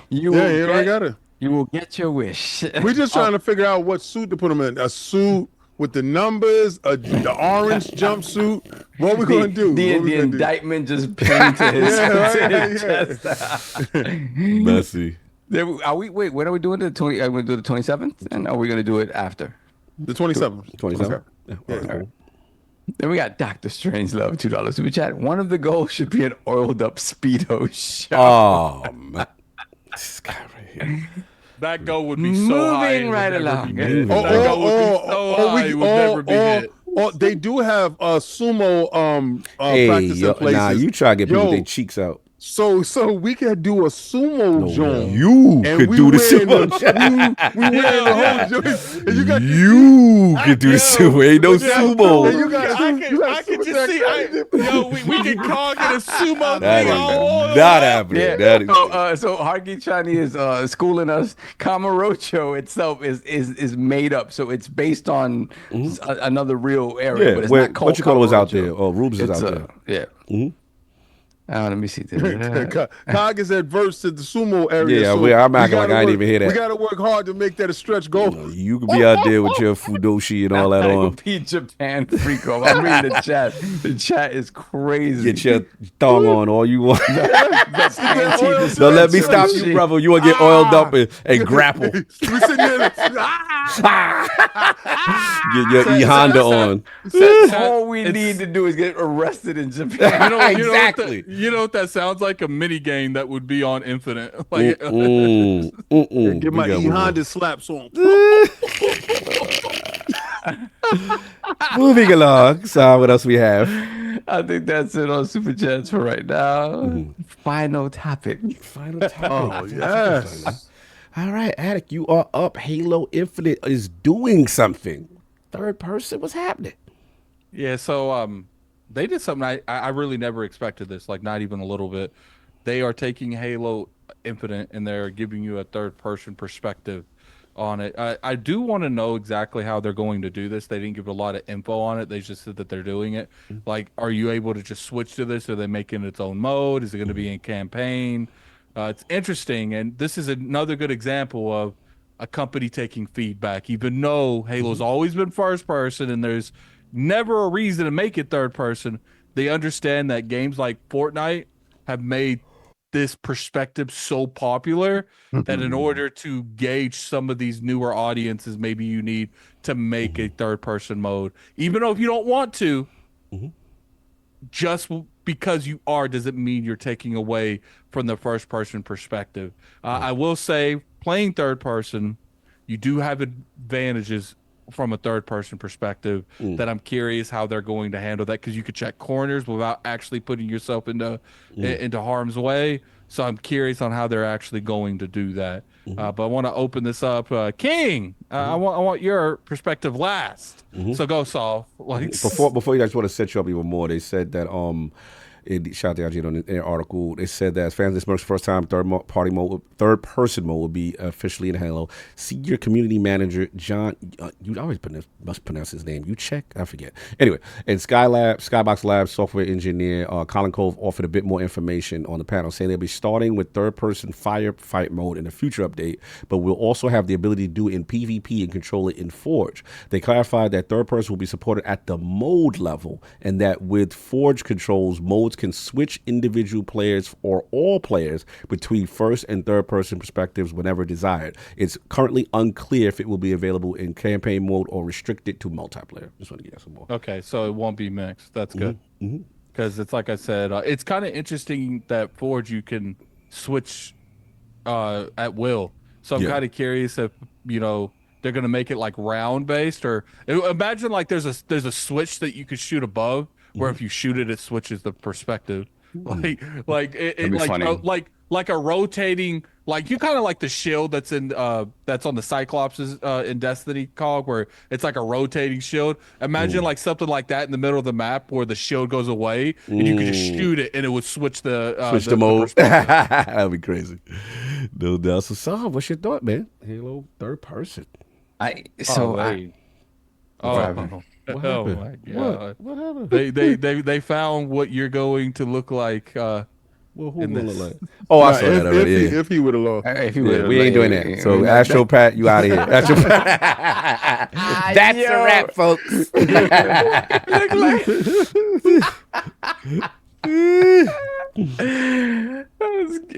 This is Captain Hook. It's ridiculous. All right, so my thoughts on this. So years ago on this podcast, we had talked about how, you know, maybe taking some risks with other Halo franchises, right? Maybe not necessarily, you know, being able to kind of step away from first person and do other things with the franchise. Obviously, we have Halo Wars, right? Which is more sort of is Halo Wars, is it more RTS or turn-based? RTS, more. It's RTS, right? So things like that. And we talked about the potential for a third person mode in Halo, because it's like, hey, you have your Spartans, you know, you see the success of third person games, obviously like a Gears of War. Why not do that? And if, you know, you're afraid of kind of bastardizing Master Chief and what people expect of Master Chief, then you go and you do it, you know, with another, like, you know, a side character, or you go back to an ODST and maybe do something in that realm or something. But just don't do it with Chief if that's something that you feel that you don't want to kind of change or mess with. But it seems like they've decided, hey, we're going to give this a shot in Infinite, and I think it works well for Infinite just because we know they're moving on from Infinite, right? So, but it's still, the game is good, and the game is, you know, depending on what modes they put out and when, the game gets, you know, it kind of undulates in popularity, where people will go back and start playing it. If something new comes out, they feel it's cool.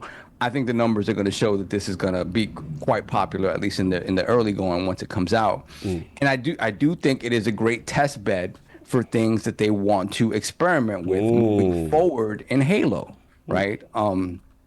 Because again, the third person perspective, I think is really cool. I think you can apply more of kind of like the movement that you would see from Spartans, right? Obviously, in watching the Halo show, I know it's not the best representation, but right, the kind of how versatile they are in combat isn't something that isn't super expressed in first person, right? You can tell that they're strong, they're fast, whatever, but the versatility in combat isn't necessarily expressed. So doing it in third person allows you to do different things with it. So I hope this does well, and I hope this kind of emboldens them to be able to take the third person stuff and maybe, you know, add it full-fledged into the single player campaign just to see, you know, how people react to that.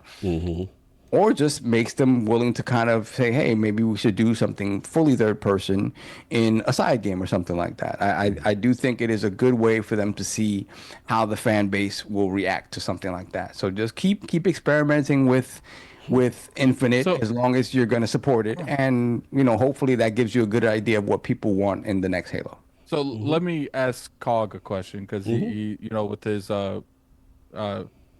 whole only one thing. Gotta check just one. Just one. So I'm kind of curious. Like, let's say they give you like a character in like the Halo universe in like third person. Maybe it's like an old Arbiter or something. Would you consider that like a hashtag just one?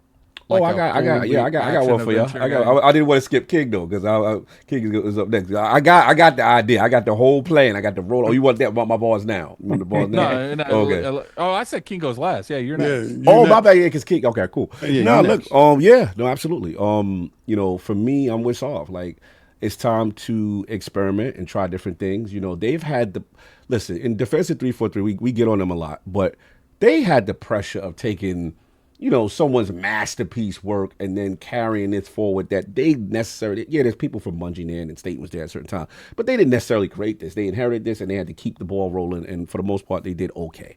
So for me, I would like them to get from out of that pressure and do something that's the spin-off that is them. And to me, this is a perfect opportunity. The timing is interesting. Why are you experimenting with this now? You know what I'm saying? Like, not that I'm mad that you're doing it, but I'm like, yo, that's kind of dope. So yeah, to your question, I mean, we played Infinite. We hear rumors, Locke might still be running around. You know what I mean? Like, hey, give me a spinoff with a famous character, even if it's Arbiter, even if, Locke, someone in that mode to let us know what was going on during the Infinite story, right? Let's not have to wait 8 years every single time to just find out what's going on in this universe.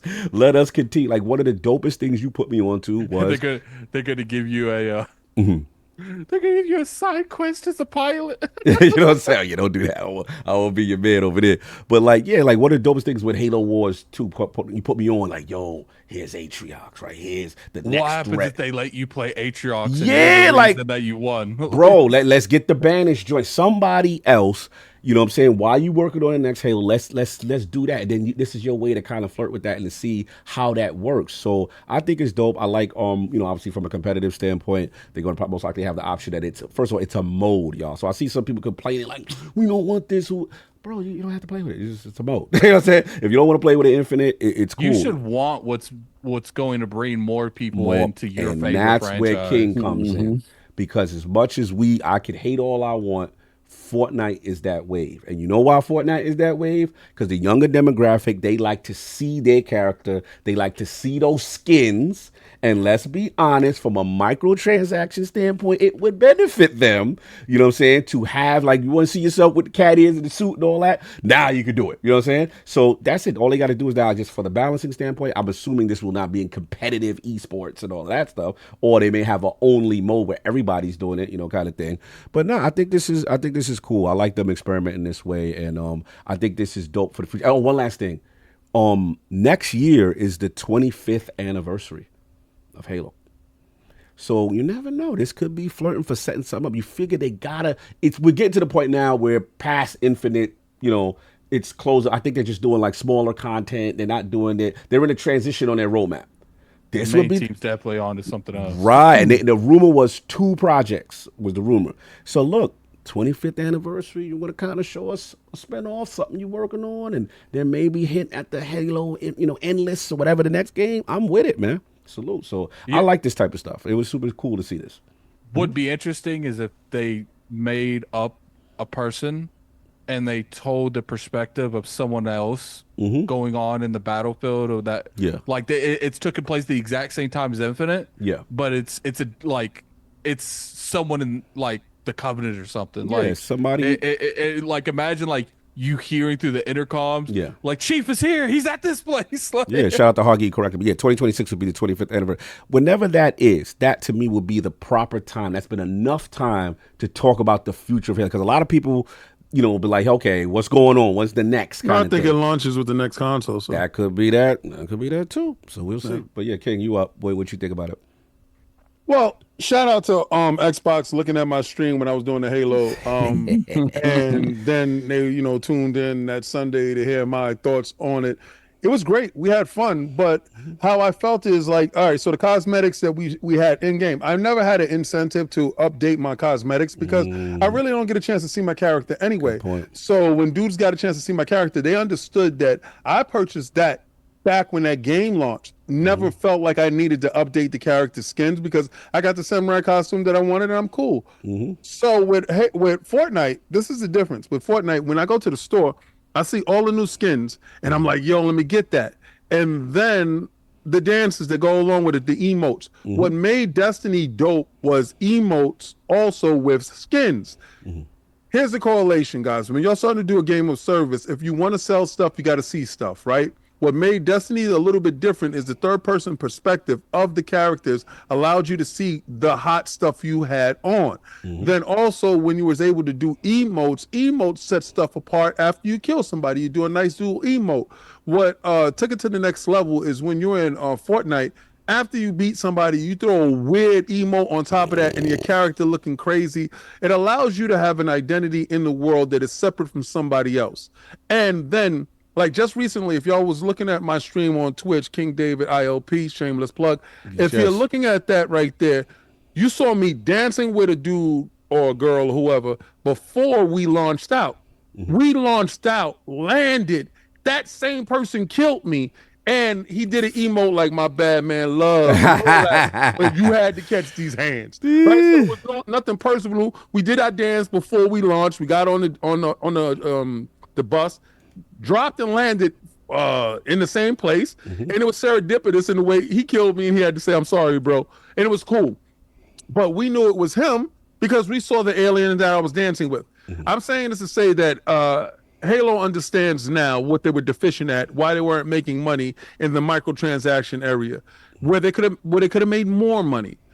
You have to see your character in this day and age where my skills doesn't translate. The skills that I cultivate over in Fortnite doesn't translate to the skills that I have in a first-person game because my third-person skills is not being activated there. See that, emulate that, and bring that over. They stole from PUBG, you steal from them. You innovate, you do better. Now, what you don't want to do is you don't want to put your first-person shooter up to the best first-person shooter in the marketplace that you now own. You have to have a way to separate yourself from them. You're still great in the first person and your story lore where I don't think Call of Duty can go to. But if you're having two games in the marketplace fighting or vying for the same spot, you're going to lose because you're going to eat into the market. What you do is you have Call of Duty, which is not going to go third person, continue to be the first person juggernaut that they are, and continue to do zombies and all that other stuff, while you take Halo, even though you understand you're a little bit longer in the tooth, you have to show the change before they do. So you show the change to bring in the youth, have the clothes, the stuff like that, show the third person, and make that a staple of your franchise where you do have first person mode, but you do have the ability to go supremely third person. And this is where you will change the market. You will show Halo as growth, because right now you're looking like the old dude in the club. You're dancing in the club and looking at the young people. You don't want to diddy it up, right? You don't want to diddy the situation, right? And you don't want to use the baby all the dope to get people lavished up into your situation. What you want to do is turn back the hands of time and become marketable in this area. I see it, I saw it, and I said it was great. I know now that you guys do listen to the community and you probably do watch people's stuff. And in doing so, it was just really cool that I was able to push the needle to push y'all that space. So if a lot of you dudes don't think that I have influence, I would say, shut up. I'm right. 98% time, all the time I'm right. And all the time I'm right. So humble. Yeah, no, what it is, I'm not humble with it at all. At all. Because none of y'all called it but me, so God bless. All right? I don't want none of y'all to talk about, I was standing on this square before you. No, you wasn't. All right, so it was my inability to be effective at Halo with the first person. And me telling them this. that my third party, me being trash led the wave. Exactly. So they was like, we can't have King looking steak out here. We got to get his third person skills up. We got to get it outside. There you go. So what they did was they made the mold for the King. And you know what the King gonna do? Every Friday, day, it might be Halo night. And you better It be might there. You're going to get happen cut that off. way. And you go, And you know, if you don't show up, what I'm going to do, What you right? do, exactly. You better be there. I'm charging you $40K, and it's going to be 50% of your revenue stream every time we show up. God bless. There you go. And there you have it. But that's all. Wayne brother style. Attic, are you satiated, sir, with the topic? Yeah. It's a lot. It's like, look, I don't think that this really means that they're going to make like a spinoff in third person. I think that they're experimenting in the PvP aspect at the moment, but I wouldn't be surprised that they get like a lot of good feedback if it goes well, that they don't start looking at that. That would be nice. No doubt. That's what we got. So we went switch out. Should I do the poll question? Or we just got one more. Laketh Bigfoot. $5 super chat. A Spartan MMO like a mix of Division 3 or ESO would be dope. Interesting. All right, a little Spartan MMO. No doubt. All right, the poll question is here with the latest reviews of ShatteredSpace. How should Bethesda handle future expansions moving forward? Choices are A, don't overreact. Stay the course with their planned roadmap. B, Starfield expansions need to be more transformative to the gameplay experience. Or C, I don't care. Get it prepped and lathered up for that eventual PS5 Pro port. Luke King gonna like that one. Those are the choices. Please rock the vote when it goes up. Lord Addict, where can the fine people find you? What you got going on, sir? You can find me on Twitter at Lord Addict ILP. You can find me on YouTube at Gaming Addict. I'm going to doing a little bit more reviews on that channel. You can also find me on Addict Arena. I will be streaming Metaphor and Dragon Ball Sparkling Zero all next week, most likely. So we'll see how far. The good thing is, like, I was able to get the Dragon Ball had like an early access one, because originally Metaphor and Dragon Ball come on the same day. Oh wow! So sucks for you. That's That crazy. doesn't suck for me. I don't have to wait till Thursday to play both. Oh, you doing the early access? Yeah, so Tell the that's truth, gonna shame the be devil. that's gonna be interesting. Hopefully you guys enjoy that. Like I said, I will be going back and putting whatever this podcast does into next week. I hope you guys enjoy some of the stuff that we have planned, man, because it took a lot of planning, man. This It's gonna be some already fun. got me in a sumo suit. Oh my God, dip down. Dip down. That's out of control, bro. Oh yeah. We might as well. You don't need to promote. What do you mean we might as well? Why everything we gotta might as well? What is something embarrassing for me? Yo, we might as well let the community know what's going on. CC Cog doesn't need to have his cheeks out. Leave that to me and Addict. No, we're not leaving my cheeks to you and Addict. Not No, to me. we are not leaving any cheeks to you and Addict. No. I said, King, Leave that to me and Addict. King, I didn't realize you thought his cheeks Exactly. like that. I thought my cheeks was violated. I said, first of all, you can stop that. I said that he can have the toga on while we outside, with the full lathered up situation. Dip down. You heard the man. Leave the cheeks of This Cognito. guy here. Hey, no, I said leave it to Addict, but I'm just saying. Yo, That is up 2010. We got to wrap this podcast up. Bets up. 2-0. We got to wrap it up. Come on. So, what's going on, sir? How you doing? Let's go back to all that. Let's go. Next. That's it. Yeah, I'm done. I'm gonna play some some Silent Hill. Oh, all right. Silent Hill. Let's see it and watch this Mets because my Yanks for whatever reason. Oh, he coming at the bank with the content. Listen, my content is Dragon Ball Z, so that's my content. So. And I got to do Undisputed, so my life is kind of rough. It's rough out here. Content every day. No doubt, Lord King. Where can the five people find you? What you got going on, sir? You can find me pushing out content. If you didn't know, now you know. King David ILP over at Twitch, and also Xbox Frontline News, where I drop videos daily. Yeah, I didn't drop streaming daily. Yeah, Mind your business. on the right channel. Yeah, I stream every day, bro. And not mess up the algorithm on your own channel. No, I don't stream on my channel. He don't listen. He don't listen, Addict. He don't listen. I know he's stubborn. Listen, you didn't stream last week. No, on my channel, no. I stream on Fridays. Fridays every week I stream. So community knows where to go on Fridays. That's the live show That's Yeah, it should be your Twitch account. It should be. It should be. We not there yet. But we will get there, and when we get there, we're gonna get everybody over there. But what we're trying to do is why would people go from your YouTube to Twitch when you're still streaming on your YouTube account? Exactly. He don't listen. He's stubborn. Well, what I have to do is cut them off. So what I don't want to do is just rip it out of them. Pause. I mean, you already. Okay, well, I'll let that go. This guy, he's extra, bro. Anyway, guys, for anybody that wants to see all types of fun, but I didn't do a video last Thursday because I was kind of disheartened with you guys, man. I feel you. I'm not gonna hold you, man. I saw Maddie just taking so many hits in the public, and I didn't understand it. So I had to do the research of it. And by the time I finished doing the research of it, and I spoke to Cog that day, and it was like, it was later on in the night, and I was just like, no video. And then Friday came, and it was a live show. And then Saturday, I was doing some other stuff. But I do understand, rightfully or unrightfully, you guys will go at people that don't share your same opinion. What I will say is, please, guys, if these guys do play the games and they do have an opinion on something, just do a little bit of fact checking behind it before you start to vilify these individuals that you feel that doesn't stand 10 toes down. Most of the time, it's not. You don't need to villainize anyone. It's like their opinion. Like, just leave it at that. Like, some of you get too upset over other people's opinions. Like, no, they get fully upset with it because they want everybody to be hive mind and stand 10 toes down with them in a position that doesn't make sense. And then they didn't play the game at all. You know, it's crazy. That's the wild that's part. why. The internet was invented so more people can have an opinion, and for some reason, everyone wants everyone to share one opinion. The same opinion. All right, it's stupid. But see y'all. Oh my God, that's super chat. See y'all on Xbox Frontline News. See y'all on the live. And if you want to see fun stuff happening, and I'm gonna tell you something, Halo goes third person. You're gonna see me playing a lot more Halo. Yeah, I think I'll play more Halo too. Yeah, see? So Halo, you're smart. That's right. 343.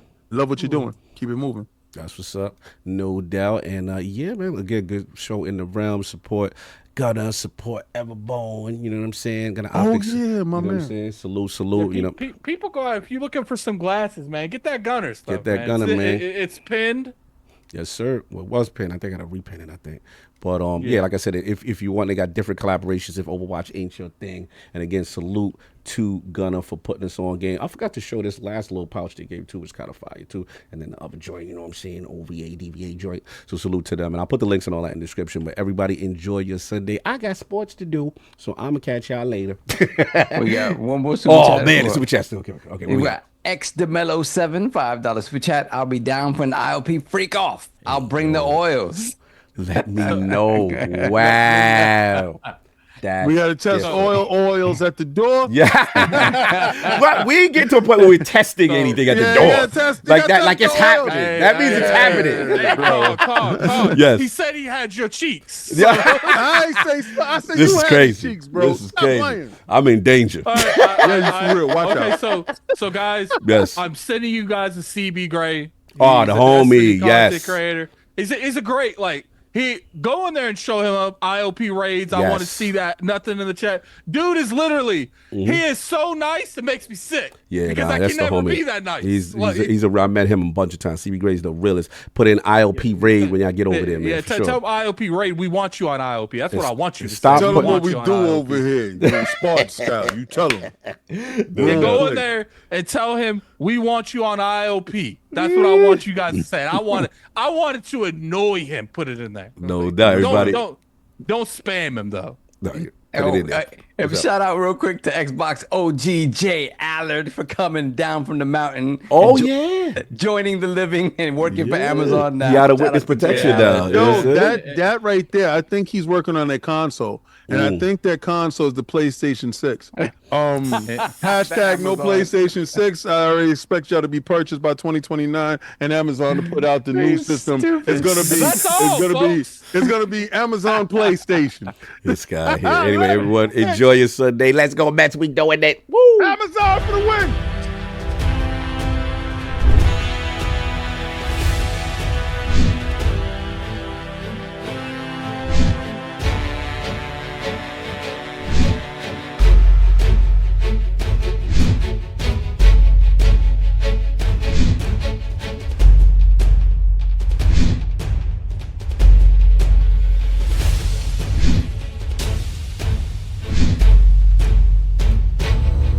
out.